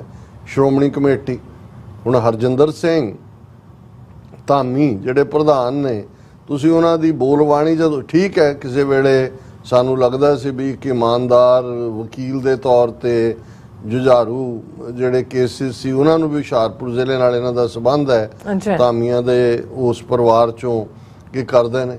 ਲੇਕਿਨ ਜਿਵੇਂ ਬਿਲਕੁਲ ਉਹ ਰਬੜ ਸਟੈਂਪ ਸੁਖਬੀਰ ਬਾਦਲ ਦੀ, ਔਰ ਮੈਂ ਪਿਛਲੇ ਇੱਕ ਪ੍ਰੋਗਰਾਮ 'ਚ ਕਿਹਾ ਸੀ ਕਿ ਜਦੋਂ ਤੱਕ ਸ਼੍ਰੋਮਣੀ ਕਮੇਟੀ ਸੁਖਬੀਰ ਬਾਦਲ ਦੇ ਕੋਲ ਹੈ, ਉਹਦੀ ਜੋ ਵੀ ਝੂਠੀ ਸੱਚੀ ਲੀਡਰਸ਼ਿਪ ਹੈ ਉਹ ਕਾਇਮ ਹੈ, ਕੋਈ ਫਰਕ ਨਹੀਂ ਪੈਣਾ। ਪਰ ਸ਼੍ਰੋਮਣੀ ਕਮੇਟੀ ਕਿਵੇਂ ਉਹੀ ਸੈਕੰਡ ਫਿਡਲ ਜਿਹੜੇ ਦਾ ਰੋਲ ਅਦਾ ਕਰ ਰਹੀ ਹੈ, ਤੇ ਅਕਾਲ ਤਖਤ ਦੇ ਜਥੇਦਾਰ ਉਹ ਵਿਚਾਰੇ ਲਿਖਿਆ ਲਿਖਾਇਆ ਪੜ੍ਹ ਦਿੰਦੇ ਨੇ। ਸ਼੍ਰੋਮਣੀ ਕਮੇਟੀ ਜਥੇਦਾਰ ਨੂੰ ਕਹਿ ਦਿੰਦੀ ਹੈ ਜੀ, ਜਿਵੇਂ ਕਿਹਾ ਜੀ ਤੁਸੀਂ ਮੀਟਿੰਗ ਸੱਦੋ, ਦੂਜਾ ਉਹ ਸ਼੍ਰੋਮਣੀ ਕਮੇਟੀ ਨੂੰ ਕਹਿ ਦਿੰਦੇ ਨੇ। ਉਹ ਸ਼੍ਰੋਮਣੀ ਕਮੇਟੀ ਕਹਿੰਦੇ ਦੇਖੋ ਜੀ ਸਾਡੇ ਤੇ ਤਾਂ ਅਕਾਲ ਤਖਤ ਦਾ ਹੁਕਮ ਲਾਜ਼ਮ ਹੈ, ਅਸੀਂ ਤਾਂ ਹੁਣ ਇਹ ਲਾਗੂ ਕਰਨਾ ਹੈ। ਪਰ ਤੁਸੀਂ ਪਿਛਲੇ ਸਾਰੇ ਪੀਰੀਅਡਸ ਜਿਹੜੀਆਂ ਕਮੇਟੀਆਂ ਕੋ ਅਕਾਲ ਤਖਤ ਦੇ ਕਹਿਣ ਤੇ ਸ਼੍ਰੋਮਣੀ ਕਮੇਟੀ ਨੇ ਬਣਾਈਆਂ ਹੋਣ, ਉਹਨਾਂ ਦੀ ਕਦੇ ਰਿਪੋਰਟ, ਕਦੇ ਕਿਸੇ ਦੇ ਉੱਤੇ ਪਿਨ ਪੁਆਇੰਟ ਕੀਤਾ ਗਿਆ ਹੋਏ ਕਿ ਕੌਣ ਦੋਸ਼ੀ ਹੈ। ਵਕਤੀ ਤੌਰ ਦੇ ਉੱਤੇ ਕੁਛ ਨਾ ਕੁਛ ਇਸ ਕਿਸਮ ਦੀ ਹਲਚਲ, ਤੇ ਉਹ ਹੁਣ ਬਿਠਾਇਆ ਹੋਇਆ ਉਹ ਗੁਰਚਰਨ ਸਿੰਘ ਕਿ ਕੀ ਹੈ ਗਰੇਵਾਲ, ਉਹ ਆਪਣੇ ਕਰ ਰਿਹਾ ਹੁੰਦਾ। ਨਾ ਉਹਨਾਂ ਨੂੰ ਪਤਾ ਹੈ ਕਿ ਵੀ ਮੀਡੀਆ ਬਰੀਫਿੰਗ ਕੀ ਹੁੰਦੀ ਹੈ, ਨਾ ਦੂਜਾ ਉਹ ਅਰਚਨਾ ਮਕਵਾਨਾ ਦੇ ਨਾਂ ਦੇ ਥੱਲੇ ਉਹਨੂੰ ਇੰਨੀ ਪ੍ਰੋਮੀਨੈਂਸ, ਸ਼ੋਹਰਤ, ਘਟੀਆ ਜੇ ਢੰਗ ਦੇ ਨਾਲ ਇਹਨਾਂ ਦੀ ਸਾਰੀ ਡੀਲਿੰਗ, ਔਰ ਬਿਨਾਂ ਇਹ ਦੱਸੇ ਕਿ ਵੀ ਇਹ ਅਲਟੀਮੇਟਲੀ ਕੌਣ ਕਿੱਥੇ ਕਿਹਦੇ ਹੁਕਮਾਂ ਦੇ ਥੱਲੇ ਜਿਹੜਾ ਇਹ ਇੰਪਲੀਮੈਂਟ ਹੁੰਦੇ ਨੇ ਫੈਸਲੇ, ਕੌਣ ਹੁਕਮ ਕਰਦਾ ਹੈ, ਪਾਵਰ ਸੈਂਟਰ ਕਿੱਥੇ ਹੈ। ਸੋ ਇਹ ਸਾਰੇ ਜਿਹੜੇ ਨੇ, ਇਹ ਤਾਂ ਅਕਾਲ ਤਖਤ ਦਾ ਜਥੇਦਾਰ ਤਾਂ ਵਿਚਾਰਾ ਉਹੀ ਗ੍ਰੰਥੀ ਚੋਂ ਚੁੱਕ ਕੇ ਹੈਡ ਗ੍ਰੰਥੀ ਬਣਾ ਦਿੰਦੇ ਨੇ, ਹੈਡ ਗ੍ਰੰਥੀ ਨੂੰ ਚੁੱਕ ਕੇ ਉੱਪਰ ਬਣਾ ਦਿੰਦੇ ਨੇ। ਉਹਨਾਂ ਦਾ ਉਹਨਾਂ ਉਹਨਾਂ ਨੇ ਕਥਾ ਜਾਂ ਸ਼ੁੱਧ ਸੰਥਿਆ ਲਈ ਹੁੰਦੀ ਹੈ ਪੋਲੀਟੀਕਲੀ ਜਾਂ ਦੂਜਾ। ਤਾਂ ਕਿੱਥੇ ਅਕਾਲ ਤਖਤ ਦੇ ਜਦੋਂ ਅਸੀਂ ਇਸ ਸਾਰੇ ਦੀ ਗੱਲ ਕਰਦੇ ਹਾਂ ਫੈਸਲਾ ਲੈਣ ਦੀ, ਉਹ ਤਾਂ ਮੈਟਰ ਹੀ ਹੋਰ ਹੁੰਦਾ ਹੈ, ਜਾਂ ਉਹ ਜਿਹਨੂੰ ਤੁਸੀਂ ਕਹੋ ਕਿ ਉਹ ਮਟੀਰੀਅਲ ਹੀ ਹੋਰ ਹੁੰਦਾ ਹੈ, ਜਿਹੜਾ ਕਿ ਆਜ਼ਾਦਾਨਾ ਤੌਰ ਦੇ ਉੱਤੇ ਉਹ ਭਾਵੇਂ ਮੌਜੂਦਾ ਦੌਰ ਦੇ ਵਿੱਚ ਵੀ ਅਸੀਂ ਕਹਿਣਾ ਹੋਏ ਜਥੇਦਾਰ ਗੁਰਦਿਆਲ ਸਿੰਘ ਜਨੋਹਾ ਵਰਗਾ ਜਿਨ੍ਹਾਂ ਨੇ ਲੀਡ ਕੀਤਾ, ਜਾਂ ਹਿਸਟੋਰੀਕਲੀ ਅਸੀਂ ਅਕਾਲੀ ਫੂਲਾ ਸਿੰਘ ਉਹਨਾਂ ਨੂੰ ਐਜ਼ ਏ ਰੋਲ ਮਾਡਲ ਦੇਖਦੇ, ਪਰ ਇਹ ਸਾਰਾ ਹੀ ਹੁਣ ਇਹ ਕਿੱਧਰ ਨੂੰ ਜਾਏਗਾ ਕੀ ਹੈ, ਮੇਰਾ ਇਹ ਮੰਨਣਾ ਵੀ ਇਹਨਾਂ ਚੋਂ ਕੁਝ ਵੀ ਕੱਢਣ ਪਾਉਣ ਨੂੰ ਨਹੀਂ ਹੈ। ਸ਼੍ਰੋਮਣੀ ਕਮੇਟੀ ਸੈਂਟਰ ਦੇ ਕੰਟਰੋਲ 'ਚ ਹੈ, ਕਦੋਂ ਚੋਣਾਂ ਕਰਵਾਉਣੀਆਂ ਨੇ, ਵੋਟਾਂ ਕਿਹਦੀਆਂ ਬਣਾਉਣੀਆਂ, ਕਿਹਨੂੰ ਜਿਤਾਉਣਾ ਹੈ, ਏਜੰਸੀਆਂ ਡਿਸਾਈਡ ਕਰਦੀਆਂ ਨੇ। ਸੋ ਇਹਨਾਂ ਹਾਲਾਤਾਂ ਦੇ ਵਿੱਚ ਕੁਝ ਵੀ ਕੱਢਣ ਪਾਉਣ ਨੂੰ ਨਹੀਂ ਹੈ। ਔਰ ਇਹ ਜਦੋਂ ਤੱਕ ਇਹ ਗੁਲਾਮੀ ਹੈ, ਬਿਲਕੁਲ, ਇਸ ਲਈ ਜਦੋਂ ਅਲਟੀਮੇਟਲੀ ਤੁਸੀਂ ਕਿਸੇ ਪਾਸਿਓਂ ਘੁੰਮ ਘੁਮਾ ਕੇ ਆ ਜਾਓ, ਗੱਲ ਉੱਥੇ ਹੀ ਜਾਂਦੀ ਹੈ ਕਿ ਬਿਨਾਂ ਖਾਲਿਸਤਾਨ ਦੇ ਉੱਤੇ ਫੋਕਸ ਕੀਤੇ ਕੁਝ ਨਹੀਂ ਨਿਕਲਣਾ। ਪਾਰਲੀਮੈਂਟਰੀ ਸਿਸਟਮ, ਬਹੁਤਿਆਂ ਨੂੰ ਹੋਪ, ਹੁਣ ਇਹ ਜੇ ਉਹਨਾਂ ਦੇ ਘਰ ਗਏ ਅੰਮ੍ਰਿਤਪਾਲ ਸਿੰਘ ਦੇ, ਉਹਨਾਂ ਨੂੰ ਇਹ ਲੱਗਦਾ ਕਿ ਵੀ ਜੇ ਅੰਮ੍ਰਿਤਪਾਲ ਸਿੰਘ ਦਾ ਸੌਦਾ ਵਿਕਦਾ ਤੇ ਅਸੀਂ ਉਸ ਦਾ ਹਿੱਸਾ ਬਣ ਜਾਈਏ। ਹੁਣ ਉਹੀ ਜਿਹੜੇ ਨੇ, ਜੇ ਜਾ ਕੇ ਗਿਆਨੀ ਹਰਪ੍ਰੀਤ ਸਿੰਘ ਕਹਿ ਰਿਹਾ ਸਾਰੇ ਆ ਜਾਣ ਮੇਰੇ ਕੋਲ, ਉਹ ਹੋ ਸਕਦਾ ਸੁਖਬੀਰ ਬਾਦਲ ਜਾਂ ਦੂਜੇ ਨੂੰ ਵੀ ਲੱਗਣ ਲੱਗ ਜਾਏ ਵੀ ਇਹ ਵੀ ਆਪਣਾ ਹੀ ਰਿਹਾ, ਕੋਈ ਗੱਲ ਨਹੀਂ ਹੈ, ਐਟਲੀਸਟ ਇਹਨੂੰ ਅੱਗੇ ਤੋਰ ਰਹੇ। ਸੋ ਇਹ ਸਾਰੀ ਖੇਡ ਹੀ ਏਜੰਸੀਆਂ ਦੀ ਹੈ, ਪਰ ਇਸ ਚੋਂ ਸਵਾਏ ਜਿਸ ਨੂੰ ਨਮੋਸ਼ੀ ਦੇ ਜਾਂ ਇੱਕ ਦੁੱਖ ਦੇ ਕਿ ਵੀ ਕਿਸ ਲੈਵਲ ਤੱਕ ਡੀਜਨਰੇਸ਼ਨ ਹੈ, ਹੋਰ ਤੁਸੀਂ ਕੁਝ ਵੀ ਮਹਿਸੂਸ ਨਹੀਂ। ਇਹਨਾਂ ਚੋਂ ਕੋਈ ਸੋਲਿਊਸ਼ਨ, ਕੋਈ ਹੱਲ ਜਾਂ ਇਸ ਦੀ ਕੋਈ ਵੀ ਜਿਹੜੀ ਹੈ ਉਹ ਨਵੇਂ ਸਿਰਿਓਂ ਕੋਈ ਵੀ ਬਣਤਰ ਨਾਲ ਕੁਝ ਵੀ ਨਿਕਲਣ ਵਾਲਾ ਨਹੀਂ ਹੈ। ਜੀ ਰਾਸਾ, ਤੁਹਾਡਾ ਬਹੁਤ ਬਹੁਤ ਸ਼ੁਕਰੀਆ। ਸੋ ਹੁਣ ਆਪਾਂ ਆਪਣੇ ਜਿਹੜੇ ਵੀਰ ਮੈਸੇਜ ਨੇ ਉਹ ਲਾਉਣ ਜਾ ਰਹੇ ਹਾਂ। ਸਭ ਦਾ ਬਹੁਤ ਬਹੁਤ ਸ਼ੁਕਰੀਆ ਅਦਾ ਕਰਦੇ ਹਾਂ। ਰਵਿੰਦਰਜੀਤ ਸਿੰਘ ਸੰਧੂ ਜੀ ਸਾਨੂੰ ਫਤਿਹ ਬੁਲਾਉਂਦੇ ਨੇ। ਵਾਹਿਗੁਰੂ ਜੀ ਕਾ ਖਾਲਸਾ, ਵਾਹਿਗੁਰੂ ਜੀ ਕੀ ਫਤਿਹ। ਖਾਲਸਾ ਜ਼ਿੰਦਾਬਾਦ। ਸੋਹਨ ਮਾਇਲ ਜੀ ਵੀ ਨੇ ਔਰ ਉਹ ਵੀ ਸਾਨੂੰ ਫਤਿਹ ਬੁਲਾਉਂਦੇ ਨੇ।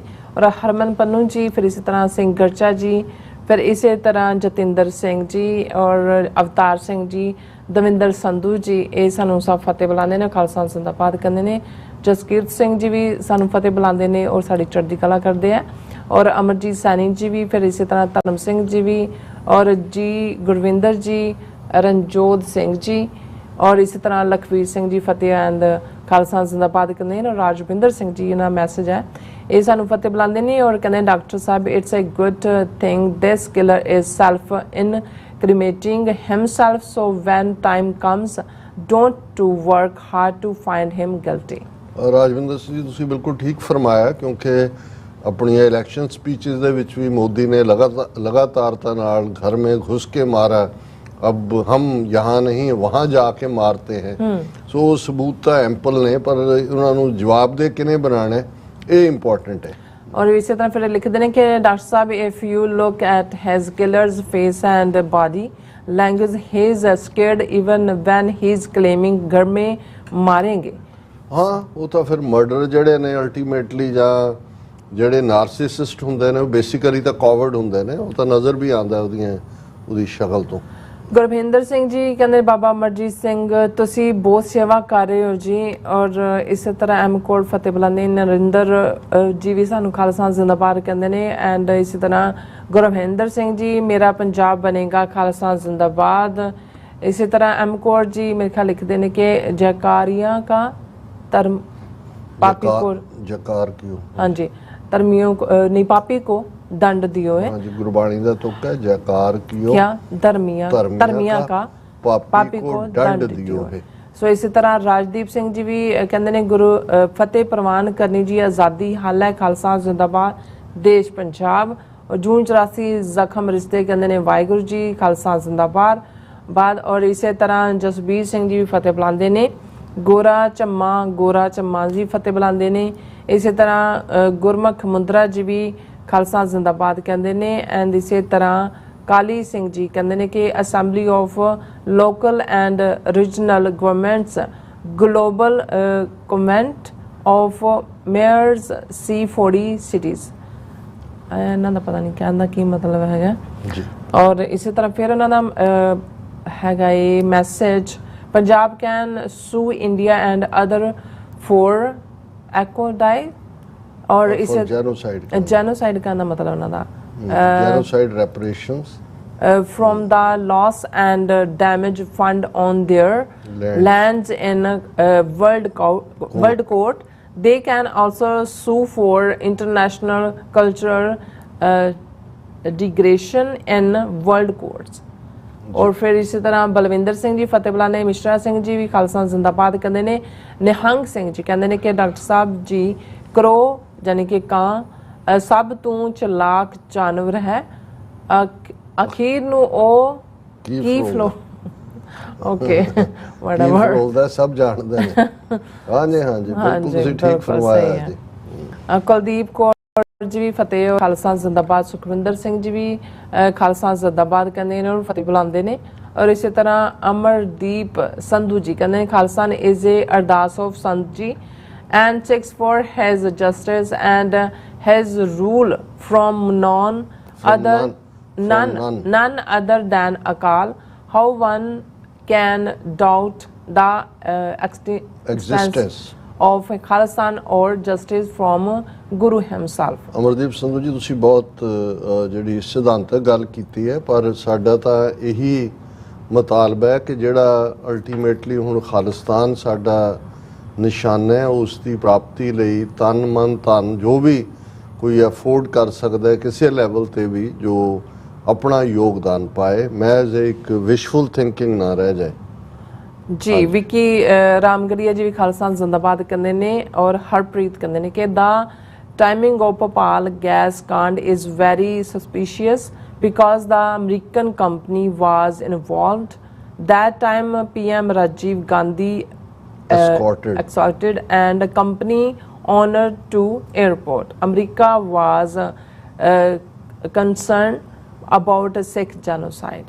ਹਰਪ੍ਰੀਤ ਸਿੰਘ ਜੀ ਤੁਸੀਂ ਬਿਲਕੁਲ ਠੀਕ ਕਿਹਾ, ਕਿਉਂਕਿ ਜੋ ਕੁਝ ਨਵੰਬਰ ਅਕਤੂਬਰ 31 ਤੋਂ ਨਵੰਬਰ 6 ਤੱਕ ਹੁੰਦਾ ਹੈ, ਇਮੀਡੀਏਟਲੀ ਦਸੰਬਰ ਦੇ ਵਿੱਚ ਜਿਹੜਾ ਭੋਪਾਲ ਗੈਸ ਕਾਂਡ ਔਰ ਯੂਨੀਅਨ ਕਾਰਬਾਈਡ ਜਿਹੜੀ ਕੰਪਨੀ ਸੀ ਉਹ ਜ਼ਿੰਮੇਵਾਰ ਸੀ। ਬਾਅਦ 'ਚ ਉਹਨੇ ਬੈਂਕਰਪਸੀ ਵੀ ਫਾਈਲ ਕੀਤੀ। ਇਕੱਲਾ ਇਹੀ ਨਹੀਂ ਵੀ ਉਹਨੂੰ ਐਸਕੋਰਟ ਆਊਟ ਕੀਤਾ, ਜਿਵੇਂ ਈਵਨ ਸਾਰਾ ਕੇਸ ਜਿਹੜਾ ਉਹ ਕਾਲੀ ਦੇ ਨਾਲ ਮੁਆਵਜ਼ਾ ਥੋੜ੍ਹਾ ਬਹੁਤ ਲੈ ਦੇ ਕੇ ਔਰ ਉਹ ਵੀ ਲੋਕਾਂ ਤੱਕ ਨਹੀਂ ਪਹੁੰਚਿਆ। ਸੋ ਇਹਨਾਂ ਤੋਂ ਕੁਝ ਵੀ ਐਕਸਪੈਕਟ ਕੀਤਾ ਜਾ ਸਕਦਾ ਕਿ ਵੀ ਇਹਨਾਂ ਨੇ ਉਸ ਸਾਰੇ ਨੂੰ ਜਿਹੜਾ ਕਾਊਂਟਰ ਬੈਲੈਂਸ ਕਰਨ ਦੇ ਲਈ, ਜਿਹੜਾ ਜੇ ਜੂਨ 84 ਦਾ ਘੱਲੂਘਾਰਾ ਸਾਡੇ ਲਈ ਹਮਦਰਦੀ ਸੀ, ਤੇ ਕੈਨੇਡਾ 'ਚ ਇਹਨਾਂ ਨੇ ਕ੍ਰਿਸ਼ਕਾ ਕਾਂਡ 23 ਜੂਨ ਨੂੰ ਕਰਵਾ ਕੇ ਉਹ ਸਾਰਾ 30 ਸਾਲ ਸਾਨੂੰ ਉਸ ਖਾਤੇ 'ਚ ਪਾਇਆ। ਜੋ ਤੁਸੀਂ ਕਹਿ ਰਹੇ ਹੋ ਇਸ ਦੇ ਵਿੱਚ ਵੇਟ ਹੈ, ਵਜਨ ਹੈ ਜੀ।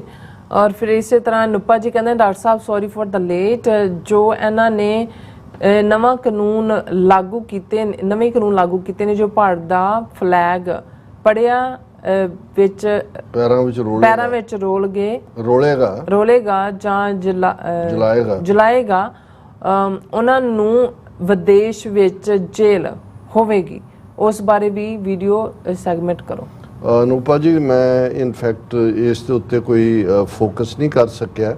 ਇਹ ਜ਼ਰੂਰ ਹੈ ਕਿ ਨਵੀਂ ਨਿਆਂ ਸੰਹਿਤਾ ਸੋ ਕਾਲਡ ਲਾਗੂ ਕਰਨ ਦਾ ਨਾਂ ਉਹਨਾਂ ਨੇ ਕੀਤਾ ਹੈ।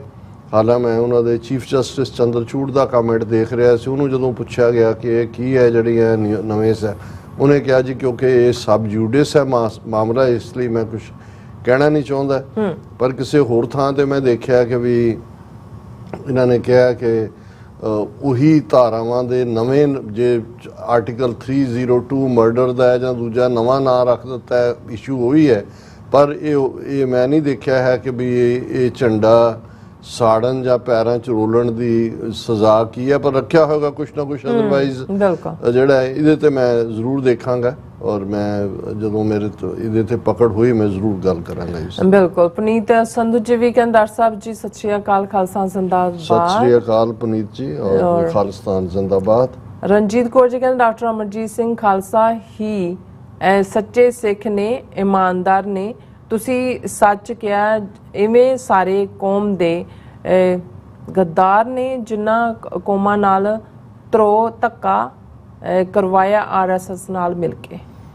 ਭੈਣ ਜੀ ਰਣਜੀਤ ਕੌਰ ਜੀ ਸ਼ੁਕਰੀਆ, ਤੁਸੀਂ ਕੰਪਲੀਮੈਂਟ ਕੀਤਾ, ਪਰ ਐਸਾ ਨਹੀਂ ਹੈ।